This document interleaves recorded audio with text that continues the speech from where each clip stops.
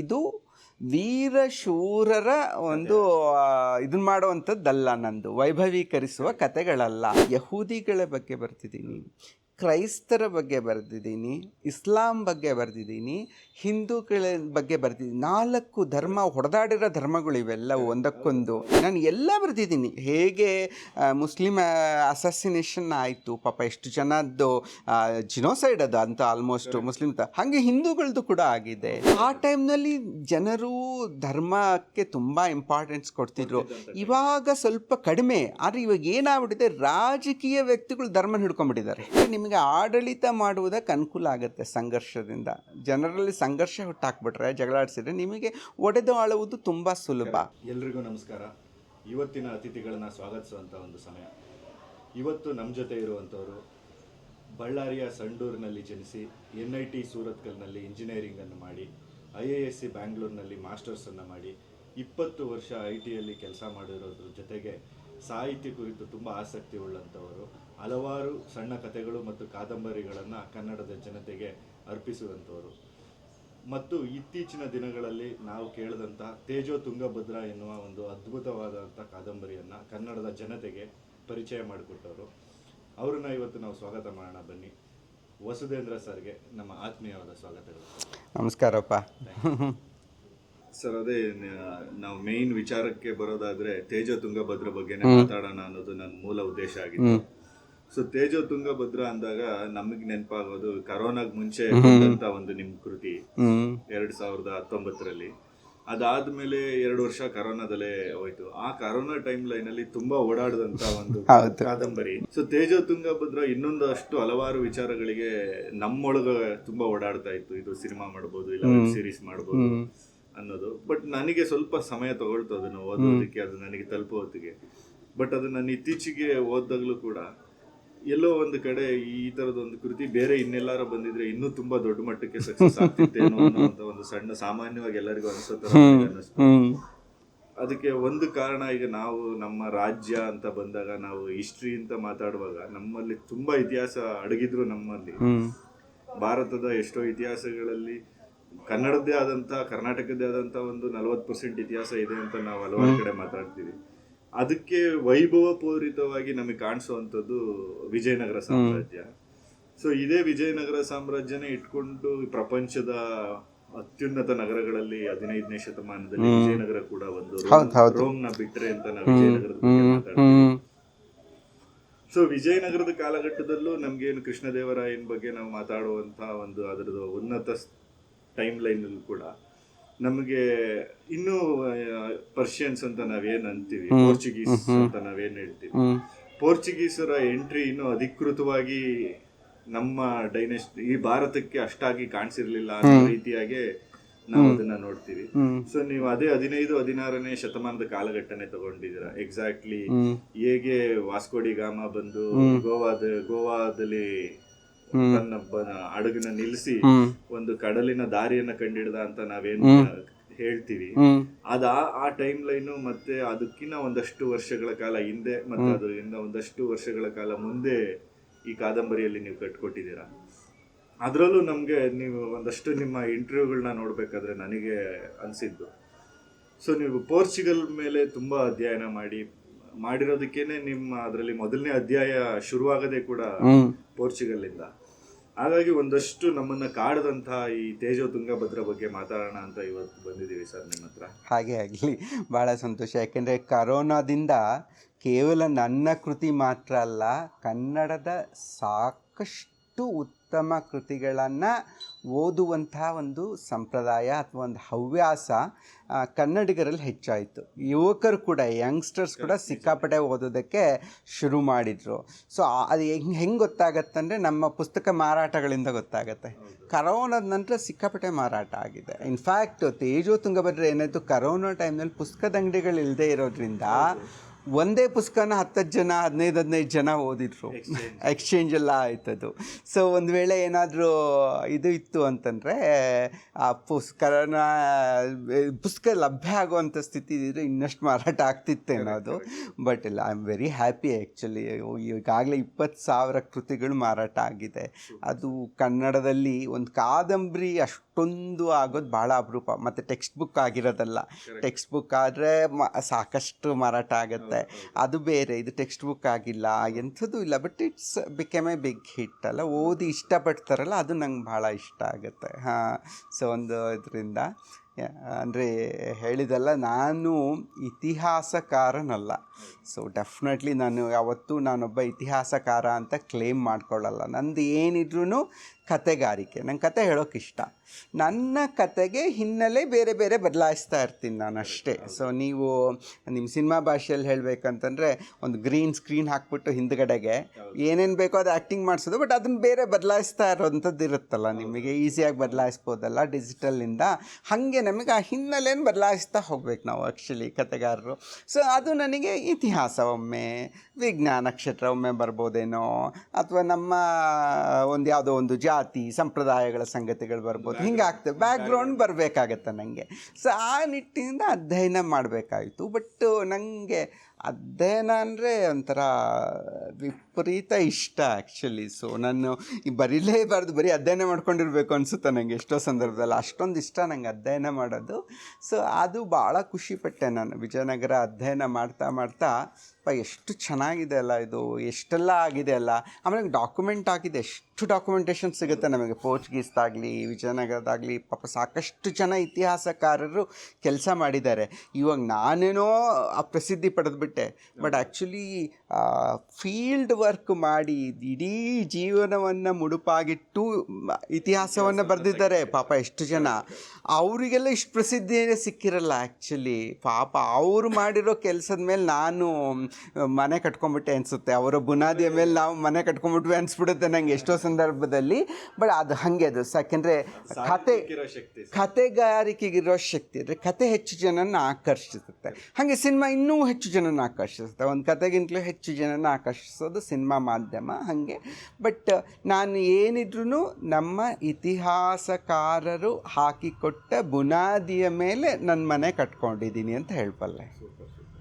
ಅದೇ ಈ ವಿಚಾರಕ್ಕೆ ನೀವೀಗ ಸ್ಪಷ್ಟಪಡಿಸ್ತಾ ಇರೋದಕ್ಕೆ ನನಗನ್ಸಿದ್ದು, ಒಂದಷ್ಟು ಹೊರಗಡೆನೂ ಕೂಡ ನಾನು ಈ ಪುಸ್ತಕ ಓದಿದ ನಂತರ ಒಂದಷ್ಟು ಚರ್ಚೆಗಳನ್ನು ಮಾಡಿದಾಗಲಿ ಒಂದಷ್ಟು ವಿಷಯಗಳೆಲ್ಲ ಮಾತಾಡ್ಬೇಕಾದ್ರೆ ಇತಿಹಾಸನ ಒಂದು ಸಾಹಿತ್ಯದ ಒಳಗಡೆ ತಂದು ಈ ತಾಳೆ ಹಾಕುವಂತ ಒಂದಷ್ಟು ಚರ್ಚೆಗಳು ನಡೀತವೆ. ಈ ಇತಿಹಾಸದ ಪ್ರಮಾಣ ಇದು ಸರಿನಾ, ಇಲ್ಲಿ ಬಳಸಿರೋದು ತಪ್ಪ, ಇದು ಬಳಸ್ಬೇಕಿತ್ತ ಅನ್ನೋದೆಲ್ಲ ಒಂದಷ್ಟು ಬರುತ್ತೆ. ಸೊ ಅದಕ್ಕೆ ನೀವು ಆಲ್ರೆಡಿ ಅದ್ರ ಬಗ್ಗೆ ಸರಳವಾಗಿ ಹೇಳಿದ್ರಿ. ಬಟ್ ಈ ಚಾಲೆಂಜಸ್ ನಿಮಗೆ ಇದು ಬರೆಯೋದಕ್ಕೆ ಮುಂಚೆ ನಿಮ್ಗೆ ಅದು ಐಡಿಯಾಲಜಿ ಇತ್ತಾ ಸರ್? ಅಂದರೆ ನನಗೆ ಏನು ಅಂದರೆ ನನಗೆ ಒಂದು ವೈಯಕ್ತಿಕ ಹಿನ್ನೆಲೆಯ ಕಥೆಗಳನ್ನು ಬಿಟ್ಬಿಡ್ಬೇಕು, ಒಂದು ಬೇರೆದೇ ಜಗತ್ತನ್ನು ಸೃಷ್ಟಿಸಿ ಕೊಡಬೇಕು. ಯಾಕೆಂದರೆ ಕತೆಗಾರನ ಒಂದು ದೊಡ್ಡ ಶಕ್ತಿ ಅಂದರೆ ಅವನ ಕಲ್ಪನೆ ಆಗಿರುತ್ತೆ. ಸೊ ಆ ಕಲ್ಪನೆ ಮಾಡೋದ್ರಲ್ಲಿ ನಾನು ಎಷ್ಟು ಮಟ್ಟಿಗೆ ಯಶಸ್ವಿ ಆಗಬಲ್ಲೆ. ಇವಾಗ ನನ್ನ ವೈಯಕ್ತಿಕ, ನನ್ನ ಬಾಲ್ಯ, ನನ್ನ ಆ ಕಾರ್ಪೊರೇಟ್ ಜಗತ್ತು ಅವೆಲ್ಲ ಸುಲಭ ಬರೆದ್ಬಿಡ್ಬೋದು. ಅದನ್ನೆಲ್ಲ ಬರೆದ್ಬಿಟ್ಟೆ ನಾನು, ಎಷ್ಟು ಸುಲಭವಾಗಿ ಬರ್ಕೊಂಡು ಹೋಗ್ಬಿಟ್ಟಿದ್ದೀನಿ.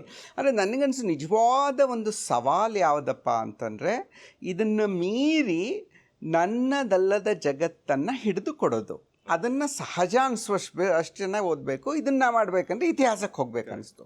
ಬಟ್ ನೋಡಿ ತಲೆಯಲ್ಲೇನೋ ಬಂದುಬಿಡ್ತು ಇತಿಹಾಸ ಹೋಗೋಣ ಅಂತ. ಬಟ್ ಹೆದರಿಕೆ ಶುರುವಾಯ್ತು ನನಗೆ. ಅಂದರೆ ನಾನು ಸಾಫ್ಟ್ವೇರ್ ಇಂಜಿನಿಯರು, ಟೋಟಲಿ ಡಿಫ್ರೆಂಟ್ ವರ್ಡ್ನಿಂದ ಬಂದವನು. ನನಗೆ ಸಂಬಂಧವೇ ಇಲ್ಲ ನನಗೆ ಇತಿಹಾಸ ಅನ್ನೋಂಥದ್ದು. ಬರೀ 8-9ನೇ ಕ್ಲಾಸ್ನಲ್ಲಿ ಏನು ಓದಿದ್ದೀವೋ ಅದೇ ಇತಿಹಾಸ. ಅದಾದಮೇಲೆ ಓದ್ಕೊಂಡಿಲ್ಲ ನಾನು ಇತಿಹಾಸವನ್ನು. ಆವಾಗ ನನಗೆ ಇಷ್ಟವೂ ಆಗ್ತಿರ್ಲಿಲ್ಲ, ಈ ಸಮಾಜಶಾಸ್ತ್ರ ಇಷ್ಟವೇ ಆಗ್ತಿರ್ಲಿಲ್ಲ ನನಗೆ. ಸೊ ನಾನೇನು ಅಷ್ಟು ಒಳ್ಳೆಯ ಅಂಕಗಳನ್ನೂ ಪಡೆದಿಲ್ಲ ಅದರೊಳಗೆ.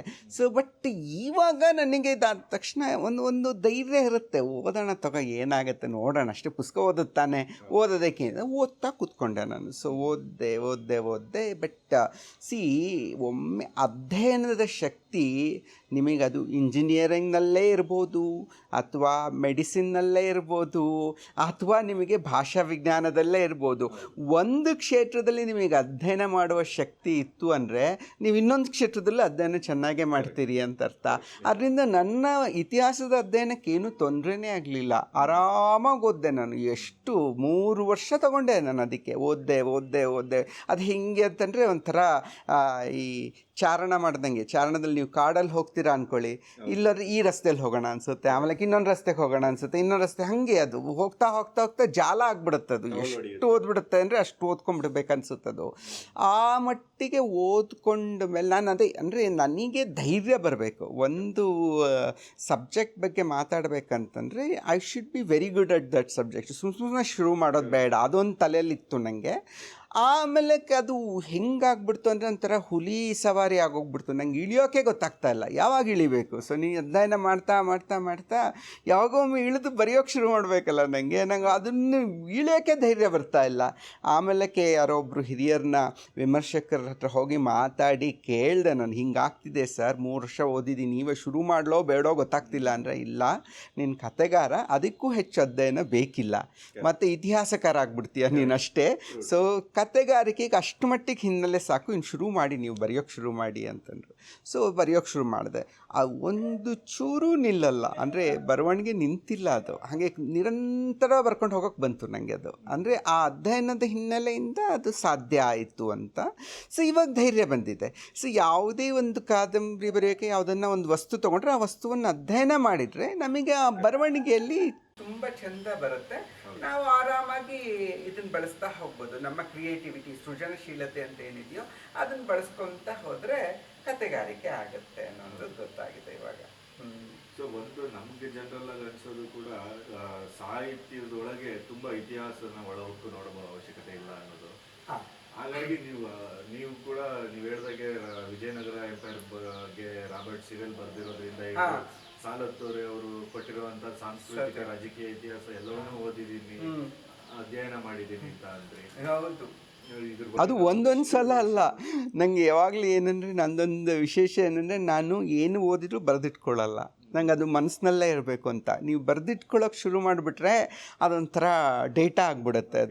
ಅದನ್ನೇ ಪ್ರೊಡ್ಯೂಸ್ ಮಾಡ್ತಾ ಹೋಗ್ತೀವಿ ನಾವು. So it's not right. ನನ್ನ ತಲೆಯಲ್ಲಿ ಏನೋ ಒಂದು ಜಗತ್ತು ಕ್ರಿಯೇಟ್ ಆಗಬೇಕು. ಅದಕ್ಕೆ ನಾನು ಸಾಲತ್ತೋರೆನ 3 ಸಲ ಓದಿದ್ದೀನಿ. ನಾನು 1 ಸಲ ಅಲ್ಲ, 3 ಸಲ ಓದ್ಕೊಂಡಿದ್ದೀನಿ. ಇಷ್ಟು ದಪ್ಪ ಪುಸ್ತಕ ಅವೆಲ್ಲ 1000 ಪುಟ ಸಾಲತ್ತೋರೆದು. ಹಾಗೆ ಹೇಗಾದರೂ ಉಳಿಲಿ, ತಪ್ಪು ಮಾಹಿತಿ ಇದ್ರೂ ಚಿಂತೆ ಇಲ್ಲ, but something image has to be formed. ಒಳಗಾಗಬೇಕು. ರಾಬರ್ಟ್ ಸಿವಿಲ್ ಅಂತೂ ಎಷ್ಟು ಸಲ ಓದ್ಬಿಟ್ಟಿದ್ದೀನೋ ಗೊತ್ತಿಲ್ಲ ನನಗೆ. ಆಮೇಲೆ 3 ಜನ ಬರ್ತಾರಲ್ಲ ಪ್ರವಾಸಿಗಳು, ಅದು ಭಾಳ ಮುಖ್ಯ ನಮಗೆ. ಪ್ರವಾಸಿಗಳ ಕಥನವೇ ಭಾಳ ಮುಖ್ಯ. ಅದಂತೂ ಬೈ ಹಾರ್ಟ್ ನನಗೆ ಅಷ್ಟೊಂದು ಸಲ ಓದ್ಬಿಟ್ಟಿದ್ದೀನಿ. ಇನ್ಫಾರ್ಮೇಷನ್ ಸಿಗೋದು ವಿಜಯನಗರ ಇತಿಹಾಸ ಸಿಗೋದು ಇವ್ರು 3 ಜನದ ಹಿಂದೆ. ಆ 3 ಜನದ್ದು ಸಿಕ್ಕಾಬಡೆ ಓದ್ಕೊಂಡೆ ನಾನು. ಓದ್ಕೊಂಡು ಆಮೇಲೆ ಬೇರೆ ಎಲ್ಲ ಸಂಗತಿಗಳು ಓದಬೇಕಲ್ಲ. ಪೋರ್ಚುಗೀಸ್ ಮಾತ್ರ ನಮ್ಮಲ್ಲಿ ಸಿಗಲ್ಲ, ನಿಮಗೆ ಕನ್ನಡದಲ್ಲೂ ಸಿಗಲ್ಲ ಅಥವಾ ಇಂಡಿಯನ್ ಇದ್ರೊಳಗೂ ಸಿಗಲ್ಲ. ಪೋರ್ಚುಗೀಸ್ದೆಲ್ಲ ಹೆಚ್ಚಾಗಿ ನಮಗೆ ಅವ್ರ ಭಾಷೆಯಲ್ಲಿ ಸಿಗುತ್ತೆ. ಅದು ಇಂಗ್ಲೀಷಿಗೆ ಟ್ರಾನ್ಸ್ಲೇಟ್ ಆಗಿದೆ. ಆಮೇಲೆ ಸಂಜಯ್ ಸುಬ್ರಹ್ಮಣ್ಯ ಅನ್ನೋಂಥವ್ರು ಪೋರ್ಚುಗೀಸ್ ಬಗ್ಗೆ ತುಂಬ ಸ್ಟಡಿ ಮಾಡಿದ್ದಾರೆ. Historian he's Indian actually, Sanjay Subrahmanya. So ಅವರು ಸಾಕಷ್ಟು ಬರೆದಿದ್ದಾರೆ ಪೋರ್ಚುಗೀಸ್ ಬಗ್ಗೆ. ಅದನ್ನು ಕೂತ್ಕೊಂಡು ಓದ್ಕೊಂಡೆ ನಾನು, ಏನೇನಿದೆ ಇಂಗ್ಲೀಷಲ್ಲಿ ಬರೆದಿದ್ದಾರೆ. ಅದು ತುಂಬ ಸುಲಭ ಆಯ್ತು ಅದು ಓದೋದಕ್ಕೆ. ಸೊ ಹಾಗೆ ಆ್ಯಕ್ಚುಲಿ ನನಗೆ ಒಂಥರ ಇಂಗ್ಲೀಷ್ ಇಂಪ್ರೂವ್ ಆಗ್ಬಿಡ್ತು ಇಷ್ಟೆಲ್ಲ ಓದಿ. ಸೊ ಆಮೇಲಕ್ಕೆ ಬರೆಯೋದಕ್ಕೆ ಶುರು ಮಾಡ್ಕೊಂಡಾಗ ತೊಂದರೆ ಆಗಲಿಲ್ಲ ಆ್ಯಕ್ಚುಲಿ. ಸೊ ಅದರಿಂದ ಏನಂದರೆ, it is not A historical book, but guarantee ಅದು ನಿಮಗೆ ಹಿಸ್ಟ್ರಿಯ ಪರ್ಸ್ಪೆಕ್ಟಿವ್ ಕೊಡುತ್ತೆ. ಯಾಕೆಂದರೆ ಅಷ್ಟು ಅಧ್ಯಯನ ಮಾಡಿರೋದ್ರಿಂದ ಅದು ಪರ್ಸ್ಪೆಕ್ಟಿವ್. ಮತ್ತು ನಂಗೆ ಒಂದು ತಲೆಯಲ್ಲಿತ್ತು, ಯಾವುದೇ ಕಾರಣಕ್ಕೂ ನಾನು ಇದು ವೀರಶೂರರ ಒಂದು ಇದನ್ನು ಮಾಡುವಂಥದ್ದಲ್ಲ, ನಂದು ವೈಭವೀಕರಿಸುವ ಕತೆಗಳಲ್ಲ, ಅಥವಾ ಯಾವುದೇ ಒಂದು ಸಂಸ್ಕೃತಿಯನ್ನು ವೈಭವೀಕರಿಸುವಂಥ ಕೃತಿಯಲ್ಲ. ಸೊ ಬರೀ ಇಲ್ಲಿ ನಮ್ಮ ವಿಜಯನಗರವನ್ನು ವೈಭವೀಕರಿಸ್ತೀನಿ ಅಥವಾ ಪೋರ್ಚುಗೀಸ್ನ ಅದು ಕೂಡ ನನ್ನದಾಗಿರಲಿಲ್ಲ. ನನಗೆ ಜನಸಾಮಾನ್ಯರ ಪಾಡು ಬೇಕಿತ್ತು. ಇರುವುದನ್ನು ಅದನ್ನು ಜನಸಾಮಾನ್ಯರ ಬದುಕಿಂತ ನನಗೆ ಯಾವ ಪೂರ್ವಾಗ್ರಹಗಳಿಲ್ಲ. ನಾನು ಎಲ್ಲವನ್ನೂ ಸಮಾನವಾಗಿ ಸ್ವೀಕರಿಸಬಲ್ಲೆ ಅನ್ನುವಂಥ ಒಂದು ಮನಸ್ಥಿತಿಯನ್ನು ತಂದುಕೊಂಡು ಅನಂತರ ನಾನು ಈ ಪುಸ್ತಕಕ್ಕೆ ಹೋದೆ ನಾನು. ಅದು ಕಾಣಿಸುತ್ತೆ ಸರ್, ಅದು ನಿಜವಾಗ್ಲೂ ಅದೇ ಆಕ್ಚುಲಿ ಇದ್ರಲ್ಲಿ ತುಂಬಾ ಇಂಪ್ರೆಸಿವ್.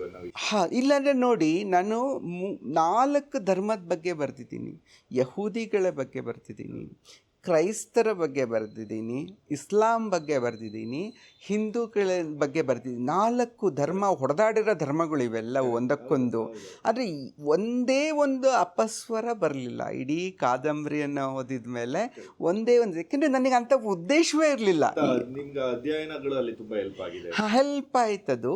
ಅಂದರೆ ನಿಮ್ಮ ಮನಸ್ಸಿನಲ್ಲೇ ಅಂಥ ಉದ್ದೇಶ ಇದ್ದು ಬಿಟ್ರೆ, ಯಾವುದನ್ನೋ ನಾನು ಶ್ರೇಷ್ಠ ಮಾಡಿ ಇನ್ನೊಂದನ್ನು ಕನಿಷ್ಠ ಮಾಡ್ತೀನಿ ಅನ್ನೋ ಉದ್ದೇಶದಲ್ಲಿ ಹೋದರೆ ಅಂಥ ಒಂದು ಸಮಸ್ಯೆಗಳಿದಾಗತ್ತೆ. ನನಗೆ ಕಾಂಟ್ರವರ್ಸಿ ಬೇಡವೇ ಬೇಡ. ನನ್ನ ಸೃಜನಶೀಲ ಶಕ್ತಿಯಿಂದಲೇ ಓದುಗರು ಹುಟ್ಕೋಬೇಕೇ ಹೊರತಾಗಿ ನನಗೆ ಯಾವುದೇ ಒಂದು ಈ ತರಹದ ಒಂದು ಸಮಸ್ಯೆಗಳು ಅಥವಾ ಕಾಂಟ್ರವರ್ಸಿಗಳಿಂದ ನನಗೆ ಪ್ರಸಿದ್ಧಿ ಬರೋದು ಬೇಡ ಅನ್ನುವಂಥದ್ದು, ಅದು ಕುಪ್ರಸಿದ್ಧಿ ಆಗುತ್ತೆ, ಅದು ಬೇಡ ಅಂತ ನಂಗೆ ತಲೆಯಲ್ಲಿತ್ತು. ಅದರಿಂದಾಗಿ ಸಮಾನವಾಗಿ ನೋಡ್ಕೊಂಡು ಬಂದಿದ್ದೀನಿ. ನಾನು ಎಲ್ಲ ಬರೆದಿದ್ದೀನಿ. ಹೇಗೆ ಮುಸ್ಲಿಮ್ ಅಸಾಸಿನೇಷನ್ ಆಯಿತು, ಪಾಪ ಎಷ್ಟು ಜನದ್ದು ಜಿನೋಸೈಡ್ ಅದು ಅಂತ ಆಲ್ಮೋಸ್ಟ್ ಮುಸ್ಲಿಮ್ ಹಾಗೆ ಹಿಂದೂಗಳದ್ದು ಕೂಡ ಆಗಿದೆ, ಅತ್ಲಗಡೆ ಯಹೂದಿಗಳದ್ದಾಗಿದೆ, ಎಲ್ಲವನ್ನು ತೊಗೊಂಬಂದಿದ್ದೀನಿ ನಾನು. ಅದಕ್ಕೆ ಯಾರಿಗೊಬ್ಬರಿಗೂ ಒಂದು ದೊಡ್ಡ ಸ್ಥಾನವನ್ನು ಕೊಡದೆ ಬರೆದಿರುವಂಥದ್ದು. ಕಾಲಘಟ್ಟ ಪ್ರಬಲಿ ಪ್ರಪಂಚದಲ್ಲೇ ಆ ಒಂದು ಧಾರ್ಮಿಕ ಕಲಹಗಳು ಆ ಟೈಮ್ನಲ್ಲಿ ಜನರು ಧರ್ಮಕ್ಕೆ ತುಂಬ ಇಂಪಾರ್ಟೆನ್ಸ್ ಕೊಡ್ತಿದ್ರು. ಇವಾಗ ಸ್ವಲ್ಪ ಕಡಿಮೆ. ಆದರೆ ಇವಾಗ ಏನಾಗ್ಬಿಟ್ಟಿದೆ, ರಾಜಕೀಯ ವ್ಯಕ್ತಿಗಳು ಧರ್ಮನ ಹಿಡ್ಕೊಂಡ್ಬಿಟ್ಟಿದ್ದಾರೆ. ಅವರಿಗೆ ಅದು ವೋಟ್ ಬ್ಯಾಂಕ್, ಅದು ದಾಳಗಳಾಗ್ಬಿಟ್ಟಿದೆ. ಅದು ಜನಸಾಮಾನ್ಯರು ಬಿಡ್ತಿದ್ದಾರೆ, ಜಾತಿಯನ್ನು ಬಿಡ್ತಿದ್ದಾರೆ, ಧರ್ಮವನ್ನು ಬಿಡ್ತಾ ಇದ್ದಾರೆ ಜನಸಾಮಾನ್ಯರು. ಬಟ್ ರಾಜಕೀಯ ವ್ಯಕ್ತಿಗಳು ಅದನ್ನ ಬಿಡ್ಗುಡಿಸಲ್ಲ, ಯಾಕೆಂದರೆ ಅವರಿಗೆ ಅದು ದಾಳ ಅದು. ಸೊ ಧರ್ಮವನ್ನು ಎಲ್ಲ ಕಾಲಕ್ಕೂ ಮಾಡಿದ್ದಾರೆ ಅದನ್ನು ರಾಜರುಗಳು. ಇವಾಗ ಅತಿ ಹೆಚ್ಚಾಗ್ತಿದೆ ಅದು, ಧರ್ಮವನ್ನು ದಾಳ ಮಾಡಿ. ಅದನ್ನ ನೋಡಿದಾಗ ಹೆದರಿಕೆ ಆಗತ್ತೆ. ನಮ್ಮ ರಾಜಕೀಯ ನಾಯಕರು ನಮ್ಮ ಮಧ್ಯದಲ್ಲಿ ಹೊಡೆದಾಡೋದಕ್ಕೆ ಇದು ಮಾಡ್ತಾರೇನೋ, ಆ ಥರದ ಒಂದು ವ್ಯವಸ್ಥೆ ಮಾಡ್ತಾರೆ ಇದೇ ತರದ ಒಂದು ಸಂಘರ್ಷ ಮತ್ತೆ ಶುರು ಆಗ್ತಾ ಇದೆ. ಅದು ಎಲ್ಲ ಕಾಲದಲ್ಲಿ ನೋಡಿದೀವಿ ನಾವು. ಕಾನಿಷ್ಕ ಟೈಮಲ್ಲಿ ಗೊತ್ತಾಗತ್ತೆ ನಮಗೆ, ಅಶೋಕನ ಕಾಲದಲ್ಲಿ ಗೊತ್ತಾಗತ್ತೆ. ಒಂದು ಸಂಘರ್ಷಗಳು, ಧರ್ಮದಿಂದ ಸುಟ್ಟುವ ಸಂಘರ್ಷಗಳು ಎಲ್ಲ ಕಾಲಕ್ಕೂ ಇತ್ತು. ಚೋಳರ ಕಾಲದಲ್ಲಿ ಗೊತ್ತಾಗತ್ತೆ, ಪಲ್ಲವರ ಕಾಲದಲ್ಲಿ ಗೊತ್ತಾಗತ್ತೆ. ಸೊ ಆ ಸಂಘರ್ಷನ ಕೆಲವೊಮ್ಮೆ ಏನಾಗುತ್ತೆ ಅಂದರೆ ನಿಮಗೆ ಆಡಳಿತ ಮಾಡುವುದಕ್ಕೆ ಅನುಕೂಲ ಆಗುತ್ತೆ ಸಂಘರ್ಷದಿಂದ. ಜನರಲ್ಲಿ ಸಂಘರ್ಷ ಹುಟ್ಟಾಕ್ಬಿಟ್ರೆ, ಜಗಳಾಡಿಸಿದ್ರೆ ನಿಮಗೆ ಒಡೆದು ಆಳುವುದು ತುಂಬ ಸುಲಭ. ಅದನ್ನು ಬ್ರಿಟಿಷರು ಮಾಡಿದರು ಆ್ಯಕ್ಚುಲಿ. ಅದೇ ನಮ್ಮಲ್ಲಿ ಜಗಳ ಹಚ್ಚಿಬಿಟ್ರೆ ನಮ್ಮನ್ನು ಆಳೋದು ತುಂಬ ಈಸಿ ಆ್ಯಕ್ಚುಲಿ. ಸೊ ಆ ಒಂದು ಸ್ಥಿತಿಯನ್ನು ರಾಜಕೀಯ ವ್ಯಕ್ತಿಗಳು ಪ್ರಯತ್ನಿಸ್ತಾರೆ. ಅದಕ್ಕೆ ಸೊಪ್ಪು ಹಾಕಲಾರದಷ್ಟು ಜನರು ಪ್ರಬುದ್ಧರಾದರೆ ಆವಾಗ ಈ ಒಂದರ ಧರ್ಮದ ಒಂದಿದು ಪ್ರಭಾವ ನಿಲ್ತೆ. ಬಟ್ ಎಲ್ಲ ಆ ಕಾಲದಲ್ಲಂತೂ ತುಂಬ ಆಯಿತು. ಬಟ್ ನನಗೆ ಒಂದು ಹೆಮ್ಮೆ ಅಂದರೆ ಈ ಕಾದಂಬರಿಯಲ್ಲಿ ಮಾತ್ರ ಇಷ್ಟೇ ಜನ ಓದಿದ್ದಾರೆ. ಯಾರೊಬ್ಬರು ನಮ್ಮ ಧರ್ಮಕ್ಕೆ ಅವಮಾನ ಮಾಡಿದ್ರಿ ಅಥವಾ ನಮ್ಮ ಧರ್ಮವನ್ನು ಕೀಳಾಕಂಡ್ರಿ ಅಂತ ಇದುವರೆಗೂ ನನಗೆ ಹೇಳಿಲ್ಲ. ಮುಸ್ಲಿಮ್ಸ್ ಕೂಡ ಅದನ್ನು ಅಷ್ಟೇ ಪ್ರೀತಿಯಿಂದ ಓದಿದ್ದಾರೆ, ಕ್ರೈಸ್ತರು ಓದಿದ್ದಾರೆ, ಯಹೂದಿ ಫ್ರೆಂಡ್ಸ್ ಇಂಗ್ಲೀಷಿಗೆ ಟ್ರಾನ್ಸ್ಲೇಟ್ ಆದಮೇಲೆ ಎಷ್ಟೋ ಜನ ಯಹೂದಿಗಳು ಓದಿದ್ರು ಆ ಪುಸ್ತಕನ. ಹಿಂದೂಗಳಂತೂ ತುಂಬ ಜನ ಓದಿದ್ದಾರೆ. ಯಾರಿಗೂ ಸಮಸ್ಯೆ ಆಗಿಲ್ಲ ಪುಸ್ತಕದಿಂದ. ಅದೇ ನೀವು ಹೇಳ್ದಾಗೆ ಜನಸಾಮಾನ್ಯರನ್ನ ಇಟ್ಕೊಂಡು ನೀವು ಬರೆದಿರೋದ್ರಿಂದ ಈ ವಿಷಯಗಳು ಜನಸಾಮಾನ್ಯರಿಗೆ ಸರಳವಾಗಿ ತಲುಪಿದ್ದಾವೆ. ಬರೀ ಜನಸಾಮಾನ್ಯರು ಅಂತಲ್ಲ, ನೀವು ಜನಸಾಮಾನ್ಯರನ್ನಿಟ್ಕೊಂಡೇ ನೀವು ಧರ್ಮದಲ್ಲಿ ಭೇದ ಭಾವ ಹುಟ್ಟಿಸಿ ನೀವು ಒಡಕನ್ನು ಹುಟ್ಟಿಸ್ಬೋದು. ಅದೇನು ಕಷ್ಟ ಅಲ್ಲ. ಬಟ್ ನಿಮ್ಮ ಬರೆಯುವವನ ಮನಸ್ಸಿನಲ್ಲೇ ಧರ್ಮ ದ್ವೇಷಗಳಿಲ್ಲದೆ ಇದ್ದರೆ, ಅಸಹಿಷ್ಣುತೆ ಇಲ್ಲದೆ ಇದ್ದಾಗ ಬರವಣಿಗೆಯಲ್ಲೂ ಅದು ಬರಲ್ಲ. ಸೊ ಅದು ಆಯಿತು ಅನ್ನೋಂಥದ್ದು. ಕೃಷ್ಣದೇವರಾಯ ಹೇಗಿದ್ದ ಅನ್ನೋದು ನಮಗೆ ಇವತ್ತಿನವರೆಗೂ ಗೊತ್ತಿಲ್ಲ. ಪೇಸು ಒಂದು ಡಿಸ್ಕ್ರಿಪ್ಷನ್ ಕೊಡ್ತಾನೆ, ಅವನು ಹೆಂಗಿದ್ದ ಅಂತ ಒಂದು ಡಿಸ್ಕ್ರಿಪ್ಷನ್ ಕೊಡ್ತಾನೆ, ಅದರಿಂದ ಅಷ್ಟೇ ನಮಗೆ ಗೊತ್ತು. ಇಲ್ಲಾಂದರೆ ನೀವು ಜನಸಾಮಾನ್ಯರ ಹತ್ರ ಹೋಗ್ಬಿಟ್ರೆ ರಾಜ್ಕುಮಾರ್ ಅಂದ್ಕೊಂಡ್ಬಿಡ್ತಾರೆ. ದೇವರಿಗೆ ಸಂಬಂಧಪಡಲಾರದ್ದೇನು ಬರಿಬಾರ್ದು ಅನ್ನೋದು ಬಂದಿರೋದ್ರಿಂದ ನಾವು ಮನುಷ್ಯ ಸಂಬಂಧದ ಸಂಗತಿಗಳನ್ನು ಬರೆಯೋಕೆ ತುಂಬ ಹಿಂಜರ್ತಿದ್ದೀವಲ್ವಾ. ಅದರಿಂದ ನಮ್ಮಲ್ಲಿ ಡಾಕ್ಯುಮೆಂಟೇಷನ್ ಕಡಿಮೆ. ನಮ್ಮ ಭಾರತೀಯ ಸಾಹಿತ್ಯಗಳಲ್ಲಿ, ಅದರಲ್ಲೂ ಕನ್ನಡದ ಸಾಹಿತ್ಯಗಳಲ್ಲೊಂದು ಸಮಸ್ಯೆ ಏನಪ್ಪ ಅಂತಂದರೆ, ವಾಸ್ತವ ಮಾರ್ಗವನ್ನೇ ಬಳಸಬೇಕು ಅಂತ ಅಂದರೆ ಒಂಥರ ಅನುಭವಗಳನ್ನೇ ಬರ್ಕೊತ ಹೋಗ್ಬೇಕಾದ ಹಂಗೇನಿಲ್ಲ. ಅದರಿಂದ ಏನು ಮಾಡ್ತಾರೆ ಅಂದರೆ ತಮಗೆ ಅನುಭವ ಆಗದೆ ಏನೇನೂ ಬರೆಯೋಕ್ಕೆ ಹೋಗಲ್ಲ ಎಷ್ಟೋ ಜನ.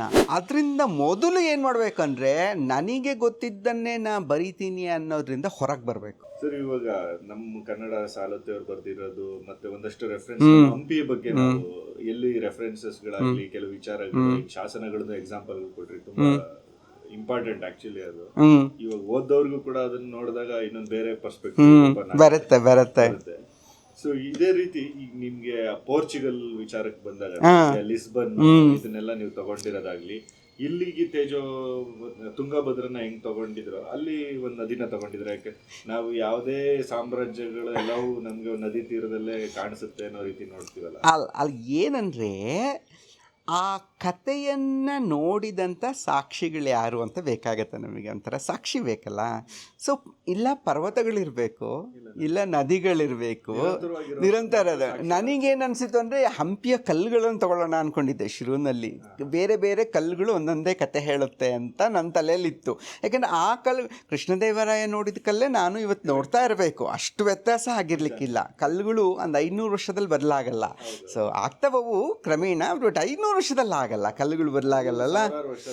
ಅದಕ್ಕೆ ಹಾಗೆಲ್ಲ ಯೋಚನೆ ಮಾಡಿದೆ ನಾನು ಆ್ಯಕ್ಚುಲಿ. ಅಥವಾ 100 ವರ್ಷ ಅಂದರೆ ಅರಳಿ ಮರ ಇದೆ ಅಲ್ಲ, ಅರಳಿ ಮರ 1000 ವರ್ಷ ಬದುಕುತ್ತಲ್ಲ. ಸೊ ಅದಕ್ಕೊಂದು ಅರಳಿ ಮರ ಅಂತ ಒಂದು ಕತೆ ಕಟ್ಕೊಡೋಣ. ಇವಾಗ ಬುದ್ಧನ ಅರಳಿ ಮರದ್ದಿದಲ್ಲ, ನಮಗೆ ಅದಕ್ಕೆ ಯಾವಾಗಲೂ ನಾವು ಅರಳಿ ಮರಕ್ಕೆ ಬಹಳ ಮುಖ್ಯ, ಬೋಧಿಗೆ ಬಹಳ ಪ್ರಾಮುಖ್ಯತೆ ನಮ್ಮಲ್ಲಲ್ವಾ. ಅರಳಿ ವೃಕ್ಷಕ್ಕೆ ಅಶ್ವತ್ಥ ವೃಕ್ಷ ಅಂತೂ ಹೇಳ್ತೀವಿ ಅದನ್ನು.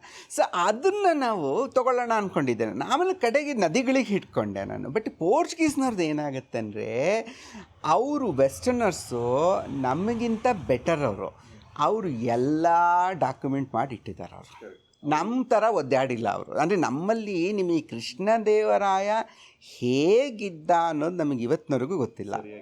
ಸುಮ್ಮನೆ ಇವನು ಒಂದು ಡಿಸ್ಕ್ರಿಪ್ಷನ್ ಕೊಡ್ತಾನೆ, ಅವನು ಹೆಂಗಿದ್ದ ಅಂತ ಒಂದು ಡಿಸ್ಕ್ರಿಪ್ಷನ್ ಕೊಡ್ತಾನೆ, ಅದರಿಂದಷ್ಟೇ ನಮಗೆ ಗೊತ್ತು. ಇಲ್ಲಾಂದರೆ ನೀವು ಜನಸಾಮಾನ್ಯರ ಹತ್ರ ಹೋಗ್ಬಿಟ್ರೆ ರಾಜ್ಕುಮಾರ್ ಅಂದ್ಕೊಂಡ್ಬಿಡ್ತಾರೆ ಅವರು. ಕೃಷ್ಣದೇವರಾಯ ಅಂದರೆ ರಾಜ್ಕುಮಾರ್ ಹಂಗೇನು ಇರಲಿಲ್ಲ.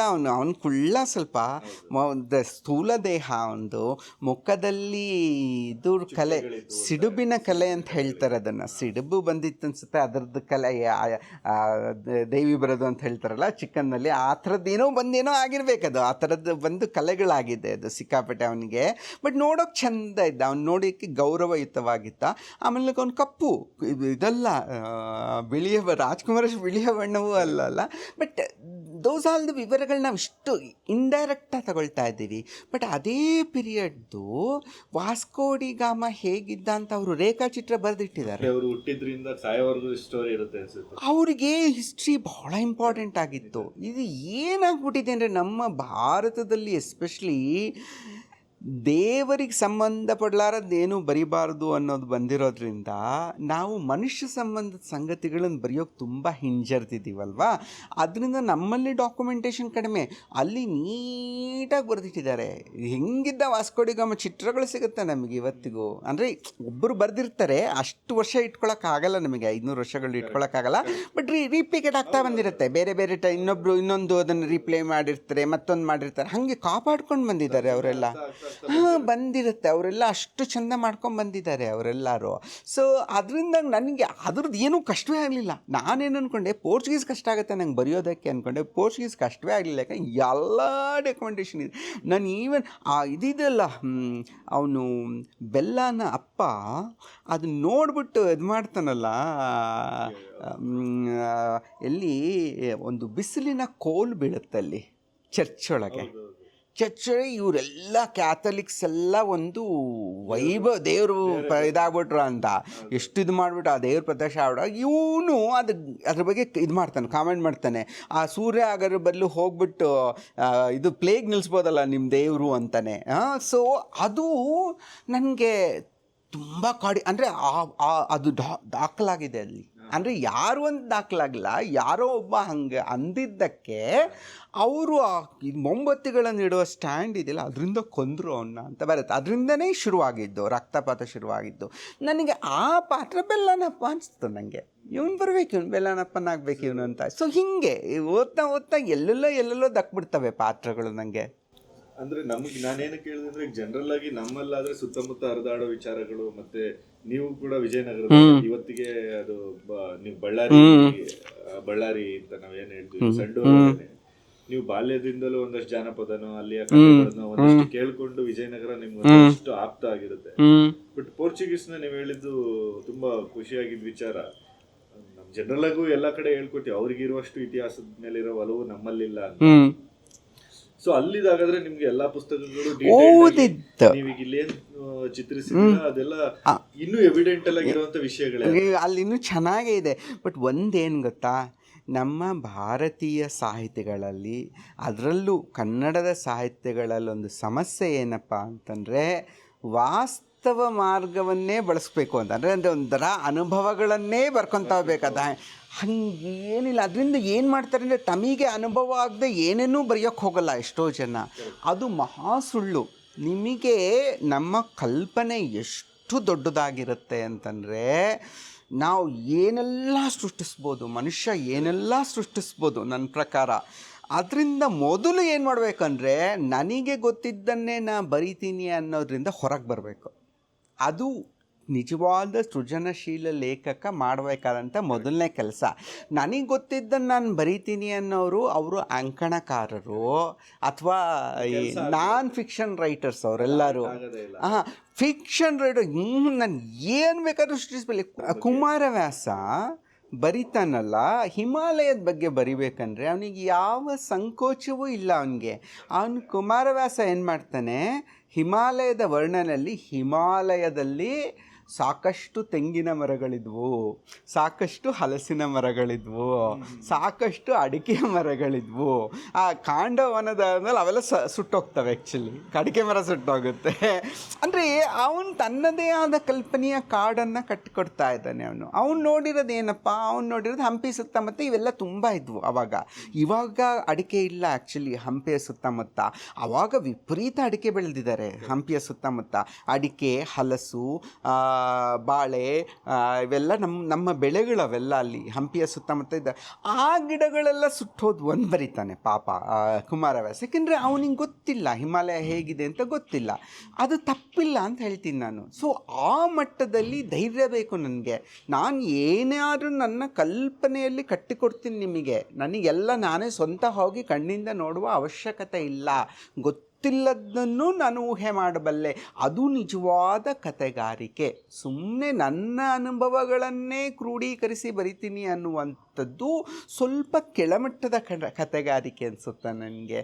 ಮೇಲ್ಮಟ್ಟದಂದರೆ ಕಲ್ಪನೆಯಲ್ಲಿ ಒಂದು ಜಗತ್ತನ್ನು ಸೃಷ್ಟಿಸ್ಕೊಡುವುದೇ ಒಂದು ಮೇಲ್ಮಟ್ಟದ ಕತೆಗಾರಿಕೆ ನನಗೆ. ಸೊ ಆ ನಿಟ್ಟಿನಲ್ಲಿ ನನಗೆ ಈ ತೇಜೋ ತುಂಗಭದ್ರ ಬರೆಯುವ ಒಂದು ಅನುಭವ. ಸೊ ಆ ಒಂದು ಧೈರ್ಯ ನಮ್ಮೆಲ್ಲ ಭಾರತೀಯ ಲೇಖಕರಿಗೆ ತುಂಬ ಬೇಕು. ಇವಾಗ ಪಂಚತಂತ್ರ ಇದೆಯಪ್ಪ, ಪಂಚತಂತ್ರ ವಿಷ್ಣು ಶರ್ಮಾ ಅಂತ ಹೇಳ್ತಾರೆ ಅದನ್ನು, ವಿಷ್ಣು ಶರ್ಮಾ ಬರೆದಿದ್ದು ಅಂತ. ಅವನಿಗೇನು ಗೊತ್ತು, ಅಷ್ಟೆಲ್ಲ ಪ್ರಾಣಿಗಳ ಸ್ವಭಾವ ಅವುಗಳಿದ್ದು ಏನು ಗೊತ್ತಿಲ್ಲ. ದುರ್ಗಸಿಂಹ ಕನ್ನಡಕ್ಕೆ ಅನುವಾದ ಮಾಡಿದ್ದು, ವಿಷ್ಣು ಶರ್ಮಾ ಮುಂಚೆ ಬರೆದಿದ್ದಲ್ವಾ. ಸೊ ಸಂಸ್ಕೃತದಲ್ಲಿ ಅದು ವಿಷ್ಣು, ಅದು ತುಂಬ ಹಳೇದದು, ಕ್ರಿಸ್ತಪೂರ್ವದ ಕೃತಿ ಅದು ಪಂಚತಂತ್ರ.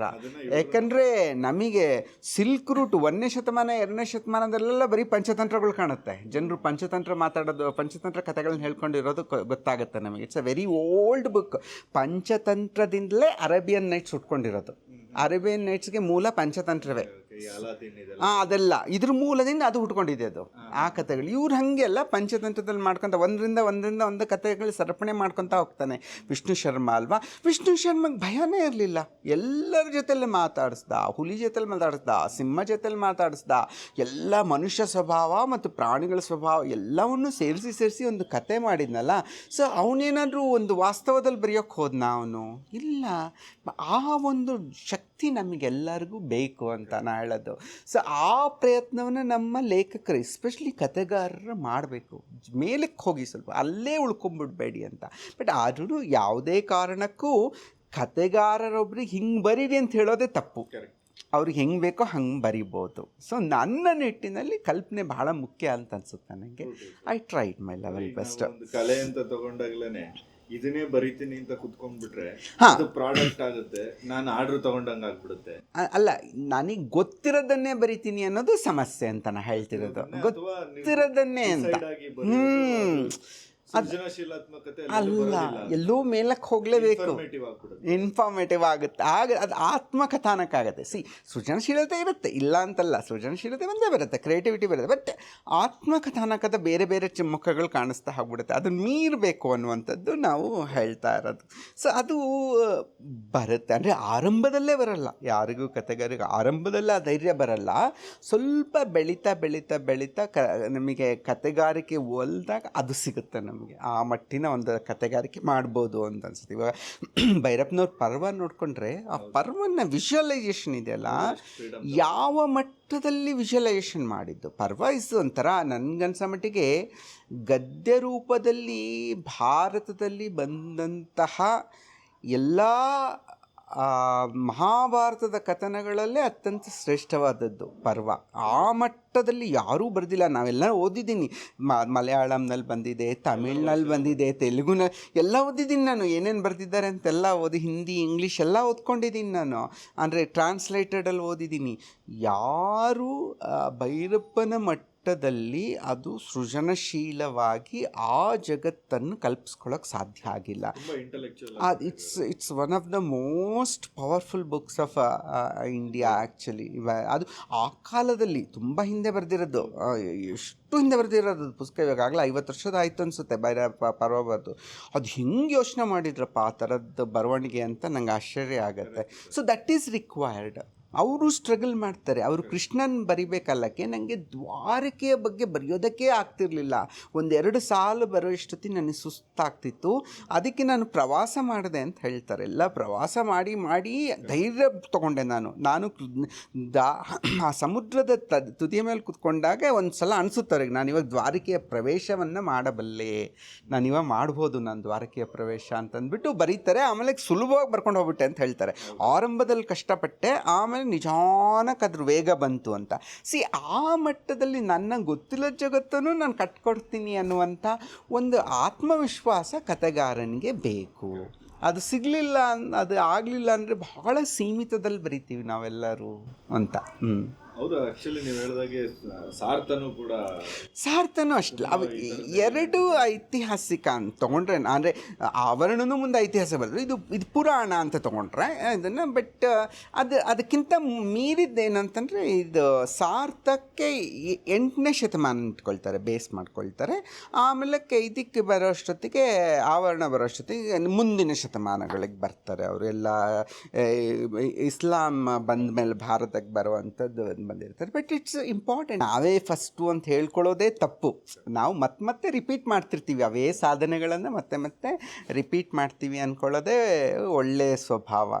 ಇತಿಹಾಸಕಾರರು ಏನು ಹೇಳ್ತಾರೆ ಅಂದರೆ, ಒಂದು ಹಿಡಿ ಮೆಣಸನ್ನು ಕಳ್ತನ ಮಾಡುವುದು ಒಂದು ಬ್ಯಾಂಕ್ ರಾಬರಿಗೆ ಸಮವಾಗಿತ್ತು ಆ ಕಾಲದಲ್ಲಿ.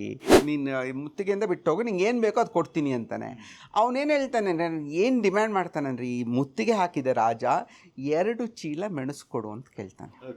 14th century 15th century ಟೈಮ್ನಲ್ಲಿ thus was really like a gold. So it was very important actually. So ಅದು ಎಕ್ಸಾಗರೇಷನ್ ಅಲ್ಲ. ಕನ್ನಡದಲ್ಲಿ ನೋಡಿ, ಅಂದರೆ ಐತಿಹಾಸಿಕವಾಗಿ ಜನಸಾಮಾನ್ಯರ ಕುರಿತು ಬಂದ ಸಾಕಷ್ಟು ಪುಸ್ತಕಗಳಿವೆ. ಅದರಲ್ಲಿ ಮತ್ತೊಂದು ಹನೂರವ್ರು ಬರೆದಿದ್ದ ಪುಸ್ತಕ ಇದೆಯಲ್ಲ, ಅಜ್ಞಾತನೊಬ್ಬನ ಆತ್ಮಚರಿತ್ರೆ ಅಂತ. ಅದನ್ನು ಒಂದು ಒಳ್ಳೆ ಪುಸ್ತಕ. ಅದನ್ನು ಜನಸಾಮಾನ್ಯರ ದೃಷ್ಟಿಕೋನದಲ್ಲೇ ಆದಷ್ಟು ಇತಿಹಾಸವನ್ನು, ಅದು ವಿಜಯನಗರ ಪೀರಿಯಡ್. ಅದು ಟಿಪ್ಪು ಸುಲ್ತಾನನ ಪೀರಿಯಡ್, ಸ್ವಲ್ಪ ಅನಂತರ. ಮೈಸೂರು ಟಿಪ್ಪು ಸುಲ್ತಾನ್ ಅಂತದ್ದು ಶ್ರೀರಂಗಪಟ್ಟಣದಿಂದ. ಬಟ್ ಅದನ್ನು ಹೇಳ್ತಾ ಹೋಗೋದವರು ಒಬ್ಬ ಸೈನಿಕನ ದೃಷ್ಟಿಕೋನದಿಂದ ಹೇಳ್ತಾ ಹೋಗ್ತಾರೆ. ಮೈಸೂರು ಚರಿತ್ರೆ ಹೇಳ್ತಾರೆ ಅದನ್ನು. ಅಂದರೆ ಆ ಕಡೆದೆಲ್ಲ ಒಂದು ಜನಪದನೆಲ್ಲ ಕಟ್ಕೊಟ್ಟು ಚೆನ್ನಾಗಿದೆ ಅದನ್ನು ಪುಸ್ತಕ. ಅಂದರೆ ಆ ಥರ ಬರೆದಿದ್ದಾರೆ. ವೇದ ಕಾಲದ್ದು ಬರೆದಿದ್ದಾರೆ ಇವರು. ಶಂಕರ್ ಮುಕಾಶಿ ಪುಣಕರ್ ಅವರು ಬರೆದಿದ್ದಾರೆ. ಸೊ ನಟನಾರಾಯಣ ನಟನಾರಾಯಣನು ಮತ್ತೊಂದು ಪುಸ್ತಕ, ಒಟ್ಟು ನಂಗೆ ಮರ್ತು ಹೋಗಿದೆ. ಸೊ ಅವರು ಕೂಡ ಬರೆದಿದ್ದಾರೆ ಆ್ಯಕ್ಚುಲಿ. ಶಂಕರ ಮೊಕಾಶಿ ಪುಣಕರ್ ಅವ್ರು ಬರೆದಿದ್ದಾರೆ, ನಿರಂಜನ ಬರೆದಿದ್ದಾರೆ, ಮೃತ್ಯುಂಜಯ ಅಂತ ನಿರಂಜನ ಪುಸ್ತಕ ಬರೆದಿದ್ದಾರೆ. ಕನ್ನಡದಲ್ಲಿ ಏನು ಇದೇನು ಹೊಸತೇನಲ್ಲ, ಬರೆದಿದ್ದಾರೆ ಎಲ್ಲರೂ. ಬಟ್ ಇದು ತೇಜೋಗಿ ಮಾತ್ರ ತುಂಬ ಹೆಚ್ಚು ಪ್ರಸಿದ್ಧಿ ಸಿಕ್ತು. ಬಟ್ ಈ ಥರ ಎರಡು ಲಿಸ್ಬನ್ ಮತ್ತು ವಿಜಯನಗರ ಎರಡನ್ನೂ ಈ ಥರದ್ದು ಕೊಲಾಬ್ರೇಷನ್ ಅಲ್ಲಿ ಮೋಸ್ಟ್ಲಿ ಯಾವುದು ಕನ್ನಡದ ಕೃತಿಗಳು ಬಂದಿಲ್ಲ ಅನ್ಸುತ್ತೆ ಸರ್. ಗೊತ್ತಿಲ್ಲ, ನಂಗೆ ನನಗೂ ನೆನಪಿಲ್ಲ. ಬಟ್ ಯಾವುದೋ ಒಂದು ಸ್ಥಳವನ್ನು ಫಿಕ್ಸ್ ಮಾಡ್ಕೊಂಡು ಬರೀತಾರೆ. ನಾನು ಎರಡು ತಗೊಂಡೆ, ಸ್ವಲ್ಪ ಹಂಗೇನಾಗಿರ್ಬೋದೇನೋ ಗೊತ್ತಿಲ್ಲ. ಪ್ಯಾರಲಲ್ ಆಗಿ ಮಾಡಿರುವಂತಹ ರೈಟಿಂಗ್ ಈ ಪ್ರಯತ್ನ ನನಗೆ ಮಾಡಿರ್ತಾರೆ. ಮಾಡದ ಪ್ರಯತ್ನಗಳೇ ಇರಲ್ಲ ಆ್ಯಕ್ಚುಲಿ, ಎಲ್ಲೋ ಮಾಡಿರ್ತಾರೆ. ನಮ್ಮ ಓದು ಸೀಮಿತವಾಗಿರುತ್ತೆ, ಅದಕ್ಕೆ ನಮಗೆ ಮಾಡಿಲ್ವೇನೋ ಅಂತ ಅನಿಸ್ತಾ ಇರುತ್ತೆ. ಅದಕ್ಕೆ ಸುಮ್ಮನೆ ನಾವೇ ಫಸ್ಟು ಅಂತ ಹೇಳ್ಕೊಳ್ಳೋದೇ ತಪ್ಪು. ನಾವು ಮತ್ತೆ ರಿಪೀಟ್ ಮಾಡ್ತಿರ್ತೀವಿ, ಅವೇ ಸಾಧನೆಗಳನ್ನು ಮತ್ತೆ ರಿಪೀಟ್ ಮಾಡ್ತೀವಿ ಅಂದ್ಕೊಳ್ಳೋದೇ ಒಳ್ಳೆಯ ಸ್ವಭಾವ. ಅಂದರೆ ಇವಾಗ ನಾನು ಮುಂದಿನ ಕಾದಂಬರಿಯಲ್ಲಂತೂ ಯಾವ್ಯಾವುದೋ ದೇಶಗಳಿಗೆ ಹೋಗ್ಬಿಟ್ಟಿದ್ದೀನಿ ನಾನು. ಅತ್ಲಾಗಡೆ ಚೈನಾ, ಇತ್ಲಾಗಡೆಗೆ ಇರಾನು, ಪಾಕಿಸ್ತಾನು, ಅಫ್ಘಾನಿಸ್ತಾನು, ಕಣ್ ದೇಶಗಳೆಲ್ಲ ಸುತ್ತಾಕ್ಬಿಟ್ಟಿದ್ದೀನಲ್ಲ. ಅದಕ್ಕೆ ಧೈರ್ಯ ಬಂದಿತ್ತು ಈ ಪುಸ್ತಕದ ನಾನು ಇದ್ರ ಬಗ್ಗೆ ಬರೆದೆ ಅಂದ ತಕ್ಷಣ, ಲಿಸ್ಬನ್ ಬಗ್ಗೆ ಬರೆದು ಎಲ್ಲರೂ ನೀವು ವಿಜಯನಗರಕ್ಕಿಂತ ಲಿಸ್ಬನ್ ಚೆನ್ನಾಗಿ ಬರೆದಿದ್ದೀರಾ ಅಂದರು ನನಗೆ. This is something new revolution to me actually. So ಆವಾಗ ನಾನು ಚೈನಾ ಬಗ್ಗೆ ಯಾಕೆ ಬರಿಬಾರ್ದು ಅಂತ ಅನಿಸ್ತು. ಸೊ ನಾನು ಆ ಚಿತ್ರಣ ತೊಗೊಂಬಂದಲ್ಲ. ಸೊ ಇದು ಭಾಳ ಮುಖ್ಯ ಅನಿಸುತ್ತೆ ನಂಗೆ, ಭಾಳ ಅಪರೂಪ. ನಮ್ಮ ಸಮಕಾಲೀನರು ಅಥವಾ ನನ್ನಕ್ಕಿಂತ ಕಿರಿಯರ್ ಇರುವಂಥವ್ರು ಇದನ್ನು ಆದಷ್ಟು ಪ್ರಯತ್ನ ಪಡಬೇಕು ತಮ್ಮ ಬದುಕಲ್ಲಿ ಅಂತ. ಸರ್, ಅದೇ ಈಗ ಇಂಥ ಒಂದು ಅದ್ಭುತವಾದ ಕೃತಿ ಹುಟ್ಟೋದಕ್ಕೆ ನಿಮ್ಮ ಹಿಂದಿನ ರಿಸರ್ಚು, ಒಂದಷ್ಟು ಯಾವ ಪುಸ್ತಕಗಳನ್ನ ಓದಿದ್ರಿ, ನಮ್ಮ ಒಂದು ಇತಿಹಾಸದ ವಿಷಯಗಳನ್ನೆಲ್ಲ ಮಾತಾಡಿದ್ರಿ. ಈಗ ಪುಸ್ತಕದ ಒಳಗಡೆ ಬಂದು ಮಾತಾಡೋಣ ಸರ್. ನನಗೆ ಜನರಲ್ ಆಗಿ ಇಲ್ಲಿ ನೀವು ಬ್ಲೆಂಡ್ ಮಾಡಿದಂತ ಎರಡು ನದಿಗಳು ತುಂಬಾ ಖುಷಿ ಕೊಡ್ತು. ಇಲ್ಲಿ ನಮ್ಮ ತುಂಗಾಭದ್ರಾ ನದಿ ಇರ್ಬೋದು, ಸೊ ಅಲ್ಲಿ ಲಿಸ್ಬನ್, ನೀವೇನ್ ಪೋರ್ಚುಗಲ್ ಒಂದು ಸ್ಥಳ ತಗೊಂಡಿದ್ದೀರಾ, ತೇಜೋ ಅನ್ನುವಂತ ನದಿಯ ಒಂದು ಬಯಲಿನ ಪ್ರದೇಶವನ್ನ ನೀವೇನ್ ಕ್ಯಾರಿ ಮಾಡಿದ್ರೆ ಅದು ತುಂಬಾ ನೀಟಾಗಿ ಅಲ್ಲಿ ಬರುವಂತ ಎರಡು ಪಾತ್ರ, ಈ ಗೇಬ್ರಿಯಲ್ ಮತ್ತೆ ಬೆಲ್ಲಾ ಇರ್ಬೋದು, ಇಲ್ಲಿ ನಮ್ಗೆ ಬರುವಂತ ಒಂದು ಅಂಪಮ್ಮನ್ ಲವ್ ಸ್ಟೋರಿ ಇರ್ಬೋದು, ಇದೆರಡನ್ನು ಈಗ ನೀವು ಅದರಲ್ಲೇ ಮೊದಲನೇ ಅಧ್ಯಾಯ ಅಂತ ತಗೊಂಡ್ರೆ, ಸೊ ಒಬ್ಬ ಕೆಲಸದ ಒಂದು ರಾಜರ ಮನೆಯಲ್ಲಿ ಕೆಲಸ ಮಾಡುವಂತ ಒಂದು ಅಡಿಗೆ ಮನೆಯಿಂದ ಏನೋ ಕಳ್ತನ ಮಾಡ್ಕೊಂಡು ಹೋಗ್ತಾ ಸೈನಿಕರಿಗೆ ಸಿಗಾಕೊಳ್ತಾರೆ. ಸೊ ಅವರು ಗೊತ್ತಿಲ್ದಲೆ ಅವಳ ಮೇಲೆ ಮಾಡ್ತಾರೆ. ಸೊ ಅವಳು ಸತ್ತ ಮೇಲೆ ಗೊತ್ತಾಗುತ್ತೆ ಇವಳು ಅಡಿಗೆ ಮನೆ ಕೆಲಸದವಳು. ಏನ್ ಕದೀತಾ ಇದ್ದಾಳೆ ಅಂತ ತೆಗೆದು ನೋಡಿದ್ರೆ ಅಲ್ಲಿ ಒಂದಷ್ಟು ಮಸಾಲಾ ಪದಾರ್ಥಗಳು ಬೀಳ್ತವೆ. ಸೊ ಅವಳ ರಕ್ತದ ಮಡುವಲ್ಲೇ ಬಿದ್ದಿದ್ದು ಅದನ್ನೆಲ್ಲ ಬಾಚ್ಕೊಳ್ತಾ ಇರ್ತಾರೆ. ಒಂದು ಸೀನ್ ಇಂದ ನಿಮ್ಮ ನಾವೆಲ್ ಶುರುವಾಗುತ್ತೆ. ಹೌದು. ಅಂದರೆ ಇಡೀ ಕಾದಂಬರಿಗೆ ಬೇಸೆ ಮಸಾಲ ಪದಾರ್ಥಗಳದಲ್ವಾ. ನನಗೆ ಅಲ್ಲಿ ಇತಿಹಾಸಕಾರರು ಏನು ಹೇಳ್ತಾರೆ ಅಂದರೆ, ಒಂದು ಹಿಡಿ ಮೆಣಸನ್ನು ಕಳ್ತನ ಮಾಡುವುದು ಒಂದು ಬ್ಯಾಂಕ್ ರಾಬರಿಗೆ ಸಮವಾಗಿತ್ತು ಆ ಕಾಲದಲ್ಲಿ, ಇದರೊಳಗೆ ಪೋರ್ಚುಗೀಸಲ್ಲಿ ಅಂತ ಹೇಳ್ತಾರೆ. ಅಲ್ಲಿಯ ಪೋರ್ಚುಗೀಸಿನ ಇದು ವಿಚಾರಗಳಲ್ಲೇ ಬರುತ್ತೆ. ಇದು ಒಂದು ಹಿಡಿಯಷ್ಟು ನೀವು ಸ್ಪೈಸ್ ಕದ್ರೂ ಅದೊಂದು ಬ್ಯಾಂಕ್ ರಾಬರಿಗೆ ಸಮ, ಅಷ್ಟು ಎಕ್ಸ್ಪೆನ್ಸಿವ್ ಆಗುತ್ತೆ. ಯಾಕೆಂದರೆ ನೋಡಿ, ಖಾರಕ್ಕೆ ಇದ್ದಂಥ ಪದಾರ್ಥ, ಮಸಾಲೆ ಪದಾರ್ಥ ಇವಿಷ್ಟೇ. ಖಾರ ಅನ್ನೋದು ಹೆಂಗೆ ಬರಬೇಕು ನಿಮಗೆ, ರುಚಿಗೆ ಖಾರ ಬಹಳ ಮುಖ್ಯ. ನಮಗೆಲ್ಲರಿಗೂ ಖಾರಕ್ಕೆ ಒಗ್ಗಿದಂಥ ನಾಲ್ಗೆಗಳು ಬೇರೆ ಎಲ್ಲ ಇದೆ. ನಿಮಗೆ ಸಪ್ಪೆ ಇದೆ, ಸಿಹಿ ಸಕ್ಕರೆ ಕಂದ್ಕೊಂಡಿದ್ದಾರೆ, ಜೇನುತುಪ್ಪ ಇದೆ, ನಿಮಗೆ ಹುಳಿ ಇದೆ, ನಿಮಗೆ ಹುಳಿ ಬೇಕಂದ್ರೆ ಹುಳಿ ಸಿಗುತ್ತೆ, ಒಗರು ಸಿಗುತ್ತೆ, ಎಲ್ಲವೂ ಇದೆ. ನಿಮಗೆ ಖಾರ ಬೇಕಂದ್ರೆ ಇಲ್ಲವೇ ಇಲ್ಲ. ಇದೇ ನಾಗರಿಕತೆ ಒಂದು ಸ್ಟೆಪ್. ಖಾರ ಬೇಕಿತ್ತು ಎಲ್ಲರಿಗೂ. ಈ ಖಾರ ಸಿಗ್ತಾ ಇದ್ದು ನಮ್ಮಲ್ಲಿ ಮಾತ್ರ. ಅವಾಗ ಇನ್ನೂ ಮೆಣಸಿನ್ಕಾಯಿ ಕಂಡಿಡ್ದಿಲ್ಲಲ್ಲ, ಇನ್ನೂ ಬಂದಿಲ್ಲ ಮೆಣಸಿನ್ಕಾಯಿ ಯಾರು ಕಂಡು. ಖಾರ ಅಂತಿರೋದು ಇವಿಷ್ಟೇ. ಈ ಲವಂಗ ತೊಗೋಬೇಕು, ಇಲ್ಲ ಮೆಣಸನ್ನು ತೊಗೋಬೇಕು, ಇಲ್ಲ ಅಂದರೆ ಯಾವುದೋ ಒಂದಿಷ್ಟು ಸ್ಪೈಸ್ಗಳನ್ನ ತೊಗೊಂಡ್ರೆ ಖಾರ ಬರುತ್ತೆ. ಸೊ ಖಾರಕ್ಕಾಗಿ ಹಪಾಪಿ ಅದು. ಯಾವಾಗ ಈ ಒಟ್ಟಾರೆ ಇದ್ರದ್ದು ಮುಸ್ಲಿಮ್ಸ್ ಎಲ್ಲ ತಮ್ಮನ್ನು ಇದು ಮಾಡಿ ಕೆಂಪು ಸಮುದ್ರನ ಹಿಡ್ಕೊಂಡ್ಬಿಡ್ತಾರೋ, ರೆಡ್ ಸೀನ ಹಿಡ್ಕೊಂಡ್ಬಿಟ್ಟು ಇವ್ರು ಏನು ಮಾಡೋಕ್ಕೋ ಮೆಡಿಟರೇನಿಯನಲ್ಲಿ ಇರೋವಂಥವ್ರು. ಸೊ ಹಾಹಾಕಾರ ಆಗಿದೆ ಆ ಟೈಮಲ್ಲಿ ಆ್ಯಕ್ಚುಲಿ. ಸೊ ಆ ಹಾಹಾಕಾರವನ್ನು ನಾನು ದಾಖಲಿಸ್ಬೇಕಾಗಿತ್ತು ನಾನು. ಸೊ ಅದಕ್ಕಾಗಿ ನಾನು ಯಾವಾಗ ಈ ಮುಷ್ಟಿ ಹಿಡ್ಕೊಂಡು ಇದು ಬ್ಯಾಂಕ್ ರಾಬರಿಗೆ ಸಮ ಅನ್ನುವಂಥದ್ದು ಓದಿದ್ನೋ, ನಾನು ಓದಿದ ತಕ್ಷಣ ಇದು ಬಂದುಬಿಡ್ತು ನನಗೆ ತಲೆಯಲ್ಲಿ. ಸೊ ಈ ಹೆಣ್ಮಗಳು ಕಳ್ತನ ಮಾಡೋದು, ಮಾಡೋದು, ಅವಳನ್ನು ಕೊಲ್ಲೋದು, ಯಾಕೆಂದರೆ ರಾಬರಿ ಅದು. So people will be waiting for it. ಅಲ್ಲಿ ಚರಿತ್ರಕಾರರೇ ಮಾಡಿದ್ದಾರೆ, ಬರ್ದಿದ್ದಾರೆ, ಅಲ್ಲಿ ಬರುತ್ತೆ, ಹಿಸ್ಟೋರಿಯನ್ಸ್ ಹೇಳ್ತಾರೆ ಅದನ್ನು. It's very important. ನಿಮಗೊಂದು ಹೇಳಬೇಕು, ಯಾಕೆಂದರೆ ಮೆಣಸಿಂದ ಎಷ್ಟು ಇಂಪಾರ್ಟೆನ್ಸ್ ಇತ್ತು ಅಂದರೆ, ಇಲ್ಲಿ ಈಜಿಪ್ಟ್ನಲ್ಲಿ ನಡೆಯುತ್ತೆ ಅದು ಅನಿಸುತ್ತೆ. ಯಾರೋ ಒಬ್ಬ ಈಜಿಪ್ಟ್ನಲ್ಲಿ ಸಾಕಷ್ಟು ಸಿಕ್ಕಿದೆ, ಮೆಣಸು ಸಿಕ್ಕಿದೆ ನಮಗೆ. ಬಟ್ ಅಲ್ಲಿ ಏನಾಗುತ್ತೆ ಅಂದರೆ, ಒಬ್ಬ ರಾಜ ಮತ್ತೊಬ್ಬ ರಾಜನ ಮೇಲೆ ಯುದ್ಧಕ್ಕೆ ಹೋಗಿ ಅವನ ಕೋಟೆಯನ್ನು ಮುತ್ತಿಗೆ ಹಾಕಿಬಿಡ್ತಾನೆ.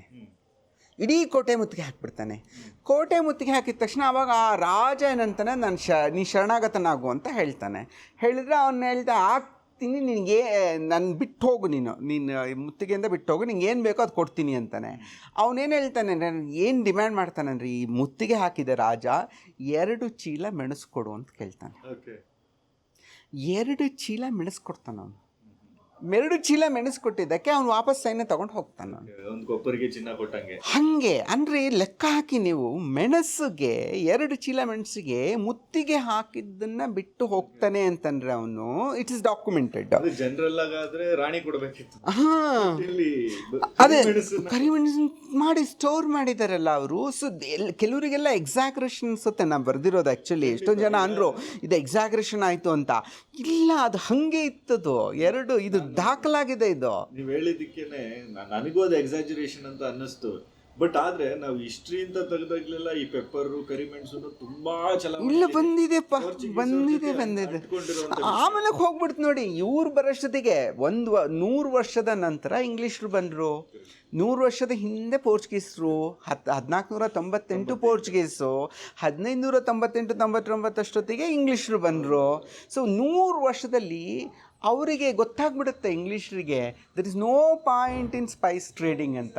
ಸ್ಪೈಸ್ ಬೇಡವೇ ಬೇಡ, ನಾವು ಬೇರೆಯನ್ನೆಲ್ಲ ಮಾಡ್ಕೊಳ್ಳೋಣ ಅಂಥೇಳಿ ಅವರು ಕಾಟನ್ನು ಇವು ಕಡೆಗೆ ಕಾನ್ಸಂಟ್ರೇಟ್ ಮಾಡ್ತಾರೆ. ಆಮೇಲೆ ರಾಜರಿಗೆ ನಾವು ಸಪೋರ್ಟ್ ಕೊಡ್ತೀವಿ, ನಿಮಗೆ ಸೈನ್ಯದ ಸಪೋರ್ಟ್ ಕೊಡ್ತೀವಿ ಅಂದ್ಕೊಂಡೆಲ್ಲ ಮಾಡ್ಕೊಂಡು ಹೋಗೋದು, ಇದನ್ನು ಮಾಡ್ಕೊಳ್ತಾರೆ ಅವರು. ಹೊರತಾಗಿ ಸ್ಪೈಸ್ ಟ್ರೇಡ್ಗೆ ಹೋಗಲ್ಲ. ಇದು ಏನು ಬ್ರಿಟಿಷ್ ಇಂಡಿಯಾ ಅಂತ ಏನು ಹೇಳ್ತೀವೋ ನಾವು, ಅದು ಹೋಗಲ್ಲ, ಅದು ಕಂಪ್ನಿ ಅದು ಹೋಗಲ್ಲ ಅದು. ಸೊ ಆ ಮಟ್ಟಿಗೆ ಬದಲಾಗಿದೆ ಅದು. ಬಟ್ ಆಗ ಮಾತ್ರ 14th century 15th century ಟೈಮ್ನಲ್ಲಿ thus was really like a gold. So it was very important actually. So ಅದು ಎಕ್ಸಾಗ್ರೇಷನ್ ಅಲ್ಲ. ಪರ್ಷಿಯನ್ಸ್ ಅಂತ ಏನು ಹೇಳ್ತೀವೋ ನಮಗೆ, ಈ ಅರಬ್ನಿಂದ ಬರೋರು, ಪರ್ಷಿಯನ್ ಭೂಮಾರ್ಗ ಬರ್ತಿರ್ಲಿಲ್ಲ, ಅವ್ರು ಸಮುದ್ರದಿಂದ ನೇರವಾಗಿ ಬಂದುಬಿಡೋರು ಅವರೆಲ್ಲರೂ ನಮಗೆ. ಸೊ ಅವ್ರಿಗೆ ಭೂಮಾರ್ಗ ಬರೋರು ಈ ಕಡೆಯಿಂದ. ಬಟ್ ಎಲ್ಲರೂ ಸಮುದ್ರದಿಂದ ಬರೋರು ಅವರೆಲ್ಲ ಆಫ್ರಿಕಾದ ಈ ಪೂರ್ವಕ್ಕಿರುವ ರಾಜ್ಯಗಳವರೆಲ್ಲ ಬರ್ತಿದ್ರು ನಮ್ಮ ಹತ್ರ. ಅವ್ರೇನು ಮಾಡ್ತಿದ್ರು, ತೊಗೊಂಡೋಗಿ ಮಾರಾಟ ಮಾಡ್ತಿದ್ರು. ವೆನಿಸ್, ಇಟಾಲಿಯ ವೆನಿಸ್ ಎಷ್ಟು ವ್ಯಾಪಾರ ಮಾಡಿದೆ ನಮಗೆ. ನಮ್ಮಲ್ಲಿ ವೆನಿಸ್ ಕಾಯಿನ್ಸ್ ಎಲ್ಲ ಸಿಗುತ್ತೆ ನಮ್ಮಲ್ಲಿ. ಕ್ರಿಸ್ತಪೂರ್ವದಿಂದಿದೆ ಇದೆಲ್ಲ ನಮಗೆ, ಕ್ರಿಸ್ತಪೂರ್ವದಿಂದಿದೆ. ಅವರು ಅದಕ್ಕೆ ರುಚಿಗೆ ಒಗ್ಗಿದ್ರು ಅವರೆಲ್ಲ. ಅಲ್ಲೆಲ್ಲೂ ಬೆಳೆಯಲ್ಲ ಮೆಣಸು ಬೆಳೆಯೋಕ್ಕಾಗಲ್ಲ. ಟ್ರೈ ಮಾಡಿದ್ದಾರೆ, ಎಲ್ಲೂ ಮೆಣಸು ಬೆಳೆಯಲ್ಲ, ಅಲ್ಲೆಲ್ಲ ಬೆಳೆಯೋಕ್ಕಾಗೋದೇ ಇಲ್ಲ ಅದು. ಬಟ್ ಏನಾಗಿದೆ ಅಂತಂದರೆ, ಯಾವಾಗ ಮುಸ್ಲಿಂ ಮತ್ತು ಕ್ರೈಸ್ತ ಈ ಧರ್ಮಗಳ ಜಗಳ ಶುರುವಾಯಿತು 7-8ನೇ ಶತಮಾನಕ್ಕೆ ಶುರುವಾಗುತ್ತೆ. ಯಾಕೆಂದರೆ ಇಸ್ಲಾಂ ಬರೋದೇ 7ನೇ ಶತಮಾನದ ಅಂತ್ಯದಲ್ಲಿ. ಸೊ ಆಗ ಇವರಿಬ್ಬರು ಹೊಡೆದಾಟ ಶುರುವಾಗಿದೆ. ಇವರಿಬ್ಬರು ಮಧ್ಯದಲ್ಲಿ ಹೊಡೆದಾಟ ಮಾಡಿದ ತಕ್ಷಣ ಈ ಡೋರ್ನ ಕ್ಲೋಸ್ ಮಾಡಿದ್ದಾರೆ ಇವರು. ಒಟ್ಟಾವ ಸಂಸ್ಕೃತಿ ರಾಜ ಬಿಡ್ತಾರಲ್ಲ, ಅವ್ರು ಕ್ಲೋಸ್ ಮಾಡಿಬಿಟ್ಟಿದ್ದಾರೆ ಒಟ್ಟಾಮಂದು. ಸೊ ಅವರು ಒಟ್ಟಾಮನ್ ಕ್ಲೋಸ್ ಮಾಡಿದ ತಕ್ಷಣ ಏನಾಗಿದೆ, ಇವರಿಗೆ ಹಪಾಹಪಿ ಶುರು. ಅಲ್ಲಿ ತನಕ ರುಚಿ ಕಂಡಂಥ ನಾಲಿಗೆ ಇವಾಗ ಸ್ಪೈಸ್ ಇಲ್ಲದೆ ಹೆಂಗೆ ಬದುಕೋಕ್ಕಾಗತ್ತೆ. So they were desperate to find another route. ಇವ್ರು ಬಿಡಲ್ಲ, ಭೂಮಾರ್ಗವನ್ನು ಬಿಡಲ್ಲ. ಮೆಡಿಟರೇನಿಯನ್ನ ಬಂದು, ಕೆಂಪು ಸಮುದ್ರದಿಂದ ಬಂದು ಇಲ್ಲಿ ಬರೋದು, ಅದಕ್ಕೂ ಬಿಡಲ್ಲ ಅವರು. ಹೊಸ ದಾರಿ ಕಂಡುಹಿಡಿಯೋದು ಎಷ್ಟು ಕಷ್ಟ ಆಯಿತು ಅವರಿಗೆ. ಬಟ್ ಅವ್ರು ಎಷ್ಟು ಎಫರ್ಟ್ ಹಾಕಿದ್ದಾರೆ ಅಂದರೆ ನೋಡಿ, ಅದು ಎಷ್ಟು ಆಶ್ಚರ್ಯ ಆಗುತ್ತೆ ನನಗೆ. ಅವರು ತುಂಬ ಆ ಒಂದು ಎಫರ್ಟ್ ಏನಿದೆ ಅವ್ರದ್ದು, ಅದನ್ನು ಅವರನ್ನು ಶ್ರೀಮಂತ ಮಾಡಿಬಿಡ್ತು. ನಾವು ಬಡವರಾಗ್ಬಿಟ್ವೆ ನಾವು. ಅವರ ಆ ಒಂದು ಪ್ರಯತ್ನ, ನೌಕಾ ಪ್ರಯತ್ನಗಳಿದೆಯಲ್ಲ, ಅದೇ ಎಲ್ಲ ಯುರೋಪಿಯನ್ ಕಂಟ್ರಿನ ಶ್ರೀಮಂತ ಮಾಡಿಸೋದಕ್ಕೆ ಕಾರಣ. ಆ ಟೈಮಲ್ಲಿ ಅವ್ರು ಏನು ಅರ್ಥ ಮಾಡಿಕೊಂಡ್ರು ಅಂದರೆ, ನಮ್ಮಲ್ಲೇ ಯುದ್ಧ ಮಾಡಿಕೊಂಡ್ರೆ ಹೆಚ್ಚು ಶ್ರೀಮಂತರು ಆಗೋಕ್ಕೆ ಸಾಧ್ಯವಿಲ್ಲ. ಆ ಪೋಪ್ ಕಂಡ್ಕೊಂಡ್ಬಿಡ್ತಾರೆ, ಓಕೆ, ಪೋಪ್ ಅದಕ್ಕೆ ಗೊತ್ತಾಗ್ಬಿಡುತ್ತೆ ಅವರಿಗೆ, ಪೋಪ್ಗೆ ಇದು ನೀವೇ ಜಗಳ ಆಡಬೇಡಿ ಅಂತ ಹೇಳ್ಬಿಡ್ತಾರೆ. ನೀವು ಏನು ಮಾಡಿ, ನೀವು ಹಡಗುಗಳ ಮೂಲಕ ಬೇರೆ ಗೊತ್ತಿಲ್ಲದೇ ಇರೋ ಜಾಗಗಳನ್ನು ಹುಡ್ಕೊಂಡು ಹೋಗಿ. ಎಷ್ಟೊಂದಿವೆ ಜಾಗಗಳು ಗೊತ್ತಿಲ್ಲದೆ ಇರೋವಂಥದ್ದು. ಮ್ಯಾಪ್ ಗೊತ್ತಿಲ್ಲ ಆ ಕಾಲಕ್ಕಿನ್ನೂ, ಯಾರಿಗೂ ಮ್ಯಾಪ್ ಕೂಡ ಗೊತ್ತಿಲ್ಲ. ಹುಡ್ಕೊಂಡು ಹೋಗಿ, ನೀವು ಹುಡ್ಕೊಂಡು ಹೋಗಿ ಅಲ್ಲಿಂದ ದೋಚ್ಕೊಂಬನ್ನಿ ಅಂತ ಹೇಳ್ತಾರೆ. ಸೊ ಆ ಕಾರಣಕ್ಕಾಗಿ ಅವರು ಎಲ್ಲ ಕಡೆಗೆ ನೋಡಿ, ಅಮೇರಿಕ ಸಿಕ್ಬಿಡ್ತು ಸ್ಪೇನ್ಗೆ ಆ ಟೈಮಲ್ಲಿ. ಸೊ ಎಷ್ಟು ಅಮೇರಿಕ ತುಂಬ ಬಂಗಾರ ಇತ್ತು, ಎಷ್ಟು ಬಂಗಾರಮಯ ಅದು ಆ್ಯಕ್ಚುಲಿ. ಆ ಬಂಗಾರ ಸಿಕ್ತು. ಆಮೇಲೆ ಮೆಕ್ಸಿಕೋಗೆ ಹುಡ್ಕೊಂಡು ಹೋದರು, ಬ್ರೆಜಿಲ್ಗೆ ಹೋದರು. ಅವರು ಎಷ್ಟು ಇನ್ವೆನ್ಷನ್ ಮಾಡ್ಕೊತ ಹೋದ್ರಂದರೆ, ನಾವೆಂಥ ಸ್ಥಿತಿಗೆ ಬಂದುಬಿಟ್ಟಿದ್ದೀವಿ, ನಮಗೆ ಎಂಥ ಶ್ರೀಮಂತ ದೇಶ ಅಂದರೆ ಇವರು ಲೇಡ್ ಬ್ಯಾಕ್, ಲೆಥಾರ್ಜಿಕ್. ಸೊ ನಮ್ಮವರು ಚೋಳರ ಕಾಲಕ್ಕನ್ನು ಅಟ್ಲೀಸ್ಟ್ ಬೇರೆ ಬೇರೆ ದೇಶಗಳಿಗೆ ಹೋಗಿ ಇದರಲ್ಲಿ ಜಲಮಾರ್ಗದಲ್ಲಿ ಹೋಗಿ ಎಷ್ಟೊಂದು ಮಾಡಿದರು ಪಾಪ ಚೋಳರ ಕಾಲದಲ್ಲಿ. ವಿಜಯನಗರ ಬರೋಷ್ಟೊತ್ತಿಗೆ ಏನೂ ಇಲ್ಲ, ನಿಂತೋಗ್ಬಿಡ್ತದು. ಯಾರಿಗೂ ಜಲಮಾರ್ಗದ ಬಗ್ಗೆ ಆಸಕ್ತಿ, ಇಲ್ಲೇ ಬೇಕಾದಷ್ಟು ಸಂಪತ್ತಿದೆ, ತಿನ್ಕೊಂಡು ಉದ್ಬಿಡೋಣ ಅಂತ. ಇವರಿಗೆ ಒಂದು ಹೊರಗೆ ನಮ್ಮ ಭಾರತದ ಆಚೆಗೆ ಹೋಗಿ ಸಂಪಾದಿಸ್ಬೇಕು ಅನ್ನುವಂಥದ್ದು ಇರಲೇ ಇಲ್ಲ. ಬರೀ ಬಹುಮನಿ ಇವರು ಹೊಡೆದಾಡ್ಕೊಂಡಿದ್ರು ಅಷ್ಟೇ. ಆಗಿ ಅಷ್ಟು ಮತ್ತು ವ್ಯಾಪಾರ ಅಂದ್ರೂ ಅವ್ರು ಇಲ್ಲಿಗೆ ಬರ್ತಾಯಿದ್ರೆ ಹೊರತಾಗಿ ನಮ್ಮವ್ರು ಆ ಕಡೆ ಹೋಗ್ತಿದ್ದು ಸ್ವಲ್ಪ ಕಡಿಮೆನೇ ಇದೆ ಆ್ಯಕ್ಚುಲಿ. ಅಷ್ಟು ಜಾಸ್ತಿ ಇಲ್ಲ. ನಮ್ಮವರು ನೌಕೆಯಿಂದ ಹೋಗಿದವ್ರು ಬಹಳ ಕಡಿಮೆ ಇದ್ದಾರೆ ನಮ್ಮವರು ಅಂತ ಅನಿಸುತ್ತೆ. ಇದೆ ಸ್ವಲ್ಪ ಮಟ್ಟಿಗೆ ಮಾಡಿದ್ದಾರೆ, but it's not very big. ಒಂದು ಗಮನಿಸಬೇಕು, ನಮ್ಮ ಬಹುತೇಕ ಇತಿಹಾಸವನ್ನು ಶೋಧಿಸಿದವರು ಬ್ರಿಟಿಷರೇ. ಪುರಾಣಕ್ಕೆ ತುಂಬ ಮಹತ್ವ ಇದೆ. ನಮ್ಮ ಭಾರತದಲ್ಲಿದ್ದಷ್ಟು ಪುರಾಣದ ಮಹತ್ವ ಎಲ್ಲೆಲ್ಲಿಲ್ಲ. ಇವತ್ತಿಗೂ ರಾಮಾಯಣ ಮಹಾಭಾರತ ಉಳಿಸ್ಕೊಂಬಂದಿದ್ದೀವಿ ನಾವು. ಆದರೆ ಮನುಷ್ಯನ ಚರಿತ್ರೆಯ ಬಗ್ಗೆ ಆಸಕ್ತಿ ಕಡಿಮೆ ಇತ್ತು ನಮ್ಮವ್ರಿಗೆ ಅಂತ. ಐತಿಹಾಸಿಕ ಕಾದಂಬರಿ ಅನ್ನೋ ಪ್ರಕಾರವೇ ಇಲ್ಲ. ಸೊ ಇವಾಗ ಏನು ಬರೆದ್ರೂ ಅದು ಸಮಕಾಲೀನನೇ. ನಾವು ಪುರಾಣ ಬರೆದ್ರೂ ಸಮಕಾಲೀನನೇ, ಐತಿಹಾಸಿಕ ಬರೆದ್ರೂ ಸಮಕಾಲೀನನೇ. ಕುಂತಿ ಇನ್ನಿಲ್ಲದಂಗೆ ಫೆಮಿನಿಸಮ್ ತೋರಿಸ್ತಾಳೆ. ನನ್ನ ಗತಿ ಏನು ಅಂತಂತಾರೆ, she's this icon of a feminist actually. ಹೇಳ್ದಂಗೆ ಆ ಟೈಮ್ ಲೈನಿನ ಕಾರಣ ನಾವಿಲ್ಲ. ಆಲ್ರೆಡಿ ಒಂದು ಇಸ್ಲಾಮಿನ ರಾಜರುಗಳಿಂದ ಇಲ್ಲಿ ನಮ್ಮ ಅಸ್ತಿತ್ವಗಳು ಉಳಿಸ್ಕೊಳ್ಳೋದೇ ಕಷ್ಟ ಆಗಿದೆ ಅಂತ ಟೈಮ್ ಲೈನ್ ಅದು. ಹಾಂ, ಒಂದು ಇಡೀ ಉತ್ತರ ಭಾರತ ಆಲ್ಮೋಸ್ಟ್ ಅಕ್ವೈರ್ ಆಗಿತ್ತು. ಇಲ್ಲಿ ವಿಜಯನಗರ ಅನ್ನೋದು ಒಂದಿತ್ತು, ತಡೆದುಕೊಂಡು ಇದಿಷ್ಟು ಸೌತ್ ಇಂಡಿಯಾನ ಒಂದು ರಿಟೈನ್ ಮಾಡ್ಕೊಂಡಿತ್ತು. ಹಾಂ. ಬಟ್ ಇತಿಹಾಸದಲ್ಲಿ ಒಂದು ಲೈನ್ ಬರುತ್ತಲ್ಲ ಸರ್, ಈ ಪೋರ್ಚುಗೀಸರು ಇಲ್ಲಿಗೆ ಬಂದರು ಅನ್ನೋದಕ್ಕೆ ಹಿನ್ನೆಲೆಯಾಗಿ ತಗೊಂಡಾಗ, ಈಗ ನೀವೇನು ಹೇಳಿದ್ರಿ, ಅಲ್ಲಿ ವಟಾಮನ್ ಸೀರೀಸ್ ಆಗ್ಲಿ ಅವರುಗಳು ಒಡೆದಾಟದ ಸ್ಪಿಲ್ಲು ಇಲ್ಲಿಗೆ ತಲುಪ್ತು ಅನ್ನೋಂಥ ಒಂದು ವಿಷಯ ಹೇಳ್ತಾರಲ್ಲ. ಅಲ್ಲಿ ಏನು ಮಾಡೋಕ್ಕಾಗದೇ ಇರುವಂಥ ಕಂಡೀಷನ್ ಅವ್ರಿಗೆ ಬಂದಾಗ ಅವ್ರ ಜೊತೆ ವಿರೋಧಿಸೋಕ್ಕೆ ಹೊಸದಾರಿಗೆ ನೀವು ಹೇಳಿದಾಗ ಆ ಒಂದು ಪರಿಸ್ಥಿತಿ ಅವ್ರಿಗೆ ಈ ಕಷ್ಟವಾದ್ರೂ ಈ ದಾರಿನ ಕಂಡುಹಿಡಿಯಂಗೆ ಮಾಡ್ತು ಅಂತ ಹೇಳ್ಬೋದು ಅನ್ಸುತ್ತೆ. ಹೆಂಗಂದ್ರೆ ಇದು ಇಡೀ ಜಗತ್ತು ಮನುಷ್ಯನ ದೇಹ ಇದ್ದಂಗೆ. ನಿಮಗೆ ಕಾಲಿಗೆ ಮುಳ್ಳು ಚುಚ್ಚಿದ್ರೂ ಕಣ್ಣು ನೀರು ಹಾಕುತ್ತೆ, ಕೈ ಸಹಾಯಕ್ಕೆ ಬರುತ್ತೆ, ಎಲ್ಲಿಂದ ಎಲ್ಲ ಕಡೆಗೆ ಇಂಪ್ಯಾಕ್ಟ್ ಇರುತ್ತೆ ನಿಮಗೆ. ಸುಮ್ಮನೆ ನಿಮ್ಗೇನೋ ಕಾಲು ಬಿಡು ಹೋಗ್ಲಿ ಅತ್ಲ ಕಡೆ, ನಾನು ತಲೆಯಿಂದೆಲ್ಲ ಸುಖವಾಗಿರ್ತೀನಿ ಅಂದರೆ ಬಿಡಲ್ಲ ನಿಮಗೆ. ಕಾಲು ನೋವು ಬಂತು ಅಂದರೆ ಅದು ಇಡೀ ದೇಹಕ್ಕೆ ನೋವೇ, ಅದು ಕಾಲು ನೋವು ಅಲ್ವಾ. ಹಾಗೆ ಇಡೀ ದೇಶ ಎಲ್ಲೋ ಕೊರೋನಾ ವೈರಸ್ ಚೀನಾದಲ್ಲಿ ಬಂದ್ರೂ ಅದ್ರ ಇಂಪ್ಯಾಕ್ಟ್ ಭಾರತಕ್ಕೂ ಆಗುತ್ತೆ, ಭಾರತದೊಂದು ಹಳ್ಳಿಗೆ ಆಗುತ್ತೆ. ಸೊ ಯಾಕೆಂದರೆ ಎಲ್ಲವೂ ಕನೆಕ್ಟೆಡ್ ಇವಾಗ ನಮಗೆ. ಸೊ ಹಾಗೆ ಆವಾಗಲೂ ಅಷ್ಟೇ ಮಟ್ಟಿಗೆ ಕನೆಕ್ಷನ್ಸ್ ಇತ್ತು, ಸಾಕಷ್ಟು ಕನೆಕ್ಷನ್ಸ್ ಇತ್ತು. ಅದರಿಂದ ಪ್ರತಿಯೊಂದು ಮತ್ತೊಂದಕ್ಕೆ ಇಂಪ್ಯಾಕ್ಟ್ ಆಗ್ತಾನೇ ಇರುತ್ತೆ, ಎಲ್ಲ ಕಾಲಕ್ಕೂ ಆಗ್ತಾ ಇರುತ್ತೆ. ಸೊ ಅದು ಅವರಲ್ಲಿ ಕೂಡ ಆಗಿದೆ. ಬಟ್ ಅವರು ಅದರಿಂದ ಸಾಕಷ್ಟು ಅಭಿವೃದ್ಧಿ ಹೊಂದಿದ್ರು. ಏಕೆಂದರೆ ನೌಕೆಗಳನ್ನು ಯಾವ ಮಟ್ಟದಲ್ಲಿ ಮಾಡಿಬಿಟ್ಟಿದ್ದಾರೆ ಅವರು ಅಂತಂದರೆ, ಪೋರ್ಚುಗೀಸ್ನವರು ಮಾಡುವ ನೌಕೆಗೆ ಹೆಸರು ಮತ್ತು ಸಂಸ್ಕೃತ ಹೆಸರೇ ನಾವೇ ಇಂದ ತೊಗೊಂಡಿಟ್ಟಿದ್ದಾರೆ ಅವರು. ನಾವ್ ಅಂತ ಅವ್ರದ್ದು NAV ಅವ್ರದ್ದು ಪೋರ್ಚುಗೀಸ್ ನೌಕೆಗೆ ಹೆಸರು ನಾವ್. ನಮ್ಮದು ಸಂಸ್ಕೃತ ಪದ ಅದು ನಾವು ಅನ್ನುವಂಥದ್ದು. ಸೊ ಎಲ್ಲವೂ ಅವರು ದೊಡ್ಡದು ಹಡಗುಗಳನ್ನು ಕಟ್ಟೋದಕ್ಕೆ ಶುರು ಮಾಡಿದ್ರಿಂದ ಅವರು ಹೆಚ್ಚು ಶ್ರೀಮಂತರಾದರು. ಅವರ ವಸಾಹತುಕರಣವನ್ನು ದ್ವೇಷಿಸೋಣ ಇಲ್ಲ ಅಂತಲ್ಲ, ಆದರೂ ಹೋಗಬೇಕು ಅನ್ನೋದು ಬಂತಲ್ಲ, ಸಾಹಸ ಮಾಡಿದ್ರಲ್ಲ, ನಾವ್ಯಾಕೆ ಹೋಗಲಿಲ್ಲ? ನಾವು ವಿಜಯನಗರ ಕಾಲದಲ್ಲಿ ನಾವು ಯಾಕೆ ಹೋಗಲಿಲ್ಲ ಎಲ್ಲಿಗೂ? ಯೋಚನೆ ಮಾಡಿ ಒಮ್ಮೆ. ಯಾಕೆಂದರೆ ಜನರಲ್ ಆಗೇನೆ ಸ್ವಲ್ಪ ಈ ಬಂದರುಗಳ ವ್ಯವಹಾರಕ್ಕೆ ರಾಜರುಗಳು ಅತಿಯಾಗಿ ಅದು ಒಂಥರ ಹಣ ಮಾಡ್ಕೊಳ್ಳೋಕಷ್ಟೇ, ATM ಅದು ಅಷ್ಟೇ. ನಮಗೆ ಅಲ್ಲಿ ನಮ್ಮ ರಾಜರುಗಳು ಜಾಸ್ತಿ ಅದನ್ನ ಉಪಯೋಗ ಹೋಗಿಲ್ಲ, ಭಾಳ ಕಡಿಮೆ ಇದೆ, ನಮಗೆ ಸಿಗಲ್ಲ, ದಾಖಲೆ ಸಿಗಲ್ಲ ಅಷ್ಟು. ಸ್ವಲ್ಪ ಮಾಡಿದ್ದಾರೆ ಹೊನ್ನಾವರದಿಂದ, ಸ್ವಲ್ಪ ಇರುತ್ತೆ, ಬಟ್ ದೇವರ್ ನಾಟ್ ಸಂಪರ್ಕ ಅಷ್ಟೇ, not very good at it. ಮಾಡಿರೋದಾಗ್ಲಿ ಆ ಟ್ರೇಡಿಂಗ್ ಸೆಂಟರ್ ನಮ್ಮವರು ಮಾಡಿರೋ ಉದಾಹರಣೆ. ಬಟ್ ಚೋಳ ಹೆಂಗಿದೆ, ಚೋಳದವ್ರು ಯಾವ ರೀತಿ ಮಾಡಿಟ್ಟಿದ್ದಾರೆ ಗೊತ್ತಾ? ಎಷ್ಟು ನೌಕೆಗಳಿಂದ ಹೋಗಿದ್ದಾರೆ, ಎಲ್ಲ ಆಕ್ಯುಪೈ. ಅದಕ್ಕೊಂದು ಇತಿಹಾಸ ಇತ್ತು ನಮ್ಮಲ್ಲಿ, ಆ ಇತಿಹಾಸವನ್ನು ಮರ್ತರು ಇವರು ಅನಿಸುತ್ತೆ ನನಗೆ. ಚೋಳರು ಮಾಡಿರುವ ಸಾಧನೆಗಳನ್ನು ಮರ್ತುಬಿಟ್ರು ಇವರೆಲ್ಲರೂ ಅಂತ ಅನಿಸುತ್ತೆ ನನಗೆ. ಅದು ಹಾಗೆ, that's how it happens. When the richness comes, you don't go. ಈಗ ನೀವು ಅಮೇರಿಕಾದಲ್ಲಿದ್ದಂಥ ಎಷ್ಟೋ ಜನ ಅಮೇರಿಕ ಬಿಟ್ಟು ಆಚೆ ಹೋಗೋದೇ ಇಲ್ಲಂತೆ. 80% of the people they don't travel outside America ಅಂತೆ. ಸೊ ಅಂದರೆ ಅದು ಅಂಥದ್ದೇ ಆಗ್ತಿದೆಯೇನೋ ಅಂತ ಅನಿಸುತ್ತೆ, ನಾವೇ ಹೋಗಬೇಕು ಅನ್ನುವಂಥದ್ದು ಆ ಮನೋಭಾವನೆ ಇರುತ್ತೆ. ಸೈಕಲ್ಲು ಒಂದ್ರ ನಂತರ ಒಂದು ಆಗ್ತಾ ಇರುತ್ತೆ ಅದು. ಸೊ ನಮ್ಮಲ್ಲೇ ವಿಜಯನಗರ ಅನ್ನೋದೇ ಎಷ್ಟು ಗೊತ್ತಿಲ್ಲದೆ ಇದ್ದಾಗ ಇವ್ರುಗಳೆಲ್ಲ ಬಂದು, ಅಯ್ಯೋ, ರಾಬರ್ಟ್ ಸೀವೆಲ್ ಬರೋ ತನಕನ್ನ ನಿಮಗೆ ವಿಜಯನಗರದ ಇತಿಹಾಸದ ಬಗ್ಗೆ ಏನೂ ಗೊತ್ತಿಲ್ಲ ಯಾರಿಗೂ. ಆ ಟೈಮ್ನಲ್ಲಿ ಸ್ವಲ್ಪ ಮಟ್ಟಿಗೆ ಸುಮ್ಮನೆ ಜನಪದಗಳಿತ್ತು. ಹಂಪಿ ಸುಮ್ಮನೆ ಹಾಳು ಬಿದ್ದಿದ್ದ ಸ್ಥಳವೇ ಹೊರತಾಗಿ ಅಲ್ಲಿ ಆ ಟೈಮಿಗೆ ಕರೆಕ್ಟಾಗಿ ಟ್ರಾನ್ಸ್ಲೇಟ್ ಆಯಿತು. ನ್ಯೂನಿಸ್ದು ಮತ್ತು ಪೇಸ್ದು ಇಬ್ಬರದು ಪ್ರವಾಸ ಕಥನ ಟ್ರಾನ್ಸ್ಲೇಟ್ ಆಯಿತು. ಟ್ರಾನ್ಸ್ಲೇಟ್ ಆದ ತಕ್ಷಣ ಇನ್ನು ಹಿಡ್ಕೊಂಬಿಟ್ಟ ರಾಬರ್ಟ್ ಸಿವೆಲ್ ಅದನ್ನು. ಅದು ಆ್ಯಕ್ಚುಲಿ ಪರ್ಷಿಯಾಗೆ ಟ್ರಾನ್ಸ್ಲೇಟ್ ಆಯ್ತು ಅನಿಸುತ್ತೆ, ಪರ್ಷಿಯಾದಿಂದ ಇಂಗ್ಲೀಷಿಗೆ ಹೋಯ್ತದು. ಇವನು ಹಿಡ್ಕೊಂಬಿಟ್ಟ ಅದನ್ನ, ಇಂಗ್ಲೀಷ್ ಸಿಕ್ಕ ತಕ್ಷಣ ಬರ್ದವನು ರಾಬರ್ಟ್ ಸಿವೆಲ್, ಅಲ್ಲೇ ಇದ್ದವನು ಬರ್ದವನು. ಆ್ಯಂಡ್ ಆಮೇಲೆ ಒಂದು ಗಮನಿಸಬೇಕು, ನಮ್ಮ ಬಹುತೇಕ ಇತಿಹಾಸವನ್ನು ಶೋಧಿಸಿದವರು ಬ್ರಿಟಿಷರೇ.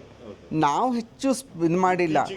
ಇವಾಗ ಬರ್ತಾ ಇದೆ ಆಗಲಿ, ಆದ್ರೂ ನಮಗೆ ಆ ಮಟ್ಟದ ಒಂದು ಇದಿಲ್ಲ. ಎಸ್ಐಗೆ ಎಷ್ಟು ಕೊಡ್ತೀವಿ ಹಣ ನಾವು, ಫೌಂಡೇಶನ್ ಮೇಲೆ ವರ್ಕ್ ಮಾಡ್ತಾ ಇದ್ದೀವಿ. ಎಸ್ಐಗೆ ತುಂಬ ಏನು ಮಾಡಿಲ್ಲ. ಸಾಧನೆಗಳನ್ನು ನೋಡ್ತಾ ಹೋದರೆ ನಮಗೆ ಆಕ್ಲಾ ಸರ್ವೆ ಇಂಡಿಯಿಂದ ಹೊಸದನ್ನು ಕಂಡಿರೋದಕ್ಕಷ್ಟೇ. ಅವರೇ ಖಜುರಾಹನ್ ಕಂಡುಹಿಡಿದವರು ಅವರೇ, ಅಜಂತವನ್ನು ಕಂಡುಹಿಡಿದವರು ಅವರೇ. ಆಮೇಲೆ ಬಿಹಾರದಲ್ಲಂತೂ ಎಲ್ಲ ಬುದ್ಧನ ಸ್ಥಳಗಳನ್ನೆಲ್ಲ ನಳಂದ ಗಿಳಂದ ಎಲ್ಲವನ್ನು ಕನ್ನಿಂಗ್ಹ್ಯಾಮು, ಅಲ್ಲಿ ಕನ್ನಿಂಗ್ಹ್ಯಾಮ್ ಸ್ಟ್ರಕ್ಚರ್ ಹಾಕೊಟ್ಟಿರೋದೇ ಅವರು. ನಾವು ಬೆಳೆಸ್ಕೊಂಡು ಹೋಗಿ. ಆ್ಯಕ್ಚುಲಿ ನಮ್ಮಲ್ಲಿ ಸ್ವಲ್ಪ ನಮಗೆ ಹಳೆಯದ್ರ ಬಗ್ಗೆ ಸ್ವಲ್ಪ ಮರ್ತ್ಬಿಡ್ಬೇಕನ್ನ. ಇವಾಗ ಹೆಂಗೆ ಒಬ್ಬ ವ್ಯಕ್ತಿ ಸತ್ತ ಮೇಲೆ ಅವನಿಗೆ ಅರ್ಗೆ ಬಿಟ್ಬಿಡ್ಬೇಕಂತೀವಿ ನಾವು, ಮುಗಿದೋಯ್ತು ಅಲ್ಲಿಗೆ, ಇನ್ನು ಹೊಸದಕ್ಕೆ ಬದು ಹೊಂದ್ಕೋಬೇಕು ಅಂತ. ಆಡು ಭಾಷೆಯಲ್ಲೇ ನಮ್ಮ ಜನಸಾಮಾನ್ಯರಲ್ಲೇ ಬಳಕೆಯಲ್ಲಿ ಇದೆಯಲ್ಲ ಸರ್, ಇತಿಹಾಸ ಹೇಳಕ್ ಹೋಗ್ಬೇಡ, ಪುರಾಣ ಎಲ್ಲ ಯಾರಿಗೆ ಹೇಳ್ತೀಯಾ ಒಂದು ಇಂಜರಿ ಹಂಗನ್ಬೇಡಿ. ಪುರಾಣ ಬೇಕೆಲ್ಲರಿಗೂ. ಅದನ್ನು ಕೆಲವು ಸರಿ ನಾವು ಪುರಾಣಕ್ಕೆ ತುಂಬ ಮಹತ್ವ ಇದೆ. ನಮ್ಮ ಭಾರತದಲ್ಲಿದ್ದಷ್ಟು ಪುರಾಣದ ಮಹತ್ವ ಎಲ್ಲೆಲ್ಲಿಲ್ಲ. ಇವತ್ತಿಗೂ ರಾಮಾಯಣ ಮಹಾಭಾರತ ಉಳಿಸ್ಕೊಂಬಂದಿದ್ದೀವಿ ನಾವು. ಅದೊಂದು ದೊಡ್ಡ ಸಾಧನೆ. ಯಾವ ದೇಶದಲ್ಲಿ ಇಷ್ಟು ಹಳೆಯದನ್ನು ಬಾಯಿಂದ ಬಾಯಿಗೆ ಮಾಡ್ಕೊಂಡು ಬಂದದ್ದು ಸಿಗಲ್ಲ ನಮಗೆ. ಆ ಮಟ್ಟದ ಶ್ರೇಷ್ಠ ಕೃತಿಗಳನ್ನು ಇಟ್ಕೊಂಡು ಬಂದಿದ್ದೀವಿ ನಾವು. ಪುರಾಣದ ಬಗ್ಗೆ ಆಸಕ್ತಿ ಇತ್ತು ನಮಗೆ, ಯಾಕೆಂದರೆ ಆದರೆ ಮನುಷ್ಯನ ಚರಿತ್ರೆಯ ಬಗ್ಗೆ ಆಸಕ್ತಿ ಕಡಿಮೆ ಇತ್ತು ನಮ್ಮವ್ರಿಗೆ ಅಂತ. ಸೊ ಅದು ಏನು ಮಾಡೋಕ್ಕಾಗಲ್ಲ, ಒಂದೊಂದು ದೇಶದ ಸಂಸ್ಕೃತಿಯಿಂದ ಒಂದೊಂದು ಹುಟ್ಕೊಂಡಿರುತ್ತೆ. ನಾವೇನು ಮಾಡೋಕ್ಕಾಗಲ್ಲ ಅದಕ್ಕೆ, ಸುಮ್ಮನೆ ಅನ್ನೋದು ತಪ್ಪು ಯಾರನ್ನೂ. That's how it is. Sir again sir, ನಮಗೆ ಈ ಇತಿಹಾಸ ನೀವು ಹೇಳ್ದಾಗೇನೆ ಸುಮಾರು ಐತಿಹಾಸಿಕ ಕಾದಂಬರಿಗಳನ್ನು ಬರೆದಿದ್ದಾರೆ, ಸುಮಾರು ನೀವು ಓದ್ಕೊಂಡಿದ್ದೀನಿ ಅಂತೆಲ್ಲ ಹೇಳಿದ್ರಿ. ಅದರಲ್ಲಿ ನಾವು ತಾರಾಸುಂದ ಇರ್ಬೋದು, ಮಾಸ್ತಿ ಅವ್ರದ್ದು ಒಂದಷ್ಟು, ನೀವು ಮಾಸ್ತಿ ಅವ್ರ ಕಾದಂಬರಿಗಳನ್ನ ಒಂದಷ್ಟು ಹೇಳಿದ್ರಿ, ಪೌರಾಣಿಕವಾದದ್ದು, ಇತಿಹಾಸದ ಹಿನ್ನೆಲೆಯಲ್ಲಿ ಇರುವಂಥದ್ದು. ಸೊ ನಿಮ್ದನ್ನ ನಾವಂತ ಇದನ್ನ ಐತಿಹಾಸಿಕ ಕಾದಂಬರಿ ಅಂತ ಅನ್ಬೋದೇ ಹೊರತು ಇತಿಹಾಸವನ್ನ ಬಳಸ್ಕೊಂಡು ಮಾಡಿರೋದು ಅನ್ನೋಕ್ಕಾಗಲ್ಲ. ಒಂದು ಕಾಲ್ಪನಿಕವಾದ ಆ ಕಾಲಘಟ್ಟನ ಚಿತ್ರಿಸ್ಕೊಟ್ಟಿರುವಂಥ ಒಂದು ನಮಗೇನಂದರೆ, ನನ್ನ ಪ್ರಕಾರ ಐತಿಹಾಸಿಕ ಕಾದಂಬರಿ ಅನ್ನೋ ಪ್ರಕಾರವೇ ಇಲ್ಲ. ಸೊ ಇವಾಗ ಏನು ಬರೆದ್ರೂ ಅದು ಸಮಕಾಲೀನನೇ. ನಾವು ಪುರಾಣ ಬರೆದ್ರೂ ಸಮಕಾಲೀನನೇ, ಐತಿಹಾಸಿಕ ಬರೆದ್ರೂ ಸಮಕಾಲೀನನೇ. ಸೊ ಇವಾಗ ಪರ್ವದಲ್ಲಿ ಅವು ಕುಂತಿ ಇನ್ನಿಲ್ಲದಂಗೆ ಫೆಮಿನಿಸಮ್ ತೋರಿಸ್ತಾಳೆ. ನನ್ನ ಗತಿ ಏನು ಅಂತಂತಾರೆ, she's this icon of a feminist. Actually Kunti ಆಗಲಿ ದ್ರೌಪದಿ ಆಗಲಿ ಅವರೆಲ್ಲ ಫೆಮಿನಿಸ್ಟ್ ಐಕಾನ್ಸ್ ಆಗಿ ಬರ್ತಾರೆ ಅದರೊಳಗೆ ಪರ್ವದಲ್ಲಿ. ಆ ಕಾಲಘಟ್ಟದಲ್ಲಿ ಅದು ಇರೋಕ್ಕೆ ಸಾಧ್ಯನೇ ಇಲ್ಲ. ಇದು ನಮ್ಮ ಸಮಕಾಲೀನ ಪ್ರಜ್ಞೆಗಳು ನಮ್ಮ ಮನಸ್ಸನ್ನು ಇದು ಮಾಡಿ ಒಂದು ತಯಾರಿಗೊಳಿಸಿ ಅದ್ರ ಮೂಲಕ ಅದನ್ನು ನೋಡೋದಕ್ಕೆ ಪ್ರಯತ್ನ ಪಡ್ತೀವಿ. ನಾವು ಇತಿಹಾಸವನ್ನು, ಪುರಾಣವನ್ನು ನೋಡ್ತೀವಿ. ಅದರಿಂದ ಏನು ಬರೆದ್ರೂ ಅದು ಸಮಕಾಲೀನವೇ ನನ್ನ ಪ್ರಕಾರ. ಬಟ್ ಒಂದು ಇದು ಬ್ಯಾಕ್ಗ್ರೌಂಡ್ ಬೇರೆ ಅಷ್ಟೇ ಅನ್ನೋವಂಥದ್ದು. ನನಗೆ ಹಂಗೈತೆ ಐತಿಹಾಸಿಕ ಕಾದಂಬರಿ ಅನ್ನೋದಕ್ಕೆ ತಪ್ಪೇನಿಲ್ಲ. ಅಕಾಡೆಮಿಷಿಯನ್ಸಿಗೆ ಬೇಕದು. ಅಕಾಡೆಮಿಕ್ಸಲ್ಲಿ ವಿದ್ಯಾರ್ಥಿಗಳು ಹೇಳ್ಕೊಡ್ಬೇಕು ಇತಿಹಾಸದ ಕಾದಂಬರಿ, ಜಾನ್ರ ಮಾಡಬೇಕಲ್ಲ ಅವರಿಗೆ ಡಿವಿಷನ್, ಅದು ವರ್ಗೀಕರಣನೇ ಅವರ ಕೆಲಸ ಅವ್ರದ್ದು. ಅಕಾಡೆಮಿಷಿಯನ್ಸ್ದಲ್ಲ, ಎಲ್ಲ ವರ್ಗೀಕರಣ ಮಾಡಿ ಕತೆ ಅಂದರೆ ಹೀಗೆ, ಕವಿತೆ ಅಂದರೆ ಹೀಗೆ ಅವರು ವರ್ಗೀಕರಣ ಮಾಡಿ. ಕಲಾವಿದನಿಗೆ ವರ್ಗೀಕರಣವೇ ಬೇಡ, ಎಲ್ಲವನ್ನು ಬಳಸ್ಕೊಂಡು ಏನು ಬೇಕಾದ್ರೆ ಮಾಡ್ತೀನಿ ಅಂತಾನೆ ಕಲಾವಿದ. ಎಲ್ಲವನ್ನು ಬ್ರೇಕ್ ಮಾಡ್ತಾ ಹೋಗ್ತಾನೆ. ನೀವು ಏನು ರೂಲ್ ಹಾಕ್ಕೊಟ್ರು ಆ ರೂಲ್ನ ಬ್ರೇಕ್ ಮಾಡ್ತಾನೆ. ಇವಾಗ ಹೆಂಗೆ ಅಂದರೆ ಭಾಷೆ ಕಲಾವಿದನ ಕೆಲಸ, ಭಾಷೆ ಯಾವತ್ತು, ವ್ಯಾಕರಣ ಅಕಾಡೆಮಿಷಿಯನ್ಸ್ ಕೆಲಸ. ಸೊ ಫಸ್ಟಿಗೆ ಭಾಷೆ ಉಟ್ಕೊಳ್ಳುತ್ತೆ, ಭಾಷೆ ಉಟ್ಕೊಂಡು ಆಮೇಲೆ ವ್ಯಾಕರಣಕಾರರು ಅದಕ್ಕೆ ಸೂಕ್ತವಾದಂಥ ವ್ಯಾಕರಣ ಬರ್ಕೋಂತ ಹೋಗ್ತಾರಲ್ವ. ಹಾಗೆ ನಮ್ಮದು ಅಷ್ಟೇ. ನಾವು ಕಲಾವಿದನಿಗೆ ಯಾವುದೇ ಒಂದು ಸೀಮೆಗಳಿಲ್ಲ. ನೀನು ಹಿಂಗೆ ಬರಿಬೇಕು ಕಾದಂಬರಿ, ಹಿಂಗೆ ಬರಿಬೇಕು ಕತೆ, ಹಿಂಗೆ ಬರೆಯೋ ಕವಿತೆ ಅಂದರೆ ಅವ್ನು ಕೇಳಲ್ಲ, ಅವ್ನು ಮಾತು ಕೇಳಲ್ಲ. ಅವನ ಪಾಡಿಗೆ ಅವ್ನು ಬರ್ಕೊಂಡು ಹೋಗ್ತಾನೆ. ಅದು ಹೆಚ್ಚು ಪ್ರಸಿದ್ಧಿಯಾಗಿ ಅದನ್ನು ಹೆಚ್ಚು ಜನ ಅನುಕರಣೆ ಮಾಡಿದರೆ ಇವಾಗ ಅಕಾಡೆಮಿಷಿಯನ್ಸ್ ಏನಿರ್ತಾರೋ ಅವ್ರು ಅದಕ್ಕೊಂದು ವರ್ಗ ಅಂತ ಮಾಡ್ತಾರೆ ಅಷ್ಟೇ. ಅದಕ್ಕೇನು ಇದೇನಿಲ್ಲ, ಅದಕ್ಕೆ ತಲೆ ಕೆಡ್ಸ್ಕೊಳ್ಳೋದೇನು ಬೇಡ ಹೆಚ್ಚು. ಮತ್ತು ಇನ್ನೊಂದು ಏನಂದ್ರೆ ಸರ್, ನಮಗೆ ಈಗ ಇತಿಹಾಸ ಅಂತ ಅಂದ ತಕ್ಷಣ ರಾಜರ ಕಥೆಗಳು ಇದನ್ನೇ ನಾವು ಜಾಸ್ತಿ ಬಂದಿದ್ದೀವಿ. ಬಟ್ ನಾವು ನಮ್ಮ ಉದ್ದೇಶಗಳು ಅಷ್ಟೇ. ನಾವು ಲಾಫ್ಟಿ ಲ್ಯಾಂಡ್ ಶುರು ಮಾಡಿದಾಗಲಿ, ಇತಿಹಾಸ ಹೇಳುವಾಗಲಿ ಬರೀ ರಾಜಕೀಯ ಇತಿಹಾಸ ಅಲ್ಲದೆ ಸಾಂಸ್ಕೃತಿಕ ಇತಿಹಾಸನ ಸ್ವಲ್ಪ ಹೇಳ್ಬೇಕು, ಜನಸಾಮಾನ್ಯರ ಕಥೆಗಳನ್ನ ಹೇಳ್ಬೇಕು. ಏನು ಶಾಸನಗಳಿತ್ತು, ಏನು ವೀರಗಲುಗಳಿತ್ತು, ನಿಜವಾಗ್ಲೂ ಅಂದ್ರೆ ಸಾಮಾನ್ಯ ಜನಗಳ ಲೈಫ್ ಸ್ಟೈಲ್ ಹೇಗಿತ್ತು ಆ ಕಾಲದಲ್ಲಿ ಅನ್ನೋದು ನಮ್ಮ ಉದ್ದೇಶನೂ ಆಗಿದೆ. ಅದು ಆ್ಯಕ್ಚುಲಿ ಆಧುನಿಕ ಟ್ರೆಂಡ್. ಅದು ಆ್ಯಕ್ಚುಲಿ ಸೊ ಆಧುನಿಕರು ಅದನ್ನು ಅರ್ಥ ಮಾಡಿಕೊಂಡ್ರು. ಇತಿಹಾಸ ಅಂದರೆ ರಾಜ ರಾಣಿ ವೀರರ ಇತಿಹಾಸ ಅಲ್ಲ, ಜನಸಾಮಾನ್ಯರ ಇತಿಹಾಸವೇ ನಿಜವಾದ ಇತಿಹಾಸ ಅಂತ ಅದು ಹೊಸ ಕಾನ್ಸೆಪ್ಟ್. ಅದು ಆ್ಯಕ್ಚುಲಿ ನಮ್ಮ ಇತಿಹಾಸದಲ್ಲಿ ಬಂದಂಥ ಹೊಸ ಕಾನ್ಸೆಪ್ಟ್ ಅದು. ಅಂದರೆ ಸುಮಾರು ಒಂದು 40-50 ವರ್ಷದಿಂದ ಜನ ಮಾತಾಡ್ತಾ ಇದ್ದಾರೆ ಅದನ್ನು. ಸೊ ಆ ನಿಟ್ಟಿನಲ್ಲಿ ನಾವು ಬರೆಯೋದಕ್ಕೆ ಪ್ರಯತ್ನ ಪಟ್ಟಿರೋದು. ಅದರಲ್ಲಿ ನಿಮ್ಮ ಈ ತೇಜೋ ತುಂಗಭದ್ರನ ತಗೊಂಡ್ರೆ ಇದು ರಾಜಕೀಯ ಇತಿಹಾಸನೂ ಅಲ್ಲ, ಹಾಗಂತ ಸಾಂಸ್ಕೃತಿಕ ಇತಿಹಾಸ ಅಂತ ಹೇಳಕ್ಕಾಗಲ್ಲ, ಜನಜೀವನದ ಇತಿಹಾಸ ಅಂತ ಹೇಳ್ಬೋದು ನೀವು. ಅವೆರಡನ್ನೂ ಬಳಸ್ಕೊಂಡು ಉಪಯೋಗಿಸ್ಕೊಂಡು ನೀವು ಕಟ್ಕೊಟ್ಟಿರೋದು ಅದು ತುಂಬಾ ವಿಶೇಷವಾಗಿ ಕಾಣುತ್ತೆ. ಯಾಕಂದ್ರೆ ಪಾತ್ರಗಳನ್ನು ನೀವು ತಗೊಂಡೋಗಿರೋ ಲೀಡ್ ಪಾತ್ರಗಳಾಗಿ. ಸೊ ಒಂದು ಕೆಲಸದಾಕೆಯಿಂದ ಶುರು ಮಾಡಿದ ನನ್ನ ಕುತೂಹಲ ಏನಿತ್ತು ಅಂದ್ರೆ, ಸೊ ಈ ನೀವು ಹೇಳ್ದಂಗೆ ಆ ಎಕ್ಸಾಜುರೇಷನ್ ಆಫ್ ಪೆಪ್ಪರ್ ಅನ್ನೋ ಏನಿದೆ, ಅದು ಈಗ ನೀವು ಹೇಳಿದ ಕತೆ ಕೇಳಿದ್ರೆ ಒಂದು ಇಡೀ ಒಂದು ಬ್ಯಾಂಕ್ ರಾಬರಿ ಮಾಡಿದಷ್ಟು ಸಮ ಅವರೇ ಬರ್ದಿದ್ದಾರೆ. ನೀವು ಬಳಸಿರೋದು ಈ ಉತ್ಪ್ರೇಕ್ಷೆ ಅಲ್ವೇ ಹಂಗೆ ಇತ್ತಲ್ಲ. ಯಾಕೆಂದರೆ ಅದು ಆ ಪೀರಿಯಡಲ್ಲಿ ಇನ್ನೂ ಸ್ವಲ್ಪ ನೀವು 10ನೇ ಶತಮಾನಕ್ಕೆ ಹೋದರೆ, 9ನೇ ಶತಮಾನ ಅಥವಾ ನೀವು 6ನೇ ಶತಮಾನ 5ನೇ ಶತಮಾನಕ್ಕೆ ಹೋದರೆ ಈ ಸಮಸ್ಯೆ ಇರಲಿಕ್ಕಿಲ್ಲ, ಅಷ್ಟು ಬೆಲೆ ಬಾಳೋದಾಗಿರ್ಲಿಕ್ಕಿಲ್ಲ. ಏಕೆಂದರೆ ಅವಾಗ ಇನ್ನೂ ಇಸ್ಲಾಂ ಬಂದಿರಲಿಲ್ಲ. ಸೊ ಎಲ್ಲರೂ ಎಲ್ಲ ಕಡೆಗೂ ವ್ಯಾಪಾರ ಮಾಡ್ತಾಯಿದ್ರು. ವೆನಿಸ್ನಿಂದ ಇಟಾಲಿಯಿಂದ ಬಂದುಬಿಡ್ತಿದ್ರು, ನಮಗೆ ವ್ಯಾಪಾರ ಮಾಡಿ ಪೆಪ್ಪರ್ ತೊಗೊಂಡೋಗಿ ಈಸಿಯಾಗಿ ಸಪ್ಲೈ ಆಗ್ತಿತ್ತೇನೋ. ಯಾವಾಗ 7ನೇ ಶತಮಾನ 8ನೇ ಶತಮಾನ ಆದಮೇಲೆ ಸ್ಪೈಸನ್ನು ಇವರು ನಿಲ್ಲಿಸ್ಬಿಟ್ರು, ಕಟ್ಟುನಿಟ್ಟು ಮಾಡಿಬಿಟ್ರು ಇಸ್ಲಾಂ ದೇಶಗಳೆಲ್ಲ, ಆವಾಗ ಅದ್ರ ಬಹಳ ಬೆಲೆ ಬಾಳುವ ವಸ್ತಾಗ್ಬಿಟ್ಟು ಎಲ್ಲ ಬೇಕಲ್ಲಪ್ಪ. ಸ್ಪೈಸ್ ಇಲ್ದಿದ್ರೆ ಹೆಂಗೆ ಬದುಕ್ತೀಯ ನೀನು ಹೇಳು. ಇವತ್ತಿಗೂ ಅಲ್ಲಿ ನಾನು ನೋಡ್ತೀನಲ್ಲ ಯುರೋಪ್ನಲ್ಲಿ ಅವ್ರು ಮೆಣಸಿನ್ಕಾಯಿ ಬೆಳೆಸಲ್ಲ. ಇವತ್ತಿಗೂ ಅವ್ರಿಗೆ ಖಾರ ಅಂದರೆ ಮೆಣಸೆ. ನಾವು ಮೆಣಸಿನ್ಕಾಯಿಗೆ ಒಪ್ಕೊಂಡ್ಬಿಟ್ವೆ ನಾವೆಲ್ಲರೂ. ನಮಗೆ ಈಸಿ ಆಯಿತು, ಅದು ನಮಗೆ ಹೆಚ್ಚು ರುಚಿಯಾಗಿ ಕಾಣ್ತು ನಮಗೆ. ಓಕೆ, ನಾವೆಲ್ಲರೂ ಮೆಣಸಿನ್ಕಾಯಿಗೆ ಒಪ್ಕೊಂಡ್ಬಿಟ್ವೆ ನಾವು. ಮೆಕ್ಸಿಕೋನ್ ಬರ್ತದದು. ಸೊ ಬ್ರೆಜಿಲಿಂದ ತಂದು ಹಾಕಿದ್ರಿ ಇವರು. ಸೊ ಬಟ್ ನಾವು ಅದಕ್ಕೆ ಒಪ್ಕೊಂಡ್ವಿ. ಬಟ್ ಅವರು ಯುರೋಪಿಯನ್ಸ್ ಇವತ್ತು ಇವತ್ತಿನವರೆಗೂ ನೀವು ಹೋದರೆ ಯುರೋಪ್ನಲ್ಲಿ ಮೆಣಸಿನಕಾಯಿ ಬಳಸಿದ ಒಂದು ಡಿಶಸ್ಸೇ ಸಿಗಲ್ಲ ಹೆಚ್ಚು ಕಡಿಮೆ. ಮೆಣಸೇ ಅವ್ರ ಪದಾರ್ಥಗಳಿಗೆಲ್ಲ ಮೆಣಸೇ ಹಾಕ್ತಾರೆ ಅವರು. ಏನಪ್ಪ ನಾವು ಇಂಡಿಯನ್ಸ್ ಹೋಗ್ತೀವಲ್ಲ, ನಾವೆಲ್ಲ ಕರಿ ಹೌಸಸ್ಗಳು ಮಾಡಿಟ್ಟಿದ್ದೀವಿ. ಎಲ್ಲರೂ ಬಾಂಗ್ಲಾದವರು, ಪಾಕಿಸ್ತಾನಿಗಳು, ಇಂಡಿಯಾಸ್ ಎಲ್ಲರೂ ಹೋಗಿ ಕರಿ ಹೌಸ್ಗಳೆಲ್ಲ ಮಾಡಿಟ್ಟಿರೋದು. ಅಲ್ಲಿ ಮಿರ್ಚಿ ಉಪಯೋಗಿಸ್ಬೇ ಹೊರತಾಗಿ ಅವರು, ನೀವು ಈ ಸೂಪರ್ ಮಾರ್ಕೆಟ್ಗೆ ಹೋದ್ರೆ ಹಿಂಗೆ KG ಗಟ್ಟಲೆ ಮೆಣಸಿನ್ಕಾಯಿ ತೊಗೊಳಕ್ಕಂತೂ ಸಿಗಲ್ಲ ನಿಮಗಲ್ಲಿ. ಸಿಗಲ್ಲ. ಅಲ್ಲಿ ಬೇರೆಯೇ ಬೇರೆ. ಅದು ಅವರು ಅದನ್ನು ಮೆಣಸಿಗೆ ಇನ್ನೂ ಒಪ್ಕೊಂಡಿದ್ದಾರೆ. ನಾವು ಬದಲಾಗ್ಬಿಟ್ವಿ, ನಾವೆಲ್ಲ ಬದಲಾಗಿದ್ದೀವಿ. ಸೊ ಮೆಣಸು ಅನ್ನೋದು ಹಾಗಾದರೆ ನಾವೇನು ಚರಿತ್ರೆಯಲ್ಲಿ ನೋಡ್ತೀವಿ ಅದಷ್ಟೇ ಆಟ ಆಡಿಸಿದೆ. ಯಾಕೆಂದರೆ ಯಾವ ಪದಾರ್ಥ ನಿಮಗೆ ಸುಲಭವಾಗಿ ಸಿಗಲ್ಲೋ ಅದು ಆಟ ಆಡಿಸುತ್ತೆ ಸರ್. ಇವಾಗ ಅಷ್ಟೇ ಬೇರೆ ಉದಾಹರಣೆಗಳು ಕೊಡಬೇಕಂದ್ರೆ ಕಾಫಿ ಬೀಜ, ಬ್ರೆಜಿಲ್ದದು ಕಾಫಿ ಬೀಜ ಬರುತ್ತೆ ಅಲ್ಲ. ಆ್ಯಕ್ಚುಲಿ ಮೋಸ್ಟ್ಲಿ ಮೂಲತಃ ಇಥಿಯೋಪಿಯಾದ ಅನಿಸುತ್ತೆ ಕಾಫಿ ಬೀಜ. ಬ್ರೆಜಿಲ್ನಲ್ಲಿ ಹೆಚ್ಚು ಬೆಳೆಯುತ್ತೆ, ಬಟ್ ಮೂಲತಃ ಅದು ಇಥಿಯೋಪಿಯಾದಂತ ಹೇಳ್ತಾರೆ. ಕಾಫಿ ಎಲ್ಲೆಲ್ಲೆಲ್ಲ ಬೆಳ್ಕೊತ ಬಂದರು ನೋಡಿ ಕಾಫಿ ಬೀಜನ. ಸೊ ಕಾಫಿ ಮುಖ್ಯ ಪಾನೀಯ ಆಯಿತು, ಇಡೀ ಜಗತ್ತಿನ ಪಾನೀಯ ಆಯಿತು. ಚೈನಾದವ್ರಿಗಂತೂ ಕಾಫಿನೇ ಗೊತ್ತಿರಲಿಲ್ಲ, ಅವ್ರು ಟೀ ಮಾತ್ರ ಕುಡಿತಾ ಇದ್ದಂಥವ್ರು. ಸೊ ಕಾಫಿ ಬಂತು. ನಮಗೂ ಯಾರೋ ಒಬ್ಬ ಇಸ್ಲಾಂ ಪ್ರವಾದಿ ಸನ್ಯಾಸಿಯಿಂದ ಮೂಲಕವಾಗಿ ಇಲ್ಲಿ ಬಂದಿದೆ ಅಂತ ಹೇಳ್ತೀವಲ್ಲ ನಾವು. ಸೊ ಅದೆಲ್ಲ ಬಂದಿದ್ದಂತ ಹಾಗೆ ಸ್ಟೋರಿ ಕಟ್ಟಿದ್ದು ಅದು ಬಂತು. ಕಾಫಿ ಬೀಜಗಳು ಅದರಿಂದ ಬಂತು. ಹಾಗೆ ಪ್ರತಿಯೊಂದು ಸಂಗತಿಗಳು ಹಾಗೆ ನಾವೆಲ್ಲ ಮಾತಾಡ್ತೀವಿ, ಇತಿಹಾಸ ಗೊತ್ತಿಲ್ಲದೆ ಮಾತಾಡ್ತೀವಿ. ಯಾಕೆಂದರೆ ಇವಾಗ ಈ ವೀಳ್ಯದಲ್ಲೇ ಇದೆಯಲ್ಲ, ಅದೇ ನಮ್ಮದಲ್ಲ. BGL ಸ್ವಾಮಿ ಬರೀತಾರೆ, ನಮ್ಮ ಹೊಟ್ಟೆಯಲ್ಲಿ ದಕ್ಷಿಣ ಅಮೇರಿಕಲ್ಲಿ ಹೇಳ್ತಾರೆ, ಇದ್ದು ಬದ್ದಿದ್ದೆಲ್ಲ ಅಲ್ಲಿಂದ ಬರುತ್ತಪ್ಪ. ದಕ್ಷಿಣ ಅಮೇರಿಕನ್ ತರಕಾರಿಗಳಂತೂ ಎಲ್ಲ ಅಲ್ಲಿಂದೇ. ಗೊತ್ತಿಲ್ಲ. ಈಗ ನೋಡಿ, ನಮ್ಮ ಬಳ್ಳಾರಿಯವ್ರ ಹತ್ರ ಹೋಗಿ ಆ ಮೆಣಸಿನ್ಕಾಯಿ ಇದು ಮಾಡ್ತಾರಲ್ಲ, ಬಜ್ಜಿ ಮಾಡ್ತಾರಲ್ಲ, ಅವರು ನಾವೇ ಅದನ್ನು ಕಂಡಿಡಿದವರು ಅನ್ನೋರ ಥರ ಮಾತಾಡ್ತಾರೆ ಅವರೆಲ್ಲರೂ. ಇಲ್ಲಪ್ಪ ಬಂದಿತ್ತು ಅಂದರೆ ಒಪ್ಪಲ್ಲ, ನಂಬಕ್ಕಾಗದೇ ಇಲ್ಲ. ಬಟ್ ಮೂಲಗಳು ಎಲ್ಲೆಲ್ಲೋ ಇರುತ್ತೆ ಆ್ಯಕ್ಚುಲಿ. ಸೊ ಜನರು ವಲಸೆ ಎಲ್ಲ ಕಾಲಕ್ಕೂ ವಲಸೆ ಹೋಗಿದ್ದಾರೆ. ವಲಸೆ ಹೋಗಬೇಕಲ್ಲಕ್ಕೆ ಅವನು ಒಯ್ತಾರೆ, ಬೀಜಗಳನ್ನು ಒಯ್ದು ಅದನ್ನು ಬೆಳೆಸೋದಕ್ಕೆ ನೋಡಿದ್ದಾರೆ ಎಲ್ಲ ಕಾಲದಲ್ಲಿ.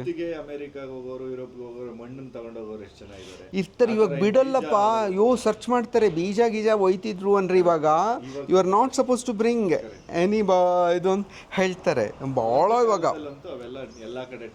ಅಯ್ಯೋ, ಇನ್ಫ್ಯಾಕ್ಟ್ ಹುಯೆನ್ ಸಾಂಗ್ ಏನು ಮಾಡ್ತಾನೆ, ಒಂದಿಷ್ಟು ಇಲ್ಲಿಯ ಸಸ್ಯಗಳ ಬೀಜಗಳನ್ನು ಕಲೆಕ್ಟ್ ಮಾಡಿಕೊಂಡು ಆಮೇಲೆ ಒಂದು 1500 ಬುದ್ಧನ ಗ್ರಂಥಗಳನ್ನು ಕಲೆಕ್ಟ್ ಮಾಡಿಕೊಂಡು ಸಿಂಧೂ ನದಿ ದಾಟ್ಲಿಕ್ಕೆ ಹೋಗ್ತಾನೆ. ಸಿಂಧೂ ನದಿ ದಾಟಕ್ಕೆ ಹೋಗೋಕ್ಕೆ ಏನಾಗ್ಬಿಡುತ್ತೆ, ಶಿಪ್ಪು ಮುಳುಗೋಗ್ಬಿಡುತ್ತೆ. ಶಿಪ್ಪು ಮುಳುಗೋಗ್ಬಿಟ್ಟ ತಕ್ಷಣ ಏನಾಗುತ್ತೆ, ಯಾರೋ ಒಬ್ಬ ಈಜುಗಾರ ಇವನನ್ನು ಹುಯೆನ್ ಸಾಂಗ್ನ ರಕ್ಷಿಸ್ತಾನೆ. ಹುಯೆನ್ ಸಾಂಗಿಗೆ ಇವು ಸಿಕ್ಬಿಡುತ್ತೆ, ಯಾವುದು ಗಂಟು ಬುದ್ಧನ ಇದಿರುತ್ತಲ್ಲ, ಸ್ಕ್ರಿಪ್ಚರ್ಸು 150 ಪುಸ್ತಕಗಳು, ಆ ಗಂಟು ಸಿಗುತ್ತೆ. ಆದರೆ ಈ ಬೀಜಗಳು ಸಿಗಲ್ಲ. ಆವಾಗ ಸಿಂಧೂ ದೇಶದಲ್ಲಿರುವಂಥ ಒಬ್ಬ ರಾಜ ಹೇಳ್ತಾನೆ, ಯಾರು ನಮ್ಮ ದೇಶದಿಂದ ಈ ಬೀಜಗಳನ್ನು ಕತ್ಕೊಂಡು ಹೋಗ್ತಾರೋ ಅವ್ರ ಶಿಪ್ಪು ಮುಳುಗೋಗುತ್ತೆ. ಅದಕ್ಕೆ ನಿನ್ನ ಶಿಪ್ ಮುಳುಗೋಗಿದೆ, ಬರೀ ಬುದ್ಧನ ತೊಗೊಂಡು ಹೋಗ್ಬೋದೇ ಹೊರತಾಗಿ ಬೀಜ ತೊಗೊಂಡು ಹೋಗೋದಕ್ಕಾಗಲ್ಲ ಅಂತ ಹುಯೆನ್ ಸಾಂಗಿಗೆ ಹೇಳ್ತಾರೆ ಆ್ಯಕ್ಚುಲಿ. ಅದಕ್ಕೆ ಹುಯೆನ್ ಸಾಂಗ್ ನಾನು ತಪ್ಪು ಮಾಡಿದೆ, ನಾನು ಬೀಜಗಳು ಕಲೆಕ್ಟ್ ಮಾಡಿಕೊಂಡು ಅಂತ ಹೇಳ್ತಾನೆ ಅವನು. So this all the things actually. So it's ಒಂದು ಕಡೆಯಿಂದ ಮತ್ತೊಂದು ಕಡೆಗೆ ಬೀಜ ಪ್ರಸರಣ ಆಗಿರೋದು, ಧಾನ್ಯಗಳು ಪ್ರಸರಣ ಆಗಿರೋದು, ಅದು ಒಂದು ಸಾವಿರಾರು ವರ್ಷಗಳ ಮನುಷ್ಯನ ಇತಿಹಾಸವನ್ನು ನೋಡಿದಾಗ ನಾವು ಇವತ್ತು ಇದು ನಂದು ಅಂತ ಮಾತಾಡೋದೇ ದೊಡ್ಡ ಮೂರ್ಖತನ ಅನಿಸುತ್ತೆ ನನಗಂತೂ. ಬೇಡಪ್ಪ, ಯಾರು ಏನು ತಂದು ಕೊಟ್ಟಿದ್ದಾರೋ ನಮಗಿಲ್ಲಿ, ಯಾವುದು ನಂದು ಯಾವುದು ಮತ್ತೊಬ್ಬರದು, ಇದು ಎಲ್ಲ ಇಡೀ ಒಂದು ಮನುಷ್ಯ ಸಮುದಾಯಕ್ಕೆ ಸೇರಿದ್ದು. ಎಲ್ಲ ಸಸ್ಯ ಮತ್ತು ಧಾನ್ಯಗಳು ಎಲ್ಲ ಮನುಷ್ಯ ಸಮುದಾಯಕ್ಕೆ ಸೇರಿದ್ದು ಅನಿಸುತ್ತೆ. ಸಖತ್ತಾಗಿತ್ತು ಸರ್ ಈ ವಿಷಯ ಆ್ಯಕ್ಚುಲಿ. ಅಂದರೆ ನಾವು ಏನು ಈಗ ಟ್ರಾವೆಲ್ ನಮ್ಗೆ ಒಂದಷ್ಟು ಎಕ್ಸ್ಕವೇಷನ್ಸ್ಗಳು ಇವೆಲ್ಲ ನೋಡ್ತೀವಲ್ಲ, ಈಗ ನಮ್ಗೆ ಸುಮಾರು ಹೇಳ್ದಾಗೆ ನೀವು ಹೇಳ್ದಂಗೆ ವೆಜಿಟೇಬಲ್ಸ್ಗಳು ಸುಮಾರು ವಿಚಾರಗಳು ಯಾವುದು ನಮ್ಮದು ಅನ್ನೋದಂಗಾದ್ರೆ ತುಂಬ ಕಡಿಮೆ ಇದೆ ಅನ್ನೋ ಥರ ಹೇಳ್ತಾರೆ. ಭಾಳ ಕಡಿಮೆನೇ ಇರುತ್ತೆ. ಇತಿಹಾಸ ಎಲ್ಲ ಅವ್ರ ಪರವಾಗಿ ಇರುತ್ತೆ ಮ್ಯಾಕ್ಸಿಮಮ್. ಎಲ್ಲ ಕಡೆಗೂ ಇರುತ್ತೆ, ನಮ್ಮಲ್ಲೂ ಇವೆ, ಇಲ್ಲ ಅಂತಲ್ಲ, ಹಾಗಂತ ನಮ್ಮ ಬಗ್ಗೆ ಇನ್ಫೀರಿಯಾರಿಟಿ ಬೇಡ. ಬಟ್ ನಮ್ಮಲ್ಲೂ ಏನೇನೋ ಇರುತ್ತೆ, ನಮ್ಮದೇ ಆದಂಥದ್ದು ಇರುತ್ತೆ, ನಮಗೆ ಗೊತ್ತಿರಲ್ಲ ಅಷ್ಟೇ ಆ್ಯಕ್ಚುಲಿ. ಸೊ ಇವಾಗ ಎಲ್ಲವೂ ಲಭ್ಯ. ಅಯ್ಯೋ ದೇವ್ರೆ, ಅದು ಯಾವ ಮೊನ್ನೆ ಇನ್ನೊಂದು 5 ವರ್ಷದ ಕೆಳಗ ಚೈನಾದಿಂದ ಫ್ರೂಟ್ ಬಂತಲ್ಲಪ್ಪ, ಡ್ರ್ಯಾಗನ್ ಫ್ರೂಟು. ಇವಾಗ ಬಿಜಾಪುರ್ನಲ್ಲಿ ರಾಶಿ ಬೆಳೀತಾರಂತೆ, ಎಕರೆಗಟ್ಟಲೆ ಬೆಳೀತಾರಂತೆ. ಅಯ್ಯೋ ಶಿವ, ಅಲ್ಲಿ ಹೋಗೋದು ಸಿಗುವಂಥದ್ದು ಇಲ್ಲಿ ಚಿಕ್ಕಬಳ್ಳಾಪುರ ಎಲ್ಲ ನೋಡಿದ್ದಾರೆ. ನೀವು ಸುಮ್ಮನೆ ಇದೊಂಥರ ಹೇಳ್ತಾರಲ್ಲ, ದಾರ ತೋರಿಸಿದ್ರೆ ಹಸ್ತ ನುಂಗ್ತಾರೆ ಅಂತ ಹೇಳ್ತಾರಲ್ಲ, ಆ್ಯಕ್ಚುಲಿ ಹಂಗೆ ಇವಾಗ ಎಲ್ಲರೂ ಎಲ್ಲವನ್ನು ತಗೊಳ್ತಾರೆ. ಇವು ಒಂದು ಏನು ಹೇಳ್ತಾರೆ ಅಂದರೆ, ಇಡೀ ಜಗತ್ತು ಒಂದಾಗ್ತಿದೆ ಅಂತ ಹೇಳ್ತಾರೆ. ಮುಂಚೆ ಇತಿಹಾಸ ನೋಡಿದಾಗ ಎಲ್ಲ ಚಿಕ್ಕ ಸಂಗತಿಗಳಿದ್ವು ಎಲ್ಲವೂ. ಇವಾಗ ಒಂದಾಗ್ತಿದೆ ಅಂತ ಹೇಳ್ತಾರೆ, ಇಡೀ ಜಗತ್ತು ಒಂದಾಗ್ತಿದೆ ಅನ್ನುವಂಥದ್ದು. ನಮಗೇನೋ ಅನಿಸುತ್ತೆ, ಪಾಕಿಸ್ತಾನ ಸಪ್ರೇಟ್ ಆಯಿತು, ಬಾಂಗ್ಲಾದೇಶ ಸಪ್ರೇಟ್, ಎಲ್ಲ ಒಡೆದು ತುಂಡಾಗಿ ಹೋಗ್ತಾ ಇದೆ, ಎಲ್ಲಿ ಒಂದಾಗ್ತಿದೆ ಅಂತ ಅನಿಸುತ್ತೆ ನಮಗೆ, ಯುದ್ಧ ಬಟ್ ಹಾಗಲ್ಲ. ಭಾರತದಲ್ಲಿ ಎಷ್ಟು ಸಣ್ಣ ರಾಜ್ಯ ಪ್ರಾಂತಗಳಿದ್ವು ಅಲ್ವಾ? ಇವತ್ತು ಅವೆಲ್ಲವೂ ಸೇರ್ಕೊಂಡಿದೆ ಅಲ್ಲ. ಈ ಸೇರ್ಕೊಂಡಿದ್ದಾಗಿ 1947 ನಂತರನೇ. ಮುಂಚೆ ಎಲ್ಲಿತ್ತು? ಎಲ್ಲರೂ ಹೊಡೆದಾಡುವ ಥರ ಚಿಕ್ಕ ಪ್ರಾಂತಗಳಾಗಿ ಉಳ್ಕೊಂಡಿದ್ವಲ್ಲ. ಸೊ ಹಂಗೆ ನೋಡಿದ್ರೆ ಇಡೀ ಪ್ರಪಂಚವೇ ಒಂದಾಗ್ತಾ ಇದೆ. ಇನ್ನು ಮುಂದೆ ನಾನು ಬೇರೆ ನೀನು ಬೇರೆ ಅಂತ ಇರೋದಕ್ಕಾಗೋದೇ ಇಲ್ಲ ಅನಿಸುತ್ತೆ ನನಗೆ. ಇರೋದಕ್ಕಾಗಲ್ಲ. ಟೆಕ್ನಾಲಜಿನೂ ಕೂಡ ಸಪೋರ್ಟ್ ಮಾಡ್ತಾ ಇದೆ. ಟೆಕ್ನಾಲಜಿ ಈ ಧಾರ್ಮಿಕ ಕಲಹಗಳನ್ನ ಬಿಟ್ರೆ ನೇಚರ್ ಎಲ್ಲಾನು ಒಂದ್ ಮಾಡುತ್ತೆ. Technology, especially technology is very important. ಟೆಕ್ನಾಲಜಿಯಿಂದಾಗಿ ಮನುಷ್ಯ ಹತ್ರ ಬಂದಿರೋದು, ಎಲ್ಲರೂ ಮನುಷ್ಯ ಹತ್ರ ಬಂದಿರೋದು. ಬಟ್ ಧರ್ಮ ಇದೆ, ಇಲ್ಲ ಅಂತಲ್ಲ, ಬಟ್ ಧರ್ಮದ ಪಾತ್ರ ನಿಧಾನ ಕಡಿಮೆ ಆಗ್ತಾ ಹೋಗುತ್ತೆ ಅನಿಸುತ್ತೆ ನನಗೆ. ಇಡೀ ಒಂದು ಪ್ರಪಂಚದಲ್ಲಿ ಧರ್ಮದ ಪಾತ್ರ ಕಡಿಮೆ ಆಗ್ತಾ ಹೋಗಬೇಕು. ಇವಾಗ ನಾವು ಹೋದರೆ, ಇವಾಗ ಯುರೋಪಿಯನ್ನಲ್ಲಿ ಹೋದರೆ ಬಹುತೇಕರು ನಾಸ್ತಿಕರು, ಚೈನಾದಲ್ಲಿ ಬದವರೆಲ್ಲ ನಾಸ್ತಿಕರು, ಅಷ್ಟು ಪರಿ ನಾಸ್ತಿಕ ಧರ್ಮ ಬಂದ್ಬಿಟ್ಟಿದೆ ಅಲ್ಲೆಲ್ಲ. ಸರ್ಕಾರನೇ ಪ್ರಮೋಟ್ ಮಾಡಲ್ಲ ಅಂತ. ಅದು ಎಷ್ಟು ಪರಿ ಬಂದಿದೆ, ಎಷ್ಟು ಕಡೆ ನಾಸ್ತಿಕ ಧರ್ಮ. ಅಂದರೆ ಧರ್ಮ ಅನ್ನೋದನ್ನು ಒಂದು ಯಾವುದೋ ಒಂದು ಸಂಗತಿಗೆ ನಾನು ತಗಲಾಕ್ಕೊಳ್ಳಲ್ಲ ಅನ್ನೋ ಥರ ಮನುಷ್ಯ ನಡ್ಕೊಳ್ತಾ ಇದ್ದಾನೆ. ಸೊ ಅದರಿಂದ ತುಂಬ ದಿನ ಧರ್ಮಕ್ಕೆ ಅಧಿಕಾರ ಇರುತ್ತೆ ಅಂತ ನಂಗೆ ಅನಿಸಲ್ಲ. ಅದು ಬಟ್ ಧಾರ್ಮಿಕ ಅಧಿಕಾರಿಗಳು ಹೋಗ್ತಾರೆ, ರಾಜಕೀಯ ಅಧಿಕಾರಿಗಳು ಬರ್ತಾರೆ, ಎಲ್ಲರೂ ಒಂದೇ, ಹಳೆ ಅಲ್ಲ ಮಗಳ ಗಂಡ ಇವರು ಅಷ್ಟೇ. ಎಲ್ಲವೂ ಅಧಿಕಾರಕ್ಕೋಸ್ಕರ ರೂಪುಗೊಂಡಿರುವಂಥವು. ಅದಿದ್ದೇ ಇರುತ್ತೆ, ಅಧಿಕಾರದ ಹಣಾಹಣಿ ಎಲ್ಲ ಕಾಲಾಗಿರುತ್ತೆ. ಅದಕ್ಕೆ ಯಾರು ಅಧಿಕಾರಕ್ಕಾಗಿ ಹೆಚ್ಚು ಒದ್ದಾಡಲ್ಲೋ ಅವರು ಹೆಚ್ಚು ಕಾಲ ಬದುಕ್ತಾರೆ. ಓಕೆ, ನೀವು ನೋಡಿದರೆ ರಾಜರು ಗೀಜರೆಲ್ಲ ಬೇಗನೆ ಸತ್ತೋಗ್ತಾರೆ. ಓಕೆ, ಯಾಕೆಂದರೆ ಅಧಿಕಾರ ಬೇಕು, ಎಲ್ಲರ ಅಧಿಕಾರ ಅದು ಎಲ್ಲದೆಲ್ಲ ಹೋಗುತ್ತೆ. ಆದರೆ ಅವೆಲ್ಲ ಏನು ಬೇಡ ಅಂತ ಎಲ್ಲವನ್ನು ಆರಾಮಾಗಿರ್ತಾರಲ್ಲ, ಅವ್ರು ತುಂಬ ಇರ್ತಾರೆ. ಪುರಂದರದಾಸರು 94 ವರ್ಷ ಬದುಕಿದ್ರು. ಕೃಷ್ಣದೇವರ ಹಂಗೆ ಆಗಲಿಲ್ಲ ಅದು. ಓಕೆ, ಅಚ್ಚುತರಾಯನಿಗಾಗಲಿಲ್ಲ. ಯಾಕೆ?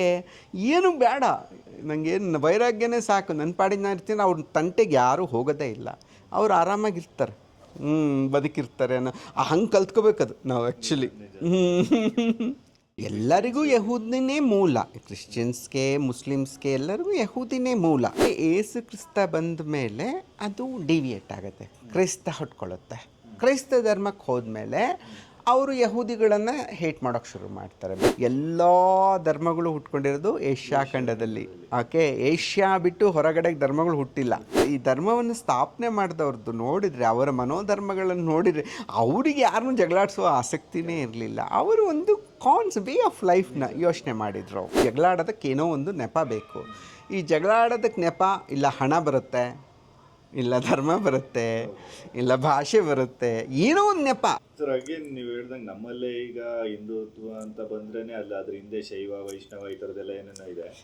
ಸೊ ಈಗ ನಾವು ಅಲ್ಲಿ, ನೀವು ಲಿಸ್ಬನ್ ಬಗ್ಗೆ ನಾವು ಮಾತಾಡುವಾಗ ನೀವು ಅಲ್ಲಿ ಯಹೂದಿಗಳು ಮತ್ತೆ ಕ್ರಿಶ್ಚಿಯನ್ಸ್ ತಂದಿದ್ದೀರಾ.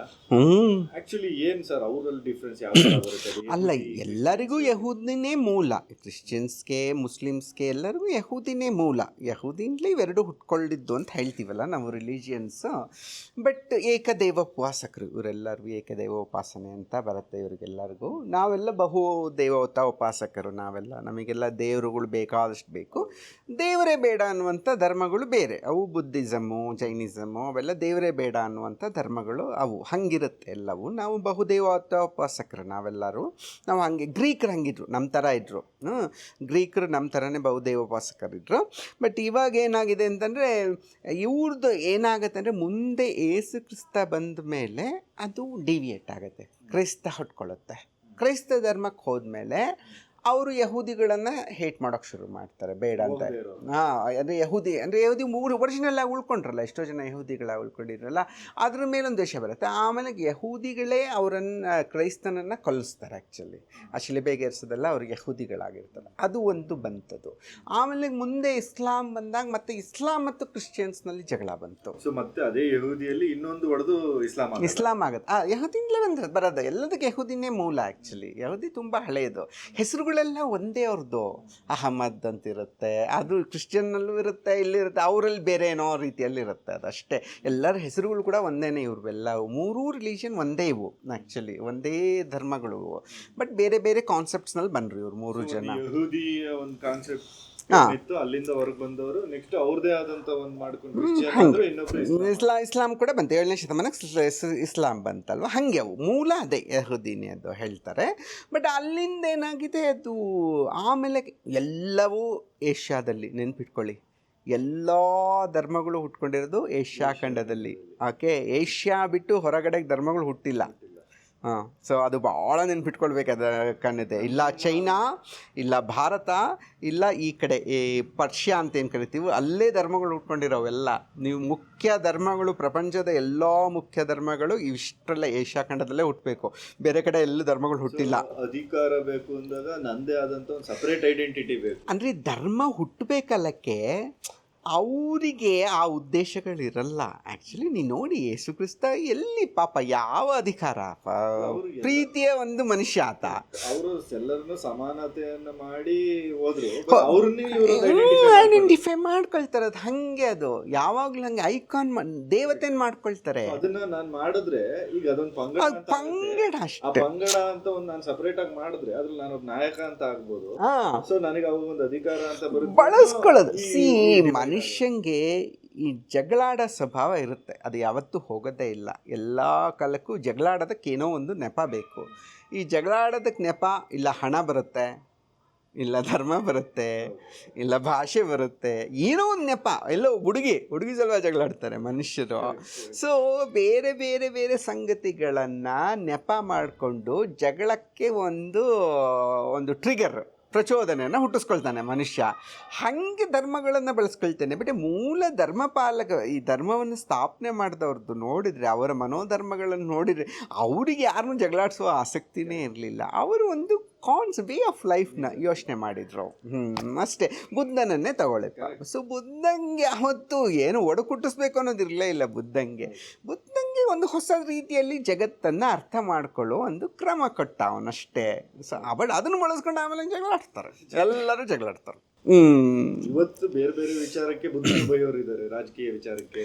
ಅಯ್ಯೋ, ದೊಡ್ಡ ವಿಚಿತ್ರ ಹೇಳ್ಬೇಕಂದ್ರೆ ಬುದ್ಧ ಅತ್ಯಂತ ಅಹಿಂಸೆಯನ್ನು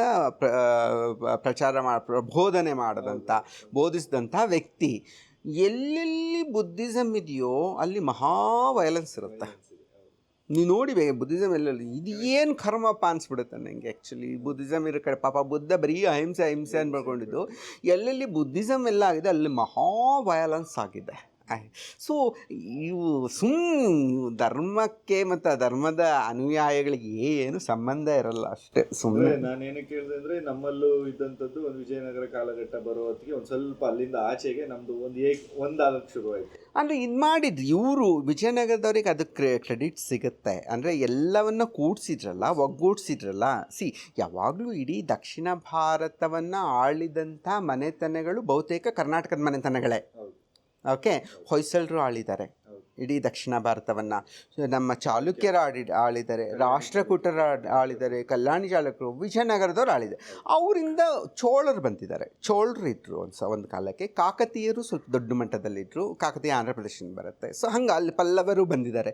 ಬಟ್ ಬಹುತೇಕ ನಮಗೆ ಕಾಣೋದು ಆ್ಯಕ್ಚುಲಿ ಕರ್ನಾಟಕದ ಮನೆತನಗಳು, ಕರ್ನಾಟಕದ ರಾಜವಂಶಗಳು ಇಡೀ ದಕ್ಷಿಣ ಭಾರತವನ್ನು ಆಡಳಿತ ಮಾಡಿರೋರಲ್ಲಿ ಬಹಳ ಮುಖ್ಯ, ನಾವೇ ಬಹಳ ಮುಖ್ಯ ಆ್ಯಕ್ಚುಲಿ. ಸೊ ಅದು ಇದ್ದೇ ಇತ್ತು. ಬಟ್ ಇವರು ಹಂಗಂತ ನನಗೇನೋ ವಿಜಯನಗರದಿಂದ ನಮ್ಮ ಈ ವೈದಿಕ ಧರ್ಮವನ್ನು ಮೇಂಟೈನ್ ಮಾಡಿದ್ರು ಹಾಗೆಲ್ಲ ಅನಿಸಲ್ಲ. ಇವರು ಆರಾಮಾಗಿ ಅವ್ರ ಜೊತೆಲಿ ಫ್ರೆಂಡ್ಸ್ ಥರ ಇದ್ದರು, ಬೇಕಾದಾಗ ಫ್ರೆಂಡ್ಸು, ಬೇಡದಾಗ ಫೈಟಿಂಗು, ಅದನ್ನು ಮಾಡಿದ್ದಾರೆ. ಆ ಥರ ಧರ್ಮಯುದ್ಧಗಳೇನು ಆಗಿಲ್ಲ, ಅದು ಆದರೂ ಧರ್ಮ. ಬಟ್ ಆದ್ರೆ ಆ ಸಂದರ್ಭ ಆಗಿತ್ತು, ಎಲ್ಲರೂ ಒಂದಾಗಲೇಬೇಕಾದಂತ ಪರಿಸ್ಥಿತಿ ಇತ್ತು ಇವರನ್ನ ಎದುರಿಸಬೇಕು ಅಂದ್ರೆ. ಸರ್ ಅದೇ ಈಗ ನಾವು ಮಾತಾಡ್ಕೊಂಡು ಬರ್ತಾ ಒಂದಷ್ಟು ವಿಷಯ ನೀವು ಹೇಳ್ಬೇಕಾದ್ರೆ ರೆಫರೆನ್ಸಸ್ಗಳು ತಗೊಂಡಿರೋದ್ರ ಬಗ್ಗೆ ಮಾತಾಡ್ತಾ ಇದ್ವಿ. ಸೊ ಎಲ್ಲಿ ಈಗ ಲಿಸ್ಬನ್ ಅಂದ್ರೆ ನಾವೇನ್ ಪೋರ್ಚುಗಲ್ ರಿಲೇಟೆಡ್ ಅಲ್ಲೇನ್ ಸಿಗುತ್ತೆ, ಅದ್ರ ಪ್ರವಾಸಿ ಕಥನಗಳು ಅಂತ, ಅದಲ್ಲದೆ ಬೇರೆ ಏನ್ ಸಿಗುತ್ತೆ ಅಂದಾಗ ನೀವು ಅದೇ ನಮ್ಮವ್ರು ಬರ್ದಿದ್ದಾರಲ್ಲ, ಸಾಹಿತ್ಯಗಳು ಬರ್ದಿರ್ತಾರಲ್ಲ, ಅದಿರುತ್ತೆ. ಮುಖ್ಯವಾಗಿ ಗಂಗಾದೇವಿ ಬರ್ತಾಳೆ. ಗಂಗಾದೇವಿಯವಳು ಬುಕ್ಕರಾಯನ ಸೊಸೆ. ಬುಕ್ಕರಾಯ ಬರ್ತಾನಲ್ಲ, ಹಕ್ಕ ಬುಕ್ಕ ಬರ್ತಾನೆ, ಬುಕ್ಕನ ಸೊಸೆ ಅವಳು. ಅವನು ಕಂಪಣ ಅಂತ ಅವನ ಮಗ, ಬುಕ್ಕರಾಯನ ಮಗ ಕಂಪಣನ ಮದುವೆ ಆದವಳು ಗಂಗಾದೇವಿ. ಸೊ ಗಂಗಾದೇವಿ ಅವಾಗ ಏನು ಮಾಡ್ತಾನೆ, ಬುಕ್ಕರಾಯ ತನ್ನ ಮಗ ಮತ್ತು ಸೊಸೆಯನ್ನು ಮಧುರೈಗೆ ಹೋಗಿ, ಮಧುರೈ ಇದೆಯಲ್ಲ, ಮಧುರೈಗೆ ಹೋಗಿ ಅಲ್ಲಿ ಒಬ್ಬ ಯಾರೋ ಇಸ್ಲಾಂ ನವಾಬ ಆಕ್ಯುಪೈ ಮಾಡ್ಕೊಂಡ್ಬಿಟ್ಟಿರ್ತಾನೆ ಮಧುರೈನ. ಅಲ್ಲಿವರೆಗೆ ಅದು ಎಷ್ಟು ಒಳ್ಳೆ ಡೈನಾಸ್ಟಿಯಲ್ಲಿ ಇದ್ದಂಥದ್ದು. ಸೊ ಅಂಥ ಒಂದು ಸ್ಥಳ ಎಲ್ಲ ಪೂಜೆ ಇಲ್ಲದೆ ಏನೂ ಇಲ್ಲದೆ ಹಾಳು ಬಿದ್ದೋಗ್ಬಿಟ್ಟಿರುತ್ತೆ. ಸುಲ್ತಾನ ಒಬ್ಬನು ಬಂದುಬಿಟ್ಟಿರ್ತಾನಲ್ಲಿ, ನವಾಬ ಬಂದಿರ್ತಾನೆ. ಅವನನ್ನು ಸೋಲಿಸಿ ನೀವು ಅದನ್ನು ವಿಜಯನಗರಕ್ಕೆ ಸೇರಿಸ್ಬೇಕು ಅಂತ ಮಗನನ್ನು ಕೊಟ್ಟು ಕಳಿಸ್ತಾನೆ. ನೋಡಿ, ಕೆಲವೊಂದೆಲ್ಲ ಎಷ್ಟು ಮುಖ್ಯ. ಯುದ್ಧಕ್ಕೆ ಕಳಿಸೋದಂದರೆ, ಮಗನ ಕಳಿಸೋದಂದರೆ ಸಾವಿಗೆ ಕಳಿಸ್ದಂಗೆ ಮಗನ್ನ ಏನಾದರೂ ಆಗ್ಬೋದಲ್ವಾ. ಸೊ ಇವಳೇನು ಮಾಡಿದ್ಲು, ಗಂಗಾದೇವಿ ಏನು ಮಾಡಿದ್ಲು, ಆ ಜರ್ನಿಯನ್ನು ನಾವು ಹೇಗೆ ಹೋಗಿ ಮಥುರೆಯಲ್ಲಿ ನಾವು ಅವರನ್ನು ಸೋಲಿಸಿ ನಮಗೆ ವಿಜಯನಗರವನ್ನು ವಾಪಸ್ ತೊಗೊಂಡ್ವಿ ಅನ್ನೋದನ್ನು ಮಥುರಾ ವಿಜಯಂ ಅಂತ ಬರೀತಾಳವಳು. ಮಧುರಾ ವಿಜಯಂ ಅಂತ ಸಂಸ್ಕೃತದಲ್ಲಿ ಬರ್ತಿದ್ದಾಳು ಅವಳು. It's an important book actually. ಪೂರ್ತಿ ಸಿಕ್ಕಿಲ್ಲ ನಮಗೆ, ಬಹುತೇಕ ಸಿಕ್ಕಿದೆ ನಮಗೆ. ಮಧುರಾ ವಿಜಯಂ ಬಹುತೇಕ ಸಿಕ್ಕಿದೆ. ಆ ಮಧುರಾ ವಿಜಯಂನಲ್ಲಿ ಎಷ್ಟೋ ಸಂಗತಿಗಳು ಗೊತ್ತಾಗತ್ತೆ ನಮಗೆ. ಅಂದರೆ ರಾಣಿಯರು ಯುದ್ಧದಲ್ಲಿ ಜೊತೆಯಲ್ಲಿ ಹೋಗ್ತಾಯಿದ್ರು ವಿಜಯನಗರದಲ್ಲಿ, ಅದೊಂದಿತ್ತು. ಅವ್ರು ಯಾವತ್ತೂ ಅರಮನೆಯಲ್ಲಿ ಉಳಿತಾ ಇರಲಿಲ್ಲ, ರಾಣಿಯರು ಜೊತೆಯಲ್ಲೇ ಹೋಗೋದು. ಯುದ್ಧ ಭೂಮಿ ಜೊತೆಯಲ್ಲೇ ಹೋಗ್ತಿದ್ರು ಅವರು, ಪಲ್ಲಕ್ಕಿಯಲ್ಲಿ ಕೂತ್ಕೊಂಡು ಹೋಗ್ಬಿಡೋರು ಅವರು.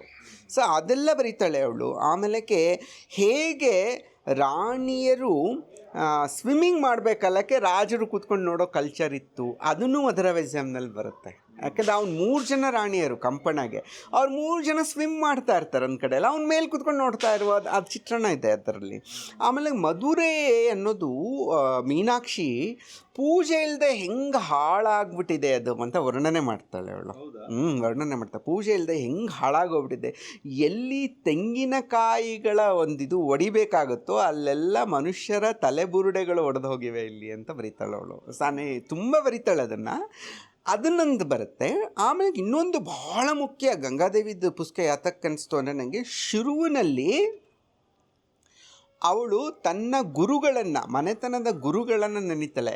ಆ ಗುರುಗಳು ವಿದ್ಯಾರಣ್ಯರಲ್ಲ, ಅವರು ಕಾಶ್ಮೀರದ ಶೈವರು, ಕಾಶ್ಮೀರದ ಶೈವ ಪಂಥದ ಆರಾಧಕರವರು.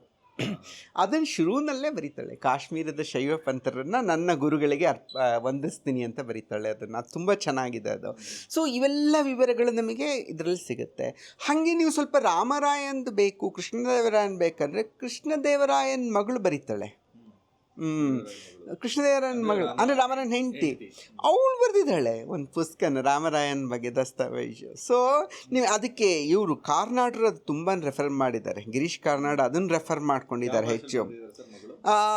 ಮಗಳು ಸಂಸ್ಕೃತ ಅಂದ್ಕೊಳ್ತೀನಿ ನಾನು ಅದನ್ನ ಹೆಚ್ಚು ಇದರಲ್ಲಿ ನಾನು ಇಂಗ್ಲೀಷಲ್ಲಿ ಓದ್ಬಿಟ್ಟಿದ್ದೀನಿ. ಸಂಸ್ಕೃತ ಮೋಸ್ಟ್ಲಿ, ಗಂಗಾದೇವಿಂದು ಸಂಸ್ಕೃತ, ಪಕ್ಕಾ ಸಂಸ್ಕೃತ. ಅವಳು ಬರೀತಾಳೆ, ಮಗಳು ಬರೀತಾಳೆ. ಅದು ಇವೆರಡು ಮಹಿಳೆಯರು ಬರೆದ ಕೃತಿಗಳು. ಬಟ್ ಪುರುಷರೇ ಬರೆದ ಕೃತಿ ನಮಗೆ ಕೃಷ್ಣದೇವರಾಯ ಬರೆದ್ಬಿಟ್ಟಿದ್ದಾನೆ. ಆಮುಕ್ತಮಾಲ್ಯದ ಬರೀತಾನಲ್ಲಪ್ಪ, ತೆಲುಗಲ್ಲಿ ಬರ್ತಿದ್ದಾನೆ, ಬ್ಯೂಟಿಫುಲ್ಲ. ಆಮುಕ್ತಮಾಲ್ಯದಲ್ಲಿ ಹೋಟೆಲಿನ ವಿವರ ಕೊಡ್ತಾನೆ. ಹೋಟೆಲ್ ಹೆಂಗಿತ್ತು, ಮಿಠಾಯಿ ಅಂಗಡಿ, ನಾನು ಅವನ್ನೆಲ್ಲ ತೊಗೊಂಬರ್ತೀನಿ. ನನ್ನ ಕಾದಂಬರಿಯಲ್ಲಿ ಅವ್ರು ಹೋಟ್ಲಿಗೆ ಹೋಗ್ತಾರೆ ಊಟಕ್ಕೆ. ಅವಾಗ ಅವಳು ಕಂಡುಹಿಡಿದು ಬಿಡ್ತಾಳೆ, ಒಬ್ಳು ನೀನು ಸತಿ ಆಗೋಳು ಅಂತೇಳಿ ಕಂಡುಹಿಡಿತಾಳೆ ನೋಡು, ಟ್ಯಾಟುವಿಂದ ಕಂಡುಹಿಡಿತಾಳೆ, ನೆನಪಿದ್ಯಾ? ಸೊ ಅದು ಹೋಟೆಲ್ ಚಿತ್ರಣ ಅಲ್ಲಿ ಸಿಗುತ್ತೆ ನನಗೆ. ಅಮುಕ್ತಮಾಲ್ಯದಲ್ಲಿ ಆ ಹೋಟೆಲಿನ ಚಿತ್ರಣ ಕೃಷ್ಣದೇವರಾಯ ಕಟ್ತಾನೆ. ಹೋಗ್ಬೇಕಲ್ಲ ಹೆಂಗಿತ್ತು ಹೋಟ್ಲುಗಳು ಅಂತೆಲ್ಲ ಬರೀತಾನೆ. ವೇಶ್ಯಾಗೃಹವಂತೂ ತುಂಬ ಚೆನ್ನಾಗಿ ವರ್ಣನೆ ಮಾಡ್ತಾನೆ. ಅವನಿಗೆ ವೇಶ್ಯಾಗೃಹಗಳು ಸಾಕಷ್ಟು ಚೆನ್ನಾಗಿ ಗೊತ್ತಿತ್ತು ಅನಿಸುತ್ತೆ ಅವನಿಗೆ. ಒಂಥರ ಯೂಶಲಿ ಈ ರಾಜರುಗಳು ತುಂಬ ಇದಿರ್ತಾರೆ, ವುಮನೈಸರ್ಸ್ ಇರ್ತಾರೆ, ಇವರು ಸಾಕಷ್ಟು ಹೆಣ್ಣಿನ ಸಹವಾಸಗಳಿರ್ತವೆ ಇವರಿಗೆ. ಸೊ ಅದನ್ನೆಲ್ಲ ಡೀಟೇಲ್ಸ್ ಕೊಡ್ತಾನೆ. ವೇಶ್ಯೆಯರ ಗೃಹಗಳು ಹೇಗಿರುತ್ತೆ, ಅವರ ಸಹವಾಸ ಹೇಗಿರುತ್ತೆ, ಅದನ್ನೆಲ್ಲ ಬರ್ತಿದ್ದಾನೆ. ಇದು ಆ್ಯಕ್ಚುಲಿ ಅದು ಭಕ್ತಿ ಗ್ರಂಥವೇ ಅದು. ಆ್ಯಕ್ಚುಲಿ ಅದು ಒಂದು ಬರ್ದಿದ್ದಾನೆ, ತೆಲುಗಲ್ಲಿ ಬರೀತಾನೆ. ಇನ್ನು 3 ಗ್ರಂಥಗಳನ್ನು ಅವನು ಸಂಸ್ಕೃತದಲ್ಲಿ ಬರೆದಿದ್ದಾನೆ, ಅವು ನಮಗೆ ಲಭ್ಯವಿಲ್ಲ. ಜಾಂಬವತಿ ಕಲ್ಯಾಣ ಅಂತಂದು ಬರೀತಾನೆ. ಇನ್ನೂ 2 ನಾಟಕ ಬರೆದಿದ್ದಾನೆ ಪಾಪ ಅವನು. ಅಷ್ಟೆಲ್ಲ ಬರೆದಿದ್ದಾನೆ ಅವನು. ಆಮೇಲೆ ಅಲ್ಲಸಾನಿ ಪೆದ್ದನ ಓದ್ಕೊಂಡೆ ನಾನು. ಆ್ಯಕ್ಚುಲಿ ತೆಲುಗುವಲ್ಲಿ ಆ ಟೈಮ್ನಲ್ಲಿ ಮೂರ್ತಿ ಕ್ಲಾಸಿಕ್ಸ್ನವರು ಅಲ್ಲಸಾನಿ ಪೆದ್ದನನ್ನು ಟ್ರಾನ್ಸ್ಲೇಟ್ ಮಾಡಿಕೊಟ್ರು, ಇಂಗ್ಲೀಷಿಗೆ ಟ್ರಾನ್ಸ್ಲೇಟ್ ಮಾಡಿಕೊಟ್ರು. ಸೊ ಅಲ್ಲಸಾನಿ ಪೆದ್ದನನ್ನು ಓದ್ಕೊಂಡೆ ನಾನು, ಏನು ಬರ್ತಿದ್ದಾನೆ ಇವನು ಕೈದೆ ಅಂತ. ಕುಮಾರವ್ಯಾಸ ಅಂತ ನಮಗೆ ಗೊತ್ತೇ ಇತ್ತು. ಸೊ ಅದಕ್ಕಿಂತ ವಿಜಯನಗರಕ್ಕಿಂತ ಹಿಂದಿಂದ ಹರಿಹರ ಗೊತ್ತು, ರಾಘವಾಂಕ ಹರಿಹರಂದು ಒಂದಿಷ್ಟು ಟೆಕ್ಸ್ಟ್ಗಳಿತ್ತು ನಮಗೆ. ಸೊ ಎಲ್ಲವೂ ಸೇರಿ ಆಗುತ್ತೆ ನಮಗೆ ಆ್ಯಕ್ಚುಲಿ. ಅಂದರೆ ಹೇಳ್ತೀನಲ್ಲ, ಇದು ಸುಮ್ಮನೆ ಮೇಯ್ದು ಬಿಡಬೇಕು ನಾವು. ಅಧ್ಯಯನ ಮಾಡಬೇಕಲ್ಲ, ಏನೇನು ಸಿಗುತ್ತೆ ಎಲ್ಲ ಹೋಗಿ ಆಮೇಲೆ ಅದರಿಂದ ಏನು ಬೇಕೋ ಅದನ್ನು ಚೂಸ್ ಮಾಡೋದಪ್ಪ. ಅದು ಎಷ್ಟು ಬೇಕೋ ಅಷ್ಟು ಅದಾಗೆ ಆಚೆ ಬರುತ್ತೆ. ಅದಾಗೆ ಅವ ಒಮ್ಮೆ ನೀವು ಅಧ್ಯಯನ ಮಾಡಿದ್ರೆ ನಿಮ್ಮ ಒಂಥರ ಕಂಟ್ರೋಲ್ ಮಾಡೋಕ್ಕಾಗಲ್ಲ ನಿಮ್ಮನ್ನು. ಆ ಥರ ಫ್ಲೋ ಇರುತ್ತೆ ನಿಮಗೆ, ನಿಮ್ಮ ಬರವಣಿಗೆಯಲ್ಲಿ ತಿಣ್ಕಾಡಲ್ಲ ನೀವು. ಯಾರು ಅಧ್ಯಯನ ಕಡಿಮೆ ಮಾಡ್ತಾರೋ ಅವ್ರು ತಿಣ್ಕಾಡ್ತಾರೆ ಪುಸ್ತಕದಲ್ಲಿ, ಯಾರು ಅಧ್ಯಯನ ಹೆಚ್ಚು ಮಾಡ್ತಾರೋ ಅವರು ಫ್ಲೋ ಇರುತ್ತೆ. ಫ್ಲೋ ಏನು ಬರಿಬೇಕು, ಅದೇ ಎಲ್ಲಿ ಯಾವ್ದು ತೆಗಿಬೇಕು ಅನ್ನೋದು. ನಂಗೆ ಯಾವಾಗಲೂ ಅದು ಭಯ. ನಾನು ಎಲ್ಲಿ ಬರೀ ಇತಿಹಾಸನೇ ಜಾಸ್ತಿ ಬರೆದು ಬಿಡ್ತೀನೋ, ಕತೆ ಕಡಿಮೆ ಮಾಡ್ತೀನೋ ಅಂತ. ಕಡೆಗೂ ನಾನು ಕತೆಗಾರ. At the end of the day I am a story teller. ಕಾದಂಬರಿಗೆ ತಗೊಂಡು ಮಾಡ್ಕೊಂಡು ಇದು ಮಾಡಬೇಕು ಅಂತ. ಸೊ ಬಟ್ ಆ ಥರದ ಒಂದು ಇದು ಬೇಕಾದಷ್ಟು ಜನ ಕೊಡ್ತಾರೆ ಡೀಟೇಲ್ಸ್. ಆದ್ರೂ ಜನಸಾಮಾನ್ಯರ ವಿವರಗಳು ಕಡಿಮೆ. ಹಂಗೆ ನೋಡಿದ್ರೆ ಪುರಂದರದಾಸರನ್ನೇ ವಾಸಿ, ಕನಕದಾಸ ಹೊಟ್ಟೆಗಾಗಿ, ಗೇಣು ಬಟ್ಟೆಗಾಗಿ ಎಲ್ಲರೂ ಮಾಡೋದು ಅಂತ ಹೇಳಬೇಕಲ್ಲಕ್ಕೆ ನಮಗೆ. See you understand what was the problem at that time. ಜನಸಾಮಾನ್ಯರ ಹತ್ರ ಓಡಾಡ್ತವ್ರು ದಾಸರೆಲ್ಲರೂ. ಕನಕದಾಸರು ಹೇಳ್ತಾನೆ, ಅಯ್ಯೋ ಏನು ಅವ್ನು ಏನು ಹೇಳ್ತಾನೆ, ಅವ್ನು ಹೆಂಗೆ ಹೇಳ್ತಾನೆ ಅಂದರೆ, ತಾಳ ತಂತಿ ಹಿಡಿದುಕೊಂಡು ಸೂಳೆಯಂತೆ ಕುಡಿಯುವುದು ಹೊಟ್ಟೆಗಾಗಿ ಗೇಣು ಬಟ್ಟೆಗೆ. ಅಂದರೆ ತನ್ನನ್ನು ತಾನು ಲೇವಡಿ ಮಾಡ್ಕೊಳ್ತಾ ಇದ್ದಾನೆ ಕನಕದಾಸ. ಎಂಥ ಡೈಲಾಗ್ ಅದು, ಹೇಳೋದು ತಮಾಷೆನ ಅದು ಏನಾದರೂ? ಆ ಥರದ್ದು ಒಂದು ಡೈಲಾಗ್ ಹೇಳ್ಬೇಕಂದ್ರೆ, ನಾನು ಸೂಳೆ ಥರ ಕುಣಿತಿದ್ದೀನಿ, ನಾನೆಲ್ಲ ತಾಳ ತಂಬೂರಿ ಕೈಯಲ್ಲಿ ಇಟ್ಕೊಂಡು ಗೆಜ್ಜೆ ಕಟ್ಕೊಂಡು ನಾನು ಕುಣಿತಾ ಇದ್ದೀನಿ, ಇದು ಕೂಡ ಹೊಟ್ಟೆಗಾಗಿ ಅಂತ ಹೇಳ್ತಾನೆ. ಸೊ ಒಂದು ದೊಡ್ಡ ಮಾತದು ಆ್ಯಕ್ಚುಲಿ. ಆಮೇಲೆ ಕನಕದಾಸನೇ ಮುಂದೆ ಇದರಲ್ಲಿ ಹೇಳ್ತಾನಲ್ಲ, ಇದು ಕುಲದ್ದು ಬಿಡಿ, ಕುಲದ್ದು ಎಲ್ಲ ಕಾಲಕ್ಕೂ ಇದ್ದದ್ದು. ಬಟ್ ಮತ್ತೊಂದು ಇದು ತೊರೆದು ಜೀವಿಸಬಹುದೇ ಹರಿಯ ನಿನ್ನ ಇದರೊಳಗೆ. ಅದರೊಳಗೆ ಒಂದೇನು ಬರುತ್ತೆ ಅಂದರೆ, ಇದು ಆಳುವ ರಾಜ ನೀವು ಹೊರಗೆ ಹೋಗಂದ್ರೆ ಹೊರಗೆ ಹೋಗ್ಬಿಡ್ಬೋದು ಅಂತಾನೆ. ಅದು ಸುಲಭ ಅಂತಾನೆ. ಅಂದರೆ ರಾಜ ತಾ ಮುನಿದರೆ ರಾಜ್ಯವನ್ನೇ ಬಿಡಬಹುದು. ಅದು ಡೈಲಾಗ್ ಅದು ಆ್ಯಕ್ಚುಲಿ. ರಾಯ ಅಂತಾರವ್ರು, ರಾಜ ಅನ್ನಲ್ಲ, ರಾಯ. ಯಾವಾಗಲೂ ವಿಜಯನಗರದವ್ರು, ಕನ್ನಡದವರೆಲ್ಲ ರಾಯ ಅಂತಲೇ ಯೂಸ್ ಮಾಡಿದ್ದಾರೆ. ಚಾವುಂಡರಾಯ ಎಲ್ಲರೂ ರಾಯರೇ ನಮಗೆ. ಸೊ ರಾಯ ತಾ ಮುನಿದರೆ ರಾಜ್ಯವನ್ನೇ ಬಿಡಬಹುದು ಅಂತಾನೆ. ಆ ಸ್ಟೇಟ್ಮೆಂಟ್ ಯಾಕೆ ಬಂತು? ರಾಜ್ಯ ಬಿಡುವ ಪ್ರಸಂಗಗಳು ಇದ್ದವು. ರಾಯ ಮುನಿತಾ ಇದ್ದ, ರಾಜ್ಯವನ್ನು ಬಿಡಬೇಕಾದ ಪರಿಸ್ಥಿತಿ ಜನಸಾಮಾನ್ಯರಿಗೆ ಬಿಡೋದು. ಚಕ್ಕಂತ ಹಿಡ್ಕೋಬೇಕು ನಾವು ಅದನ್ನು. ಆ ಸಂಗತಿಗಳನ್ನು ಹಿಡ್ಕೊಂಡ್ರೆ ಆ ಕಥೆಗಳಲ್ಲಿ ಬರುತ್ತೆ ನಮಗೆ ಅದನ್ನು. ಸೊ ಯಾವ ಥರದ್ದು ಇದಾಗುತ್ತೆ, ಹೇಗಾಗತ್ತೆ ಅನ್ನುವಂಥದ್ದು. ಸೊ ಸಾಹಿತ್ಯವನ್ನು ಸಾಕಷ್ಟು ಜನರು ಬರೆದಿದ್ದಾರೆ, ಅದನ್ನ ಇಂಡೈರೆಕ್ಟಾಗಿ ಓದ್ಕೋಬೇಕಾಗತ್ತೆ. ಆದರೆ ನಮ್ಮಲ್ಲಿ ಇತಿಹಾಸವನ್ನೇ ಬರೆದಿಡುವಂಥ ಒಂದು ಕ್ರಮ ಇಲ್ಲ ನಮಗೆ. ಟ್ರೈ ಮಾಡಿದ್ದಾರೆ. ಏನು ಮಾಡಿದ್ದಾರೆ ಅಂದರೆ, ಕೃಷ್ಣದೇವರಾಯನ ದಿನಚರಿ ಅಂತಂದಿದೆ. ಅದು ಆವಾಗ ಬರ್ತಿರೋದಲ್ಲ, 17ನೇ ಶತಮಾನದಲ್ಲಿ ಬರ್ತಿದ್ದಾರೆ. ಕೃಷ್ಣದೇವರಾಯ ಬದುಕಿದ್ದು ಯಾವಾಗ? 16ನೇ ಶತಮಾನದಲ್ಲಿ, 16ನೇ ಶತಮಾನದ ಆದಿ. ಆದರೆ 17ನೇ ಶತಮಾನದಲ್ಲಿ ಕೃಷ್ಣದೇವರಾಯನ ದಿನಚರಿ, ಅವನ ದಿನನಿತ್ಯ. ಅದು ಯಾರೂ ಬರ್ತಿದ್ದಾರಪ್ಪ, ಸಾಮಂತರು ಬರೆದಿದ್ದಾರೆ ಅಂತ ಅನಿಸುತ್ತೆ. ತೆಲುಗುನಲ್ಲಿ ಬಂತು ಅನಿಸುತ್ತೆ, ಆಮೇಲೆ ಕನ್ನಡಕ್ಕೂ ಬಂದಿದೆ. ಅದು ಕನ್ನಡ ಫಸ್ಟ್ ತೆಲುಗು ಬರೆದಿದ್ದಾರೆ, ಆಮೇಲೆ ಕನ್ನಡಕ್ಕೆ ಬಂದಿದೆ, ಇಂಗ್ಲೀಷಲ್ಲಿ ಎಲ್ಲ ಕಡೆ ಸಿಗುತ್ತೆ. ಬಟ್ ಅದರಲ್ಲೆಲ್ಲ ನಿಮಗೆ ಗೊತ್ತಾಗುತ್ತೆ ಆ್ಯಕ್ಚುಲಿ ಏನಾಗುತ್ತೆ ಅಂದರೆ, ಕೃಷ್ಣದೇವರಾಯ ಅದು ಬೆಳಿಗ್ಗೆ ಎದ್ದು ಏನು ಎಣ್ಣೆ ಮೈಗೆ ಹಚ್ಕೊಳ್ತಾ ಇದ್ದ, ಔಡ್ಲೆಣ್ಣೆ ಮೈಗೆ ಹಚ್ಕೊಳ್ತಾ ಇದ್ದ. ಒಬ್ಬ ಬ್ರಾಹ್ಮಣ ಬಂದು ಅವನಿಗೆ ಸ್ನಾನ ಮಾಡಿಸ್ತಿದ್ದ. ಸೊ ಯಾವಾಗಲೂ ಅವ್ರಿಗೆ ಸ್ನಾನ ಮಾಡಿಸೋದಕ್ಕೆ ಬ್ರಾಹ್ಮಣರು ಬರ್ತಾಯಿದ್ರು, ರಾಜರಿಗೆ ಸ್ನಾನ ಮಾಡಿಸೋದಕ್ಕೆ. ಅವನ್ನೆಲ್ಲ ಮಂತ್ರ ಪುಷ್ಪಗಳೆಲ್ಲ ಹೇಳಿ ಅವನಿಗೆಲ್ಲ ಎಣ್ಣೆ ಹಚ್ಚಿ ಮೈ ತೊಳ್ಸೋದು. ಆಮೇಲೆ ಒಬ್ಬ ವೈದ್ಯ ಬರ್ತಿದ್ದ, ಬೆಳಿಗ್ಗೆ ಸ್ನಾನ ಆಗೋಕ್ಕಿಂತ ಮುಂಚೆ ವೈದ್ಯ ಪರೀಕ್ಷೆ ಮಾಡ್ತಿದ್ದ ಅವ್ರನ್ನ, ಹೇಗಿದ್ದಾನೆ ಇವ್ರದ್ದು ಇದೊಂದು ಈ ನಿತ್ಯ ಪರೀಕ್ಷೆ ಮಾಡಬೇಕು ಅವ್ರನ್ನೆಲ್ಲ, ಯಾಕೆಂದರೆ ದೇ ಆರ್ ವೆರಿ ಇಂಪಾರ್ಟೆಂಟ್. ರಾಜ ಅಂದರೆ ಎಷ್ಟು ಮುಖ್ಯ, ಅವನನ್ನು ಕಳ್ಕೊಳ್ಳುವಂತಿಲ್ಲಲ್ವ, ಇವೆಲ್ಲ ಇತ್ತು.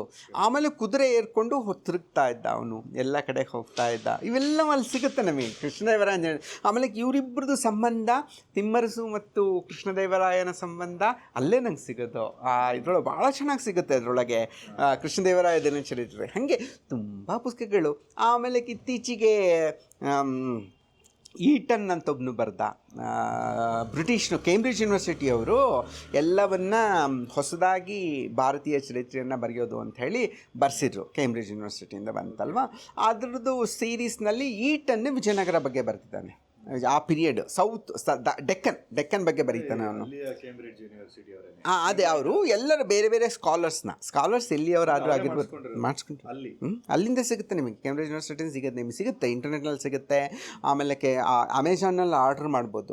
ಅವನು ಸಾಕಷ್ಟು ವಿವರಗಳು ಕೊಡ್ತಾನೆ, ಕೃಷ್ಣದೇವರಾಯನ ಬಗ್ಗೆ ಕೊಡ್ತಾನೆ, ರಾಮರಾಯನ ಬಗ್ಗೆ ಕೊಡ್ತಾನೆ. ಆ ಪುಸ್ತಕದಿಂದಲೇ ಇದು ತಾಳಿಕೋಟೆದ ಬಗ್ಗೆ ಬರೆದ್ರಲ್ಲ ಗಿರೀಶ್ ಕಾರ್ನಾಡ್ ನಾಟಕ, ಅದು ಅದಕ್ಕೆ ಬಹಳ ಪ್ರೇರಣೆ ಕೊಟ್ಟಂಥ ಪುಸ್ತಕ. ಅದು ಅಲ್ಲ, ತುಗ್ಲಕ್ಕಲ್ಲ, ತಾಳಿಕೋಟೆದು ಬರೆದ್ರಲ್ಲ, ಅದು ಏನು ಹೆಸರು ಮರ್ತೋಯ್ತು ನನಗೆ, ಮೊನ್ನೆ ರೀಸೆಂಟಾಗಿ ಬಂತದ್ದು. ಸೊ ಆ ತಾಳಿಕೋಟೆ ಕನ್ನಡದ ಬಗ್ಗೆ ಬರೀತಾರಲ್ಲ, ಅದು ಅದಕ್ಕೆ ಈಟನ್ನೇ ಕಾರಣ. ಅವರು ಹೆಚ್ಚು ಕಡಿಮೆ ಈಟನ್ ಏನು ಹೇಳಿದಾನೆ ಅದನ್ನೇ ನಾಟಕ ಮಾಡಿಟ್ಬಿಟ್ಟಿದ್ದಾರೆ ಅವರು. ಸೊ ಹಾಗೆ ಅಷ್ಟು ಪ್ರಭಾವ ಇದೆ ಈಟನ್ ಪುಸ್ತಕ. ಇವೆಲ್ಲ ಓದ್ಕೊಂಡ್ರೆ ಗೊತ್ತಾಗುತ್ತೆ. ಬಟ್ ಏನು ಗೊತ್ತಾ, ರಕ್ಕಸ ತಂಗಡಿ ಅದೇ ನಾಟಕ, ಇಂಗ್ಲೀಷ್ನಲ್ಲಿ ಕ್ರಾಸಿಂಗ್ ದ ತಾಳಿಕೋಟನೋ ಹಾಗೇನೋ ಹೆಸರಿದೆ ಅದಕ್ಕೆ. ಬಟ್ ಏನಂದರೆ, ಈ ಇತಿಹಾಸದ ಕಾದಂಬರಿ ಬರೆಯೋದಕ್ಕೆ ಎಷ್ಟು ಶ್ರಮ ಹಾಕಬೇಕಾಗತ್ತೆ ಅಂದರೆ, ನೀವು ಸೀರಿಯಸ್ ಆಗಿ ಬರೀಬೇಕಲ್ಲಕ್ಕೆ, ನನಗೆ ಈ ಮಾಡಬೇಕಾಯ್ದನ್ನ ಮತ್ತೊಮ್ಮೆ ಅನ್ನೋ ಥರ ಅನಿಸ್ಬಿಡುತ್ತೆ. ದೊಡ್ಡ ಸಿನಿಮಾ ಮಾಡಿದಾಗ ಇದು ಏನಪ್ಪ, ಇದು ಸುಮ್ಮನೆ ಒಂದು ಏನೋ ಕಾಂಟೆಂಪ್ರರಿಯಾಗಿ ಬರೆದ್ರೆ ಒಂದು ವರ್ಷದಲ್ಲಿ ಬರೆದ್ಬಿಡ್ಬೋದು ಕಾದಂಬರಿ, ಏನು ಜಾಸ್ತಿ ಟೈಮ್ ಬೇಕಾಗಲ್ಲ. ಕಾದಂಬರಿ ನಾನು ಬರೆದಿರೋದು ಈ ಕಾದಂಬರಿಗಳು ಕೂಡ 6 ತಿಂಗಳು 8 ತಿಂಗಳಲ್ಲಿ ಬರೆದು ಹಾಕ್ಬಿಟ್ಟಿದ್ದೀನಿ ಕಾದಂಬರಿಗಳನ್ನ. ಬಟ್ ಅದೇನೇ ಬೇಕಿತ್ತು, ಅದಕ್ಕೆ ಜಾಸ್ತಿ ಟೈಮ್ ತೊಗೊಂಡಿದ್ದೀನಿ. ಸೊ ನಾನು ನಿಜವಾಗಿ ಇಷ್ಟೆಲ್ಲ ಮಾಡ್ಬೇಕೇನಪ್ಪ, ಇದು ನಿಜವಾಗಿ ಇದು ತೀರಾ ಜಾಸ್ತಿ ಆಯಿತು ಅಂತ ಅನಿಸುತ್ತೆ ಕೆಲವೊಮ್ಮೆ ನನಗೆ. ಬಟ್ ನೋಡಿ, ಆ ಮಟ್ಟಿನ ಆಕರ್ಷಣೆ ನನ್ನ ಸಾಮಾಜಿಕ ಕಾದಂಬರಿಯಿಂದ ಆಗ್ತಿರ್ಲಿಲ್ಲ. ವಿಜಯನಗರದ ಬರೆದಿದ್ರಿಂದ, ತೇಜೋ ಬರೆದಿದ್ರಿಂದ ನನಗೆ ಆ ಮಟ್ಟದ ಒಂದು ಓದುಗ ವೃಂದ ಸಿಕ್ತು. ಮಾಮೂಲಿ ಸೋಷಿಯಲ್ ಲೈಫಲ್ಲಿ ಬರೆದ ಕೃತಿ ಆ ಮಟ್ಟಕ್ಕೆ ರೀಚ್ ಆಗ್ತಿತ್ತು ಅನ್ನೋದು ನನಗೆ ಅನುಮಾನ actually. So you have both good and bad, you have to choose what you want. Greek ವೀರ ಅಲೆಕ್ಸಾಂಡ್ರ್ ಈ ಸೈಡು ಪೂರ್ವಕ್ಕೆ ಯಾಕೆ ಬಂದ, ಅವನು ಕೊಳ್ಳೆ ಹೊಡ್ಕೊಂಡು. ಪಾಶ್ಚಿಮಾತ್ಯರ ಶ್ರೀಮಂತಿಗೆ ಕಳೆದ 200 ವರ್ಷಗಳದ್ದಷ್ಟೇ. ನಾನು ಬರೀತಾ ಇರೋದು ಬರೀ ಯಾವುದೋ ಒಂದು ಥ್ರಿಲ್ಲರ್ ಅಲ್ಲ, ನಾನು ಬರೀತಾ ಇರೋದು ಅದನ್ನ ಮೀರಿದ್ದು ಸಾಕಷ್ಟು ವಿವರಗಳನ್ನು ಕೊಡ್ತೀನಿ. ನಾನು ವಿವರ ಓದೋಕ್ಕೆ ಖುಷಿ ಆಗಬೇಕು ಅವನಿಗೆ ಅನ್ನೋವಂಥದ್ದು. ಇವಾಗ ಮಹಾಭಾರತದಲ್ಲಿ ಆರಂಭದಲ್ಲೇ ಏನಾಗುತ್ತೆ ಅಂತ ಹೇಳ್ಬಿಡ್ತಾರೆ ವೇದವ್ಯಾಸ. ಇವ್ರು ಸಾಯ್ತಾರೆ, ಅವ್ರು ಬದುಕ್ತಾರೆ, ಅವ್ರು ಗೆಲ್ತಾರೆ, ಧರ್ಮದ ಯುದ್ಧ ಅಂತ ಹೇಳೇ ಬಿಡ್ತಾರೆ ಎಲ್ಲರೂ. ನೀವು ಮಹಾಭಾರತ ಓದೋದು ಬಿಡೋಕ್ಕಾಗತ್ತಾ? ಸೈನ್ಯಕ್ಕೆ ಜಾತಿ ಇಲ್ಲೇ ಇಲ್ಲ, ಸುಮ್ಮನೆ ಅಂತೀವಿ ನಾವು ಕ್ಷತ್ರಿಯರು ಯುದ್ಧ ಮಾಡೋರಂತ.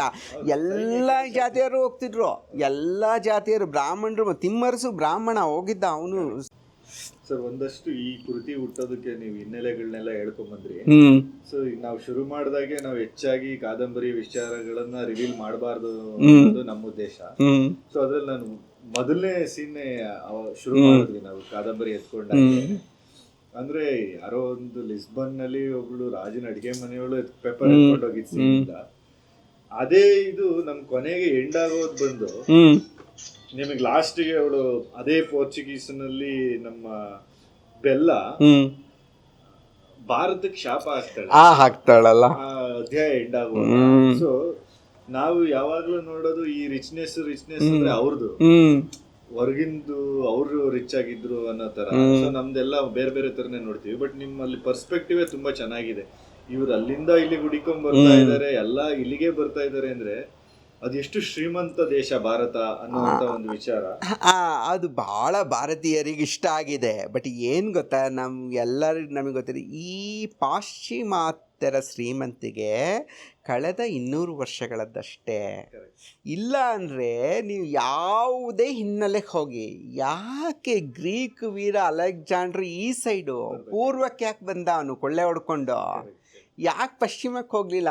ಪಶ್ಚಿಮದಲ್ಲಿ ಏನೂ ಇರಲಿಲ್ಲ, ಯಾವ ಅಭಿವೃದ್ಧಿಯೂ ಇರಲಿಲ್ಲ. ಇದ್ದಿದ್ದೆಲ್ಲ ನೋಡಿ, 3 ಮುಖ್ಯ ದೇಶಗಳು ಹೇಳ್ತೀನಿ ನಾನು. ಒಂದು ಚೈನಾ, ಇನ್ನೊಂದು ಭಾರತ, ಮತ್ತೊಂದು ಇರಾನ್ ಅಂದರೆ ಪರ್ಷಿಯಾ. ಇವು ನಿಜವಾದ ಒಂದು ಸಾಂಸ್ಕೃತಿಕ ಕೊಡುಗೆ, ಆರ್ಥಿಕ ಕೊಡುಗೆ, ನೀವು ಯಾವುದೇ ತಗೊಳ್ಳಿ, ನೀವು 3ರಲ್ಲೂ ಆಧ್ಯಾತ್ಮಿಕ ಕೊಡುಗೆ. ನಾವು ಆಧ್ಯಾತ್ಮಿಕದಲ್ಲಿ ತುಂಬ ಬಂದಿದ್ದೀವಿ ನಾವು.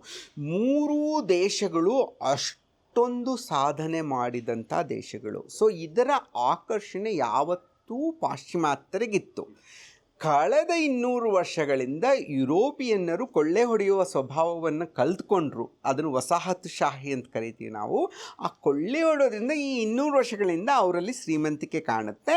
ಅನಂತರ ಅವರು ಅದನ್ನು ಅಭಿವೃದ್ಧಿಪಡಿಸ್ಕೊಂಡಿದ್ದಾರೆ. ಬರೀ ಅದಷ್ಟೇ ಅಂತ ಹೇಳೋಕ್ಕಾಗಲ್ಲ. ಆಮೇಲೆ ಅವರು ಅಭಿವೃದ್ಧಿ ಹೊಂದಿದ್ದಾರೆ, ಅವರು ಸಾಕಷ್ಟು ಜಾಣರಾಗಿದ್ದಾರೆ. ಆದ್ರೂ ಎಲ್ಲ ಇತಿಹಾಸದುದ್ದಕ್ಕೂ ನಮಗೆ ಈ 3 ದೇಶಗಳು, ಪರ್ಷಿಯಾ, ಭಾರತ, ಚೈನಾ, ಇವೇ ನಿಜವಾದ ಶ್ರೀಮಂತ ದೇಶಗಳು. ಅದರಲ್ಲಿ ಅನುಮಾನವೇ ಬೇಡ. ಅದು ಮುಂದೆ ಕೂಡ ಆಗತ್ತೆ. ಅದು ನೋಡಿ, ನೀವು ನಂಬರ್ 1 ನಂಬರ್ 2 ಇವರೇ ಆಗ್ತಾರೆ ನೋಡಿ. ಡೌನ್ ದ ರಿಚೆಸ್ಟ್ ಕಂಟ್ರೀಸ್ ಇವರೇ ಆಗ್ತಾರೆ. ಯಾಕೆಂದರೆ ಇದು ರಿಕವರ್ ಆಗ್ತಾ ಇದೆ, ಆದಂಥ ಪೆಟ್ಟಿನಿಂದ ರಿಕವರ್ ಆಗ್ತಾ ಇರೋದು. ಯಾಕೆಂದರೆ it's not because of the people or anything like this, country is like that ಅಂತ ಹೇಳ್ತಾರೆ. ಸೊ ಚೀನಾನೂ ಅಷ್ಟೇ, ಭಾರತನೂ ಅಷ್ಟೇ. ಇಲ್ಲಿ ಸಂಪತ್ತನ್ನು ಅಭಿವೃದ್ಧಿಗೊಳಿಸೋದಕ್ಕೆ ಸಾಕಷ್ಟು ಆಶ್ರಯ ಇದಿದೆ, ಸಾಧ್ಯತೆಗಳಿವೆ ಅಂತ ಹೇಳ್ತಾರೆ. ಅದಾಗತ್ತೆ, ಮುಂದೆ ಕೂಡ ಆಗತ್ತೆ ಅದು. ಸರ್, ಹಾಗೆ ಇನ್ನು ನೀವು ತಗೊಂಡಿರೋ ಪಾತ್ರಗಳ ಬಗ್ಗೆ ತಗೊಂಡ್ರೆ, ಮೇನ್ ಮಾಪ್ಳ ನಾಯಕ ಇರ್ಬೋದು, ಕೇಶವ ಜರ್ನಿ ನಮ್ಗೆ ಇಲ್ಲಿ ಹಂಪಿಲಿ ಸ್ಟಾರ್ಟ್ ಮಾಡ್ತೀವಿ. ಸೊ ಅಲ್ಲಿ ಅವ್ರಿಗೆ ಹಂಪಮ್ಮ ಇರ್ತಾರೆ. ಸೊ ಈ ಜರ್ನಿ ಏನ್ ಶುರುವಾಗುತ್ತೆ ನಮ್ಗೆ, ಅದ್ರಲ್ಲಿ ನೀವು ಕುಸ್ತಿದು ಈ ಎಲಿಮೆಂಟ್ಗಳೆಲ್ಲ ವಿಜಯನಗರನ್ನ ಕಟ್ಕೊಳ್ತಾ ಬಂದಿದ್ದೀರಾ.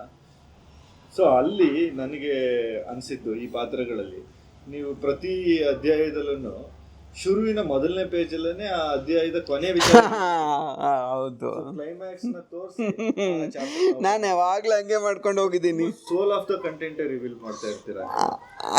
ಆದರೂ ಕೂಡ ಅದು ಕೊನೆಯವರೆಗೂ ಅಷ್ಟು ಇಂಟ್ರೆಸ್ಟಿಂಗ್ ಆಗಿ ಕೂರಿಸ್ಕೊಂಡು ಪ್ರತಿ ಚಾಪ್ಟರ್ಲು ಕರ್ಕೊಂಡು ಚಾಲೆಂಜಿಂಗ್ ತಂತ್ರ, ಅದೊಂದು ತಂತ್ರ. ಬಟ್ ಏನು ಮುಖ್ಯ ಆಗತ್ತೆ ಅಂದರೆ, ಬರೀ ಥ್ರಿಲ್ ಸಲುವಾಗಿ ನಾನು ಕಾದಂಬರಿ ಬರೀತಿಲ್ಲ ಅನ್ನುವಂಥ ಒಂದು ಧೈರ್ಯ ನನಗಿದೆ. ನಾನು ಬರೀತಾ ಇರೋದು ಬರೀ ಯಾವುದೋ ಒಂದು ಥ್ರಿಲ್ಲರಲ್ಲ ನಾನು ಬರೀತಾ ಇರೋದು, ಅದನ್ನ ಮೀರಿದ್ದು ಸಾಕಷ್ಟು ವಿವರಗಳನ್ನು ಕೊಡ್ತೀನಿ. ನಾನು ವಿವರ ಓದೋಕ್ಕೆ ಖುಷಿ ಆಗಬೇಕು ಅವನಿಗೆ ಅನ್ನುವಂಥದ್ದು. ಇವಾಗ ಮಹಾಭಾರತದಲ್ಲಿ ಆರಂಭದಲ್ಲೇ ಏನಾಗುತ್ತೆ ಅಂತ ಹೇಳ್ಬಿಡ್ತಾರೆ ವೇದವ್ಯಾಸ. ಇವ್ರು ಸಾಯ್ತಾರೆ, ಅವ್ರು ಬದುಕ್ತಾರೆ, ಅವ್ರು ಗೆಲ್ತಾರೆ, ಧರ್ಮದ ಯುದ್ಧ ಅಂತ ಹೇಳೇ ಬಿಡ್ತಾರೆ ಎಲ್ಲರೂ. ನೀವು ಮಹಾಭಾರತ ಓದೋದು ಬಿಡೋಕ್ಕಾಗತ್ತಾ? ಮಹಾಭಾರತ ಓದ್ತೀವಿ, ಇಡೀ ಎಷ್ಟು ಸಲ ಬೇಕಂದ್ರೆ ಅಷ್ಟೇ ಓದ್ತೀವಿ. ಯಾಕೆಂದರೆ ಆ ನಿರೂಪಣೆ, ಕಥನ ಅಂತ ಏನು ಹೇಳ್ತೀವೋ, ಕಥೆಗಿಂತಲೂ ಕಥನ ಮುಖ್ಯ ಅಂತ. ಕಥನ ಅಂದರೆ ನರೇಷನ್. ಆಮೇಲೆ ಅದನ್ನು ನಾನು still I can handle it ಅಂತ. ನಿಮಗೆ ಸೀಕ್ರೆಟ್ ಹೇಳಿದ್ರು ನಾನು ಕಥೆನ ಮ್ಯಾನೇಜ್ ಮಾಡಬಲ್ಲೆ ಅನ್ನೋ ಒಂದು ಧೈರ್ಯ ಕಥೆಗಾರನಿಗೆ ಬೇಕಿರುತ್ತೆ ನಮಗೆಲ್ಲರಿಗೂ. ಅದಕ್ಕೆ ಆ ತಂತ್ರವನ್ನು ಬಳಸಿದೆ ನಾನು ಮುಂಚೆನೇ ಹೇಳ್ತೀನಿ, ನಿಂಗೆ ಏನು ತೊಂದರೆ ಇಲ್ಲ, ನನಗೆ ಏನು ಸಮಸ್ಯೆ ಆಗಲ್ಲ, ನಾನು ಮುಂಚೆನೇ ಹೇಳಿಬಿಟ್ಟು ನಿಂಗೆ ಆಮೇಲೆ ನಾನು ತೋರಿಸ್ಕೊತಾ ಹೋಗ್ತೀನಿ ಕಥೆ ಏನು ಅಂತ, ತೋರಿಸ್ಕೊತಾ ಹೋಗ್ತೀನಿ ಅಂತ. ಅದು ಒಂದು ಕ್ರಮ. ನಾವು ಯಾವತ್ತೂ ಬರೀ ಅಂತ್ಯದಲ್ಲಿರುವ ಕ್ಲೈಮ್ಯಾಕ್ಸ್ಗೋ ಅಥವಾ ಯಾವುದೋ ಒಂದು ತಿರುವುಗಳಿಗೋ ಜೋತ್ ಬೀಳಬಾರ್ದು, ಅದು ಮುಖ್ಯ ಆಗಲ್ಲ. ಯಾಕೆಂದರೆ ಅದನ್ನು ಒಂದೇ ಬಾರಿ ಓದ್ತಾರೆ ಆ ಪುಸ್ತಕನ. ಈ ತೇಜೋತುಂಗ ಬರೆಯೋನ 5-5 ಸಲ ಓದೋರಿದ್ದಾರೆ, ನನಗೆ ಗೊತ್ತಿದ್ದು. ಪ್ರಶ್ನೆ ಕೇಳಿದ್ರೆ ನಾವೇ ಕೆಲವು ಸರಿ ಓದುವಾಗ ಕ್ಯೂರಿಯಾಸಿಟಿ ತಡೆಯಕ್ಕಾಗದಲ್ಲೇ ಮುಂದೆ ಹೋಗಿ ನೋಡ್ಕೊಂಡ್ಬಿಡ್ತೀವಿ. ನಮಗೆ ಮಧ್ಯದ ಪೇಜ್ಗಳನ್ನ ಓದಕ್ ಮತ್ತೆ ಒಲವು ಬರಲ್ಲ. ಇಲ್ಲಿ ಕನ್ಸ್ಟ್ರಕ್ಟ್ ಆಗಿರುತ್ತೆ. ಕ್ಲೈಮ್ಯಾಕ್ಸ್ ಗೊತ್ತಾಗುತ್ತೆ, ಸೊ ಮಧ್ಯದ ನಿಲ್ಲಿಸ್ಬಿಡ್ತೀವಿ. So ನೀವು ಆಕ್ಷನ್ ಕೊಟ್ಟಿಲ್ಲ ಯಾರಿಗೂ. ಅಂದ್ರೆ ಮೊದಲೇ ಎದ್ದವು ಇಲ್ಲ, ನಂಗೆ ಅದು ಬೇಕಿತ್ತು. ನಂಗೆ ಆ್ಯಕ್ಚುಲಿ ನನ್ನ ಒಂದು ಕುತೂಹಲಕ್ಕಾಗಿ ಓದಬೇಡಿ ನನ್ನ ಕಾದಂಬರಿಯನ್ನು, ಕುತೂಹಲನ ಮೀರಿದ್ದನ್ನು ಹೇಳ್ತಾ ಇದ್ದೀನಿ ನಾನು ಅನ್ನುವಂಥದ್ದು ನನಗೆ ತುಂಬಾ ಇಷ್ಟ ಆಯ್ತು. ಯಾಕಂದ್ರೆ ಸಿನಿಮಾಲಾದ್ರೆ ಎತ್ಕೊಳ್ಳೋದು ಅದು ಸುಲಭ, ವಿಜುವಲ್ ಮೀಡಿಯಾ, ಬಟ್ ರೈಟಿಂಗ್ ಅಲ್ಲಿ ನೀವು ಮಾಡುವಂಥದ್ದಲ್ಲ, ಒಂದ್ ಸಾಲಲ್ಲಿ ಸಿಗೋ ವಿಷಯ ಹೋದ್ರೆ ಸಿಗುವಂತ ಅದನ್ನ ನೀವು ಫಸ್ಟೇ ತೋರಿಸಿದಿರ, ಈಗ ಓದೋದೇನು ಅನ್ನೋದು. ಹೌದು ಹೌದು, ಮಾಡ್ಬೇಕು. ಅದಕ್ಕೆ ನಂಗೆ ತುಂಬಾ ಇಷ್ಟ ಆಯ್ತಲ್ಲ, ಮಾಡ್ಬೇಕು, ರಿವೀಲ್ ಮಾಡಿ ಕತೆ ಹೇಳ್ಕೊಂತ ಹೋಗೋದು. ಮತ್ತೆ ಇನ್ನೊಂದು ಇಂಪಾರ್ಟೆಂಟ್ ನನಗೆ ಇಲ್ಲಿ ಕಾಡಿದ್ದು, ಅಮ್ಮ ವಿಜಯನಗರದ ಕಾಲದಲ್ಲಿ ಆ ಜಟ್ಟಿಗಳನ್ನ ಪೋಷಣೆ ಮಾಡ್ತಿದ್ರು ಅನ್ನೋ ವಿಚಾರಕ್ಕೆ ಬಂದಾಗ್ಲೇನೆ ನೀವು ತಗೊಂಡಿರೋದು ಮಾಪ್ಳ ನಾಯಕನ್ನ ಮತ್ತೆ ಕೇಶವನ್ ಕ್ಯಾರೆಕ್ಟರ್. ಸಾಲ್ದೊರೆ ಬರೀತಾನೆ, 2 ಥರದ ಸೈನಿಕರು. ಕೆಲವು ಸೈನಿಕರು ರಾಜನಿಗಾಗಿ ಸಂಬಳಕ್ಕೆ ದುಡಿಯುತ್ತಿದ್ದರು, ಅವರಿಗೆ 15 ದಿನಕ್ಕೆ ಸಂಬಳ. ಕೆಲವು ಸೈನಿಕರು ರಾಜನಿಗೆ ಜೊತೆಯಲ್ಲಿ ಸೈನ್ಯಕ್ಕೆ ಸೇರದೆ ವೈಶ್ಯರು, ಶೆಟ್ಟಿಗಳು, ಅವರೆಲ್ಲರೂ ಶೆಟ್ಟಿ ಅಂತ ಕರಿತಿದ್ರವ ವೈಶ್ಯರನ್ನ, ಅವರ ಜೊತೆಯಲ್ಲಿ ಲೋಕ ಸಂಚಾರಕ್ಕೆ ಅವರ ರಕ್ಷಣೆಗಾಗಿ ಹೋಗುತ್ತಿದ್ದರು. ಸಾರ್ಥದ ಬರ್ದಿದ್ದಾರೆ ಅವರು ಪಾಪ. ಅದನ್ನು ಬರ್ದಾಗ ನಮ್ಮ ಮಾಪಳನ ಕ್ಯಾರೆಕ್ಟರ್ ಬೇರೆ ಮಾಡಿದಾರೆ. ಅವರು ಕೇಶವ ಹಿಂಗಾಗಬೇಕು, ಮಾಪಳ ಹಿಂಗಾಗಬೇಕು ಅಂತ ಅಲ್ಲಿ ಡಿಸೈಡ್ ಮಾಡ್ಕೊಂಡೆ ನಾನು ಏನಾಗಬೇಕು ಅಂತ. ಹಾಗೆ ಒಂದು ಸಣ್ಣದು ಇದು, ಒಂದು ಸಣ್ಣ ತುಣುಕು ನಿಮಗೆ ಕತೆಗೆ ಮುಖ್ಯ ಆಗುತ್ತೆ. ಯಾಕೆಂದರೆ ಇಲ್ಲಿ ಬರುತ್ತಪ್ಪ ಇನ್ನೊಂದು ಪೇಸು ಏನು ಮಾಡ್ತಾನೆ, ಧಾರವಾಡದಲ್ಲಿ ಒಬ್ಬ ಸನ್ಯಾಸಿನ ನೋಡ್ತಾನೆ. ಅವನು ಏನು ಹೇಳ್ತಾನೆ ಅಂದರೆ, ಈ ಸನ್ಯಾಸಿ ವಿಶೇಷವಾಗಿದ್ದಾನೆ, ಇವನ ಮೈ ಮೇಲೆಲ್ಲ ಹಚ್ಚೆಗಳನ್ನು ಹಾಕಿಕೊಂಡಿದ್ದಾನೆ, ಯಾರಾದರೂ ಒಂದು ಬಲಿಯನ್ನು ಕೊಟ್ಟರೆ ಆ ಬಲಿ ಕೊಟ್ಟ ತಕ್ಷಣ ದೇವರಿಗೆ ಅರ್ಪಣೆ ಎನ್ನುವಂತೆ ಒಂದು ಕಹಳೆಯನ್ನು ಓದುತ್ತಾನೆ, ಇವನ ಬಗ್ಗೆ ಹೆಚ್ಚಿನ ವಿವರಗಳನ್ನು ಅನಂತರ ಕೊಡುವೆ ಅಂತ ಹೇಳ್ತಾನವನು. ಆಮೇಲೆ ಏನಂದರೆ ಅವನ ಬಗ್ಗೆ ಏನೂ ವಿವರಗಳು ಕೊಟ್ಟೇ ಇಲ್ಲ. ಅವನು ಮರ್ತುಬಿಟ್ಟಿದ್ದಾನೆ, ಆ ಕ್ಯಾರೆಕ್ಟರ್ನೇ ಮರ್ತುಬಿಟ್ಟಿದ್ದಾನೆ. ಪೇಸು ಸತ್ತೋಗ್ಬಿಟ್ಟಿದ್ದಾನೆ, ಅವನನ್ನು ಬದ್ಬಿಟ್ಟು ಸತ್ತೋಗ್ಬಿಟ್ಟಿದ್ದಾನೆ. ಎಲ್ಲ ಹಿಸ್ಟಾರಿಯನ್ಸ್ ಪೇಸ್ ನಮ್ಮನ್ನು ಮೋಸ ಮಾಡಿಬಿಟ್ಟ, ಪೇಸ್ ನಮಗೆ ಮೋಸ ಮಾಡಿಬಿಟ್ಟ, ಮುಂದೇನು ಹೇಳಲೇ ಇಲ್ಲ ಈ ಸನ್ಯಾಸಿ ಬಗ್ಗೆ ಅಂತ. ಸರಿ, ಪೇಸ್ ಮಾಡಿಲ್ಲದ್ದು ಕತೆಗಾರ ಮಾಡ್ಬೋದಲ್ಲ, ವಸುಧೇಂದ್ರ ಮಾಡ್ಬೋದಲ್ಲ. ಸೊ ನಾನು ಅವ್ನ ನಾಡವಿ ಸ್ವಾಮಿಯಾಗಿ ಹಿಡ್ಕೊಂಬಂದೆ ನಾನು ಅವನ್ನ. ಅವನದೇ ಮೈಯೆಲ್ಲ ಹಚ್ಚೆಗಳನ್ನು ಹಾಕ್ಕೊಂಡಂಥವನು, ಲೋಹದ ಕಾಯಿನ್ಸಿಂದ ಇದನ್ನು ಬಟ್ಟೆಗಳ ಇಲ್ಲದೆ ಲೋಹದಿಂದ ತೊಟ್ಕೊಂಡವನು. ಹಂಗೆ ವಿಚಿತ್ರ ಪಾತ್ರ ಅಲ್ಲ, ಟ್ರೈಬಲ್ ಅದು ಅವ್ನು ಕೊಟ್ಟಿರೋದು, ಪೇಸ್ ಕೊಟ್ಟಿರೋ ವಿವರ ಅದೆಲ್ಲ ನನಗೆ ಆ್ಯಕ್ಚುಲಿ ಎಷ್ಟು ಚೆನ್ನಾಗಿ ಕೊಡ್ತಾನೆ ಪೇಸ್. ಧಾರವಾಡ ಅಂತ ಹೇಳ್ತಾರೆ ಅದನ್ನು ಇತಿಹಾಸಕಾರರು, ಅದು ಧಾರವಾಡದ ಪ್ಲೇಸಲ್ಲಿ ಕಂಡ ಅವನು ಅಂತ ಹೇಳ್ತಾರೆ ಅದನ್ನು. So they guess it, actually ಅವನೇನೋ ಪದ ಬಳಸ್ತಾನೆ, ಬಟ್ ಅದು ಧಾರವಾಡ ಇರಬೇಕು ಅಂತ ಗೆಸ್ ಮಾಡಿದ್ದಾರೆ ತುಂಬ ಜನ. ಸೊ ಅದಕ್ಕೆ ಅದನ್ನ ಎತ್ಕೊಂಡ್ಬಂದೆ ನಾನು. So it's like that actually. Adavi Swamy character ನೀವು ಹೇಳಿದಾಗ ಅಲ್ಲಿಂದ ವಿಚಾರ, ಎಲ್ಲಿಂದ ಒಂದು ಶಾಸನದಿಂದ ಈ ಕಡೆಗೆ ಬಂದ ಐಡಿಯಾಲಜಿ ಅದು ಬಂತು. ಹಂಗೆ ಬೆಳ್ಳಾಯಿತು. ಆಮೇಲೆ ನನಗೆ ಸತಿ ಸಹಗಮನ ಅಂದರೆ ನನಗೆ ಸ್ಕೂಲ್ ಬುಕ್ಕಲ್ಲಿ ಬರೀ ಬೆಂಕಿಯಲ್ಲಿ ಬೀಳೋದಂದೇ ಗೊತ್ತಿತ್ತು.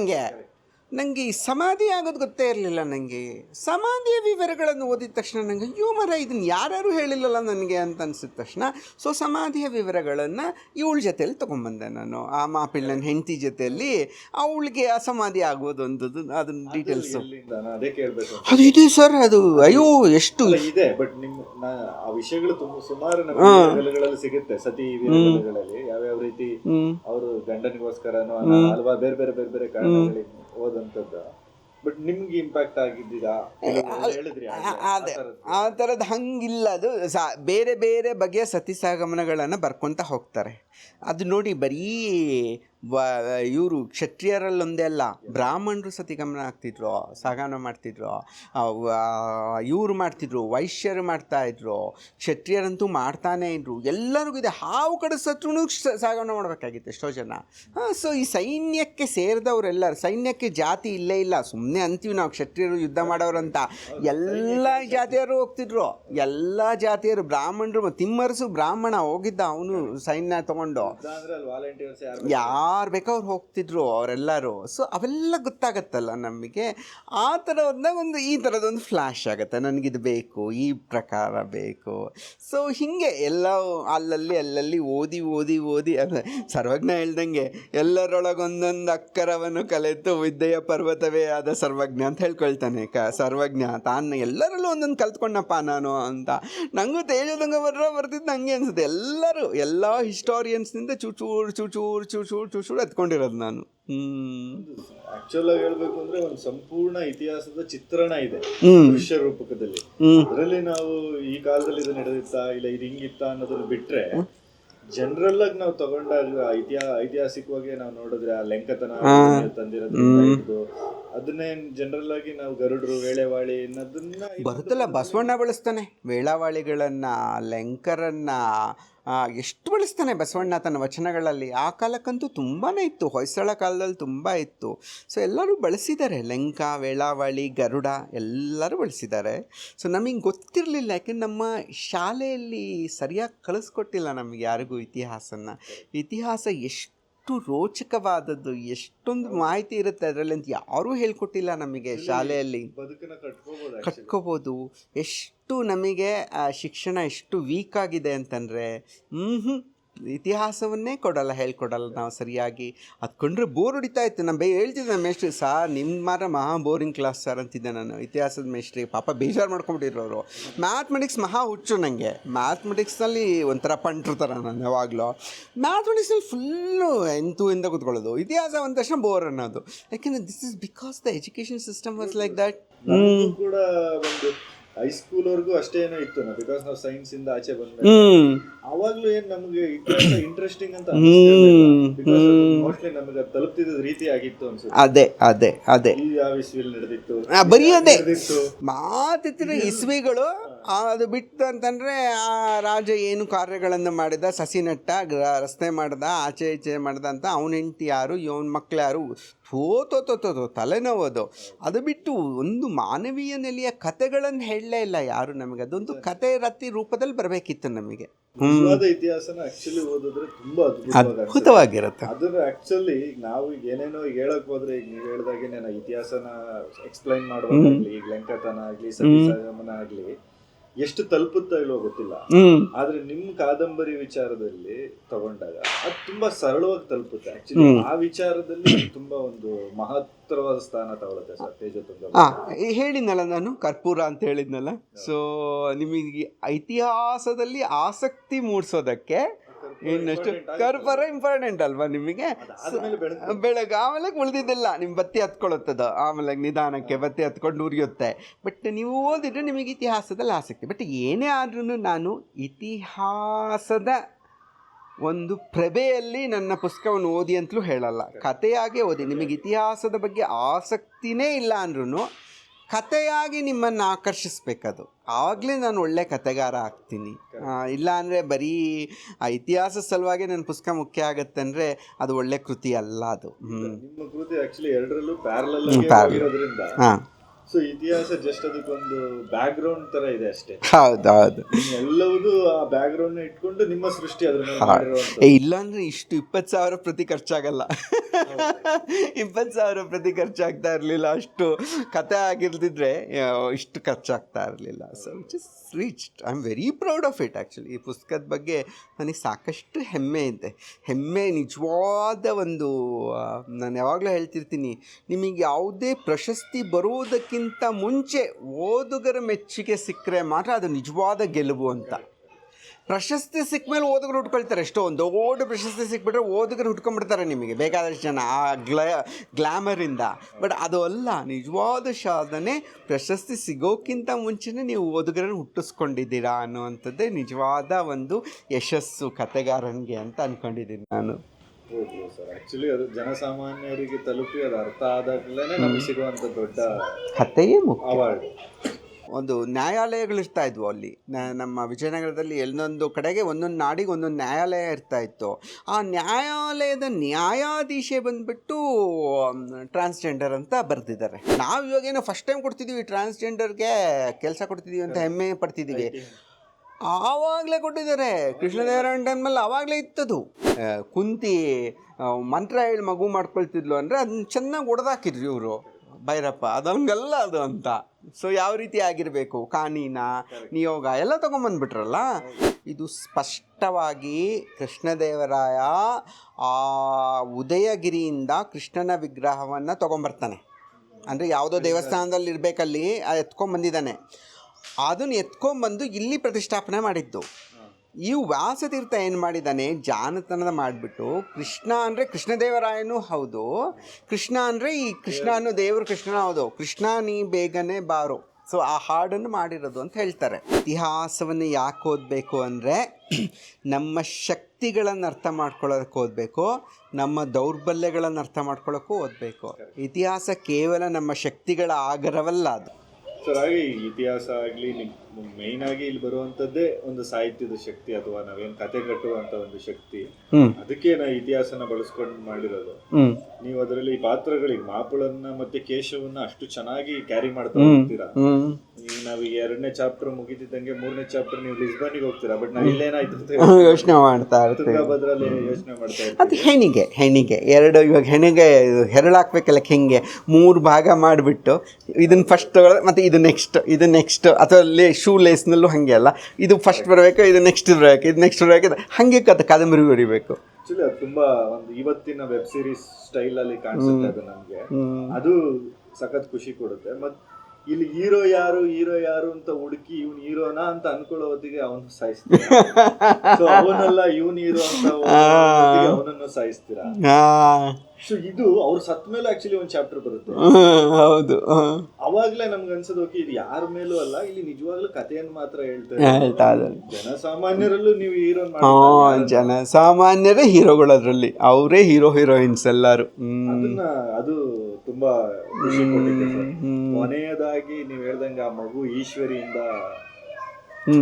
ಆ ಒಂದು ಕಥೆಯನ್ನ ಕ್ಲೋಸ್ ಮಾಡುವಾಗ ಬಟ್ ಆ ಥ್ರೋಟ್ ಆಫ್ ದ ಜರ್ನಿ ನಮ್ಗೆ ಕಾಡುವಂತದ್ದು ಹಂಪಮ್ಮನ್ ಕ್ಯಾರೆಕ್ಟರ್ ಆಗ್ಲಿ, ಅವಳದೊಂಥರ ಡೈಲಾಮಾ, ಆ ವಿಷಯಗಳೆಲ್ಲ ತುಂಬಾ ಕರೆಕ್ಟ್ ನೀಟಾಗಿ ಬ್ಲೆಂಡ್. ಹಂಪಮ್ಮನ್ ಚಂಪಕ ಅಂತ ಒಬ್ಳು ಬರ್ತಾಳಲ್ಲ, transgenders were very powerful actually. ತುಂಬಾ ಕಡೆ ಬಳಸಿದಾರಲ್ಲ ಸರ್ ಈ ಟ್ರಾನ್ಸ್ಜೆಂಡರ್ಸ್ ಅಂತ ತಗೊಂಡಾಗ್ಲೇನೆ ಶಾಸನಗಳಲ್ಲಿ ಕಾಣಿಸುತ್ತೆ ಎಷ್ಟೋ ಕಡೆ.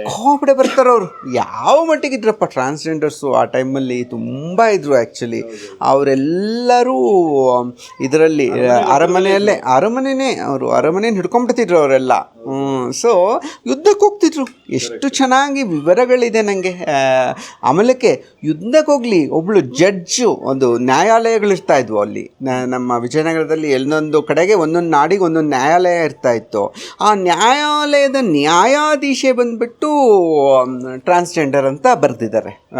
ಅವಳು ಗಂಡು ಅಲ್ಲ ಹೆಣ್ಣು ಅಲ್ಲ, ಅವಳೇ ನ್ಯಾಯಾಧೀಶ ಇಲ್ಲಿ ಅಂತ ಬರೀತಾರೆ ಪ್ರವಾಸಿಗರು.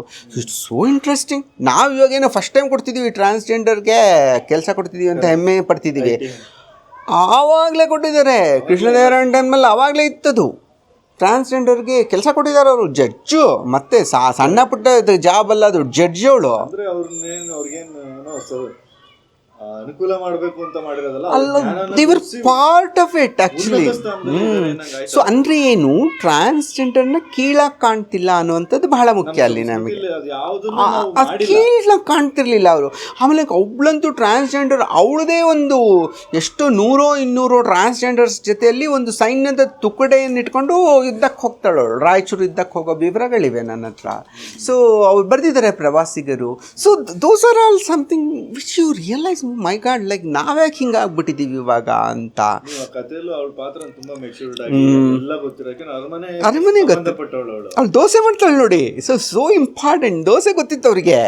ನಾನೇನು ಅನ್ಕೊಂಡಿದ್ದೀನಿ, ದೋಸೆ ಅಂದರೆ ಇಲ್ಲಿ ಎಲ್ಲೋ ತಮಿಳ್ನಾಡಿಂದ ಬಂದಿದ್ದೇನೆ ಅನ್ಕೊಂಡ್ಬಿಟ್ಟಿದ್ದೆ ನಾನು. ದೋಸೆ ಅಂದರೆ ಇಲ್ಲಪ್ಪ, ವಿಜಯನಗರ ಕಾಲದಲ್ಲಿ ದೋಸೆ ಮಾಡಿದ್ದಾರೆ ಇವರೆಲ್ಲರೂ. ದೋಸೆ ಮಾಡಿದ್ದಾರೆ. ಇಡಲಿ, ಅದು ಇಡ್ಲಿ ಅಂತ ಅನ್ನಲ್ಲ ಅವರು, ಇಡಲಿ ಅಂತಾರೆ. ಆ ಇಡಲಿ ಮಾಡೋದು ಎಲ್ಲ ಎಷ್ಟು ಚೆನ್ನಾಗಿವೆ ಅವೆಲ್ಲ ವಿವರಗಳು. ವಿಜಯನಗರದ ಕಾಲದಲ್ಲಿ ಇಡ್ಲಿ ಇತ್ತು. ಯಾಕತ್ತಾ ಇದಿದ್ರೆ ಅವನು ವಿಠಲ ಇದೆಯಲ್ಲ, ವಿಠಲ ದೇವಸ್ಥಾನ ಇದೆಯಲ್ಲ, ಆ ವಿಠಲ ದೇವಸ್ಥಾನಕ್ಕೆ ಒಂದು ಶಾಸನ ಇದೆ. ಅವನಿಗೆ ಪ್ರತಿದಿನ ಏನು ನೈವೇದ್ಯವನ್ನು ಕೊಡಬೇಕು ಅಂತ, ಯಾವ ಆಹಾರವನ್ನು ನೈವೇದ್ಯ ಕೊಡಬೇಕು ಅಂತ ಒಂದು ಬರೆದಿಟ್ಟಿದ್ದಾರೆ.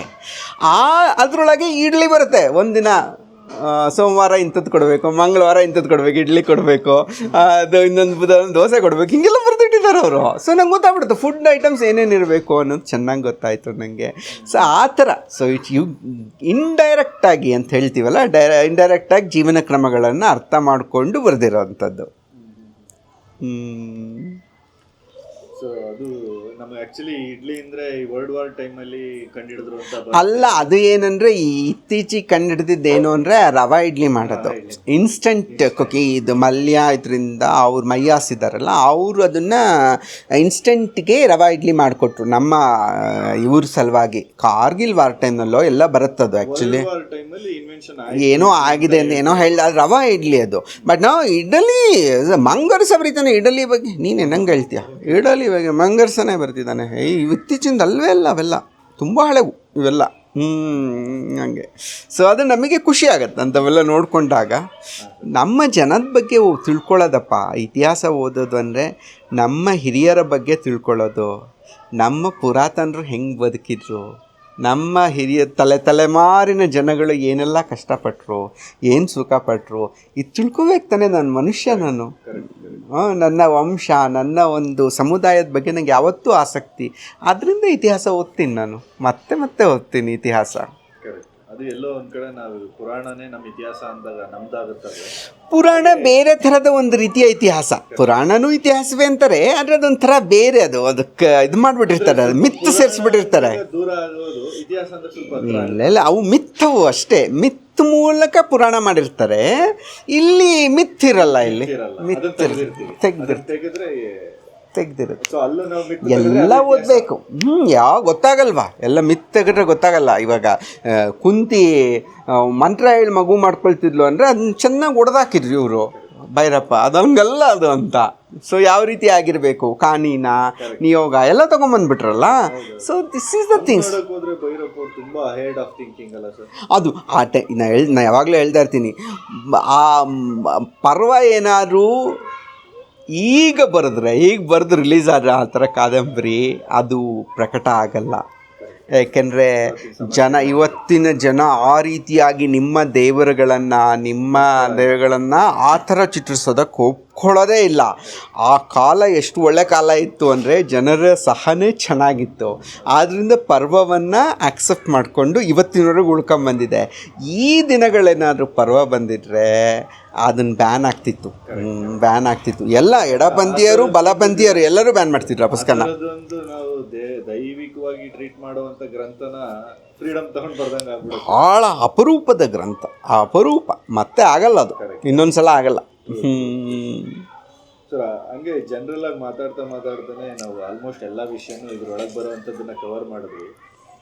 ಸೊ ಇಲ್ಲಿ ನಮಗೆ ಗೇಬ್ರಿಯಲ್ ಮತ್ತೆ ಬೆಲ್ಲ, ಇಲ್ಲಿ ಕೇಶವ ಮತ್ತೆ ಅಮ್ಮನ ಒಂದು ಲವ್ ಸ್ಟೋರಿ ಇಡೀ ಕಾದಂಬರಿಲಿ ತೋರಿಸ್ಕೊಂಡ್ಬಂದ್ರಿ. ಸೊ ಅಗೇನ್ ಆ ಪೆಪ್ಪರ್ದು ಮೇಯ್ನ್ ಹೈಲೈಟ್ ಆಗಿ ಬಂತು. ಸೊ ನಮ್ಮ ಈ ಕಡೆಗೆ ತಂದಾಗ ಇಲ್ಲಿ ಜಾತ್ರೆ ಮಾಡ್ಬಿಟ್ಟು ಚೆಲ್ಲಿ ವೇಸ್ಟ್ ಆಗಿರೋದನ್ನೆಲ್ಲ ತಗೊಂಡೋಗಿ ತಿಪ್ಪೆಗೆ ನನಗೆ ಅದು ಗೊತ್ತಾಯ್ತಪ್ಪ. ನನಗೆ ಎಷ್ಟೋ ಕಡೆಗೆ ಸಾಸಿವೆ ಉಗ್ತಾರೆ ತೇರಿಗೆ, ಕೆಲವು ಕಡೆ ಮೆಣಸು ಉಗ್ತಾರಂತೆ, ಕೆಲವು ಕಡೆ ಬಾಳೆಹಣ್ಣು. ಏನು ಅಗ್ಗವಾಗಿ ಸಿಗುತ್ತೋ ಅದನ್ನು ಉಗ್ತಾರೆ ಜನ. So I wanted to show the contrast. Opening scene ಒಂದು ಕಾಂಟ್ರಾಸ್ಟ್ ಮಾಡಬೇಕಲ್ಲ ನಾವು ಅದನ್ನು. ಆ್ಯಕ್ಚುಲಿ ವಿಜಯನಗರಕ್ಕೆ ಬರ್ತಾ ಇದ್ದೀನಿ ನಾನು, ಒಂದು ಕಾಂಟ್ರಾಸ್ಟ್ ಸೀನ್ ಕೊಡಬೇಕು, ಅದನ್ನ ಎತ್ಕೊಂಡ್ಬಂದೆ ನಾನು ಅಷ್ಟೇ. ಅದೆಲ್ಲ ಸಖತ್ ಮಜಾ ಕೊಡ್ತು ಸರ್. ಮತ್ತೆ ನೀವು ಆ ಕಳಿಂಗದ್ದು ಹೇಳಿದ್ರಿ ನೀವು, ಗಜಪತಿ ಬಂದಾಗ ಏನ್ ನಡೆಯುತ್ತೆ ಅನ್ನೋದು. ಕರೆಕ್ಟ್. ಕಳಿಂಗವಾರು ಶ್ರೀಕೃಷ್ಣ ದೇವರಾಯ ಯಾವುದೋ ಹಳೆ ಪತ್ರ ಓದ್ಕೊಂಡು ಹೋಗಿ ಯುದ್ಧ ಮಾಡೋದು ಕೇಳಿದ್ವಿ. ಹೋಗಿ ಇವಾಗ ಇದಿದೆಯಲ್ಲಪ್ಪ, ವ್ಯಾಸತೀರ್ಥನ ಹಾಡಿದೆಯಲ್ಲ, ಕೃಷ್ಣ ನೀ ಬೇಗನೆ ಬಾರೋ. ಓಕೆ, ಸೊ ನಾವೆಲ್ಲರೂ ಹೇಳ್ತೀವಿ ಯಮುನಾ ಕಲ್ಯಾಣಿ ರಾಗ ಕೃಷ್ಣ ನೀ ಬೇಗನೆ ಬಾರೋ ಇದೆಯಲ್ಲ, ಇದು ಸ್ಪಷ್ಟವಾಗಿ ಕೃಷ್ಣದೇವರಾಯ ಆ ಉದಯಗಿರಿಯಿಂದ ಕೃಷ್ಣನ ವಿಗ್ರಹವನ್ನು ತೊಗೊಂಬರ್ತಾನೆ. ಅಂದರೆ ಯಾವುದೋ ದೇವಸ್ಥಾನದಲ್ಲಿ ಇರಬೇಕಲ್ಲಿ ಎತ್ಕೊಂಬಂದಿದ್ದಾನೆ. ಅದನ್ನು ಎತ್ಕೊಂಬಂದು ಇಲ್ಲಿ ಪ್ರತಿಷ್ಠಾಪನೆ ಮಾಡಿದ್ದು. ಈ ವ್ಯಾಸತೀರ್ಥ ಏನು ಮಾಡಿದ್ದಾನೆ, ಜಾನತನದ ಮಾಡಿಬಿಟ್ಟು ಕೃಷ್ಣ ಅಂದರೆ ಕೃಷ್ಣದೇವರಾಯನೂ ಹೌದು, ಕೃಷ್ಣ ಅಂದರೆ ಈ ಕೃಷ್ಣ ಅನ್ನೋ ದೇವರು ಕೃಷ್ಣ ಹೌದು, ಕೃಷ್ಣ ನೀ ಬೇಗನೆ ಬಾರೋ. ಸೊ ಆ ಹಾಡನ್ನು ಮಾಡಿರೋದು ಅಂತ ಹೇಳ್ತಾರೆ ಇತಿಹಾಸಕಾರರು. ಸೊ ಎರಡನ್ನೂ ಸೇರಿಸಿ ಅದನ್ನು ತೊಗೊಂಬರ್ತೀನಿ ನಾನು. ಮತ್ತೆ ಅದನ್ನು ಅವಳು ದೇವದಾಸಿ ಆ ಕೃಷ್ಣ ನೀ ಬೇಗನೆ ಬಾರೋ ಮಾಡಿದ್ಲು, ಡ್ಯಾನ್ಸ್ ಪ್ರಿಪ್ರೇಷನ್ ಮಾಡಿಸಿದ್ಲು ಅಂತ. These all the things which will in between lines ಓದಿದಾಗ ಸಿಗ್ತಾ ಹೋಗುತ್ತೆ ನಮಗೆ. ಈಗ ಓದೋದೇ ಹೆಂಗೆ ಓದಬೇಕಲ್ಲ, ಮತ್ತೆ ಓದದೆ ಹಿಂಗಿರೋಕ್ಕಾಗತ್ತೆ. ಸರ್ ಆಕ್ಚುಲಿ ತುಂಬಾ ಖುಷಿ ಆಯ್ತು. ನಮ್ಗೆ ಇನ್ನೂ ಒಂದಷ್ಟು ಮಾತಾಡ್ಬೇಕು ಅಂತ ಇದು, ಆದ್ರೆ ಇಲ್ಲಿವರೆಗೂ ಸಪೋರ್ಟ್ ಮಾಡ್ತು ಪ್ರಕೃತಿ ಇವಾಗ ಕಥೆ ಆಗ್ತಾ ಇರೋದ್ರಿಂದ ಮುಗಿಸೋಣ. ಇಲ್ಲ, ನಾನು ಮಹಾ ಮಾತುಗಾರ. ನೀವು ಒಂದು ಪ್ರಶ್ನೆ ಕೇಳಿದ್ರೆ ಅರ್ಧ ಗಂಟೆ ಮಾತಾಡ್ತೀನಿ ನಾನು, ಹಾಗೆ ನಾನು. ಸೊ ಅದರಿಂದ ಮುಗಿಸ್ಲೇಬೇಕು ಎಲ್ಲೋ ಒಂದು ಕಡೆಯಲ್ಲಿ ಮುಗಿಸೋಣ. ಏಕೆಂದರೆ ತೇಜೋ ಬಗ್ಗೆ ತುಂಬ ಪ್ರೀತಿ ಇದೆ ಓದುಗರ ವೃಂದದಲ್ಲಿ, ಕನ್ನಡದ ಓದುಗರಲ್ಲಿ. ಅವರಿಗೆ ಅದರ ಬಗ್ಗೆ ಹೆಚ್ಚು ತಿಳ್ಕೊಳ್ಳುವ ಆಸಕ್ತಿ ಇದೆ. ನಿಮ್ಮ ಈ ನಡುವೆ ಮಾಡಿ ಸಂವಾದ ಅವ್ರಿಗೆ ಸಹಾಯ ಆಗುತ್ತೆ. ಜೊತೆಗೆ ಯುವಕರಲ್ಲಿ ಒಂದು ಇತಿಹಾಸದ ಬಗ್ಗೆ ಇಷ್ಟು ಮಟ್ಟಿಗೆ ಆಸಕ್ತಿ ಇರೋದು ನಿಮ್ಮದು ಇದು ಮಾಡಿದೆ ಗೊತ್ತಾಗಿ. ನಿಮ್ಮ ಲಾಫ್ಟಿ ಲ್ಯಾಂಡ್ನಲ್ಲಿ ಎಷ್ಟು ಜನರ ಜೊತೆಲಿ ಮಾತಾಡ್ಸ್ತಿದ್ದೀರಾ ನೀವು ಚಾನಲ್ನಲ್ಲಿ. ಸೊ ಅದು ಮತ್ತೊಂದು ಸಂತೋಷ. ಯಾಕೆಂದರೆ ನಾವು ಬಹುತೇಕರು ಅದನ್ನು ಬಿಟ್ಬಿಟ್ಟಿದ್ದೀವಿ, ನಾವು ಯಾರೂ ಮಾತೇ ಆಡಲ್ಲ ಹಿಂದಿನ ಬಗ್ಗೆ ಅಲ್ವಾ. ನಿಮಗೆ ಅದರಲ್ಲಿ ಆಸಕ್ತಿ ಇದೆ, ಆ ಕಾರಣಕ್ಕಾಗಿ ನಿಮ್ಮನ್ನ ಕೂಡ ನಾನು ಅಭಿನಂದಿಸ್ತೀನಿ. ನಾನು ನಮಸ್ಕಾರ ಸರ್. ಇಷ್ಟೊತ್ತು ನೀವು ನಮ್ಗೆ ಕೊಟ್ಟಿದ್ದ ಸಮಯ ಮತ್ತು ನೀವು ಹಂಚ್ಕೊಂಡಂಥ ವಿಚಾರಗಳು ಆ್ಯಕ್ಚುಲಿ ತುಂಬ ವ್ಯಾಲ್ಯೂಯಬಲ್. ನಮ್ಮ ಕಡೆಯಿಂದ ಒಂದು ತುಂಬ ಹೃದಯವಾದ ಧನ್ಯವಾದಗಳು ಸರ್. ಹಂಗೆ ಆಗಲಿಪ್ಪ. ಆದಷ್ಟು ಬೇಗ ನಾವು ಮತ್ತೆ ನಿಮ್ಮ ರೇಷ್ಮೆ ಬಟ್ಟೆ ಬಗ್ಗೆ ಮಾತಾಡೋಣ ಸರ್. ಆದಷ್ಟು ಅದರೊಳಗಿರುವಂಥ ಕೆಲವು ವಿಚಾರಗಳನ್ನು ಜನಕ್ಕೆ ತಲುಪಿಸುವಂಥ ಪ್ರಯತ್ನ ಮಾಡೋಣ. ಹಾಗೆ ಆಗಿ. ಸೊ ನಮ್ಮ ಉದ್ದೇಶ ಜನರಲ್ ಆಗಿ ಏನಂದರೆ, ನಾವು ಯಾವಾಗಲೂ ನನಗೆ ಇತಿಹಾಸ ಈ ಥರದ್ದು ಏನೇ ನಮಗೆ ಒಲವು ಬರೋದಕ್ಕೆ ಕಾರಣ, ಎಲ್ಲ ಸೃಷ್ಟಿಗಳು ಇವತ್ತು ನಮ್ಗೆ ಇತಿಹಾಸಕ್ಕೆ ಹೋದಷ್ಟಲ್ಲೇ ನಮ್ಮ ವಿಜ್ಞಾನನೂ ನಮ್ಗೆ ಅಷ್ಟು ಸಿಗುತ್ತೆ. ನಮ್ಮಲ್ಲಿದ್ದಂಥ ಎಷ್ಟೊಂದು ಇನ್ವೆನ್ಷನ್ಸ್ಗಳು ಸಿಗುತ್ತೆ, ನಮ್ಮ ತನಗಳು ನಮಗೆ ಸಿಗುತ್ತೆ ಇತಿಹಾಸದಲ್ಲಿ. ಸೊ ನನಗಂತೂ ಈ ಒಂದು ವರ್ಷದ ಇತಿಹಾಸದ ಜರ್ನಿಲಿ ದೊಡ್ಡ ದೊಡ್ಡ ವ್ಯಕ್ತಿಗಳ ಹತ್ರ ಎಲ್ಲ ಕೂತು ಮಾತಾಡಿದಾಗ ಹೊಸದಾಗಿ ನಾವೇನು ಕಂಡಿಡ್ದಿಲ್ವೇನೋ ಹಾಗಾದ್ರೆ ಅನ್ನೋಂಥ ಒಂದು ಅಭಿಪ್ರಾಯ ಬರೋದಕ್ಕೆ ಶುರುವಾಗಿತ್ತು. ಅಂದ್ರೆ ಎಲ್ಲವೂ ಇತ್ತು ಮುಂಚೆನೆ, ಎಲ್ಲವೂ ಎವಾಲ್ವ್ ಆಗ್ತಾ ಹೋಗ್ತಾ ಇದೆ ಏನೋ ಅಂತ ಅನ್ಕೋಬಹುದು. ಅಲ್ಲ, ಅದು ಸರಿ. ಬಟ್ ಏನಂದರೆ ಇತಿಹಾಸವನ್ನು ಯಾಕೆ ಓದಬೇಕು ಅಂದರೆ ನಮ್ಮ ಶಕ್ತಿಗಳನ್ನು ಅರ್ಥ ಮಾಡ್ಕೊಳ್ಳೋದಕ್ಕೆ ಓದಬೇಕು, ನಮ್ಮ ದೌರ್ಬಲ್ಯಗಳನ್ನು ಅರ್ಥ ಮಾಡ್ಕೊಳ್ಳೋಕ್ಕೂ ಓದಬೇಕು. ಇತಿಹಾಸ ಕೇವಲ ನಮ್ಮ ಶಕ್ತಿಗಳ ಆಗರವಲ್ಲ, ಅದು ಶಕ್ತಿಯೂ ಇರುತ್ತೆ, ದೌರ್ಬಲ್ಯನೂ ಇರುತ್ತೆ. ಶಕ್ತಿ ದೌರ್ಬಲ್ಯ ಎರಡನ್ನೂ ಅರ್ಥ ಮಾಡಿಕೊಂಡು ಭವಿಷ್ಯವನ್ನು ಕಟ್ಕೊಳ್ಳೋದಕ್ಕೆ ಇತಿಹಾಸ ಸಹಾಯ ಆಗುತ್ತೆ. ಆ ಕಾರಣಕ್ಕಾಗಿ ಅಂಬೇಡ್ಕರ್ ಹೇಳ್ತಾರೆ, ನಿಮಗೆ ಇತಿಹಾಸ ಗೊತ್ತಿಲ್ಲದ ವ್ಯಕ್ತಿ ಭವಿಷ್ಯವನ್ನು ಕಟ್ಕೊಳ್ಳಾರ ಅಂತ ಹೇಳ್ತಾರೆ ಅಂಬೇಡ್ಕರು. ಸೊ ಇತಿಹಾಸ ಚೆನ್ನಾಗಿ ಗೊತ್ತಿಲ್ಲದ ವ್ಯಕ್ತಿ ಒಳ್ಳೆಯ ಭವಿಷ್ಯವನ್ನು ಕಟ್ಕೊಳ್ಳಾರ ಅಂತ ಹೇಳ್ತಾರೆ. ಸೊ ಆ ಕಾರಣಕ್ಕಾಗಿ ನಮ್ಮ ಶಕ್ತಿ ಮತ್ತು ದೌರ್ಬಲ್ಯ ಎರಡನ್ನೂ ಗಮನಿಸಬೇಕು ಇತಿಹಾಸದಲ್ಲಿ. ಬರೀ ನಮ್ಮದು ಪ್ರೇಸ್ ಮಾಡಿಕೊಂಡು ನಮ್ಮ ಶ್ರೇಷ್ಠ ಅಂತ ಹೇಳ್ಕೊಂಡೇ ತಿರ್ಗುವಂಥದ್ದು ಇತಿಹಾಸ ಅಲ್ಲ.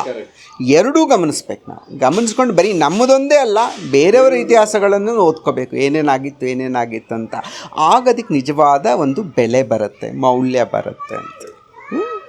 ಸರ್, ಈ ಥರದ ವಿಚಾರಗಳನ್ನೇ ನಮ್ಮ ಉದ್ದೇಶನೂ ಆಗಿತ್ತು. ಸೊ ತೇಜೋ ತುಂಗಭದ್ರಾನ ನಾವು ಇದ್ರ ಬಗ್ಗೆ ಮಾಡಬೇಕು ಅಂದಾಗಲೇ ನಾನು ಒಂದು 2-3 ಸತಿ ಬುಕ್ ಓದಾಗಲೇ ನನಗೆ ಅನಿಸಿದ್ದೇನೆ, ನಮ್ಮ ಕನ್ನಡದಲ್ಲಿ ಇಂಥ ಕೃತಿಗಳು ಅಪರೂಪ ಅಂತ ಅನ್ನಿಸ್ತು. ತುಂಬ ಕೃತಿಗಳಿದ್ದಾವೆ ಆ್ಯಕ್ಚುಲಿ ಈ ಕಾಲಘಟ್ಟದಲ್ಲಿ ನಾವು ಹೇಳೋದಕ್ಕೆ ಹೊರಟಾಗ.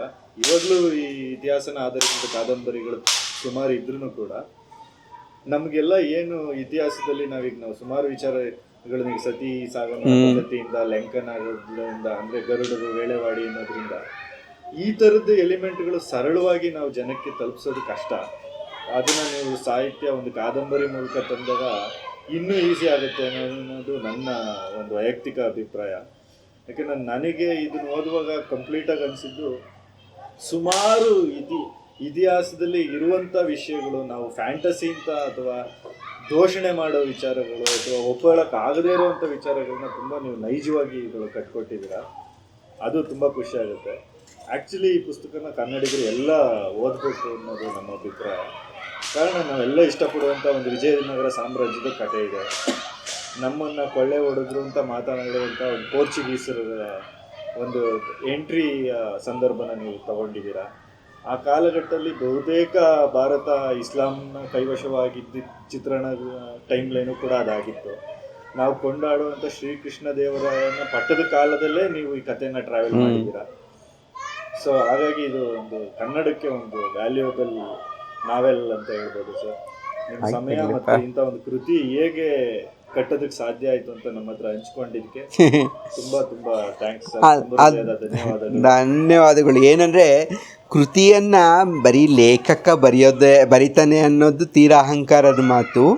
ಕಾಲ ಕೂಡಿ ಬರುತ್ತೆ.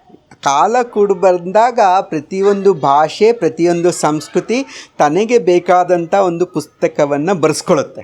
ನಾನು ನೆಪ ಆಗಿರ್ತೀನಿ ಅಷ್ಟೇ. ಅದು ನಾನು ಇಲ್ದಿದ್ರೆ ಇನ್ನೊಬ್ಬರು ಬರಿತಾ ಇರ್ತಾರೆ.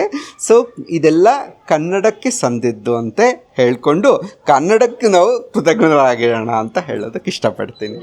ಶ್ರುತಿಯಿಂದ ಕೃತಿ ಆಯಿತು. ಶ್ರುತಿಯಿಂದ ಕೃತಿ ಹಾಗೆ ಆಗಿ. Thank you. ರೈಟಪ್ಪ, ನಮಸ್ಕಾರ.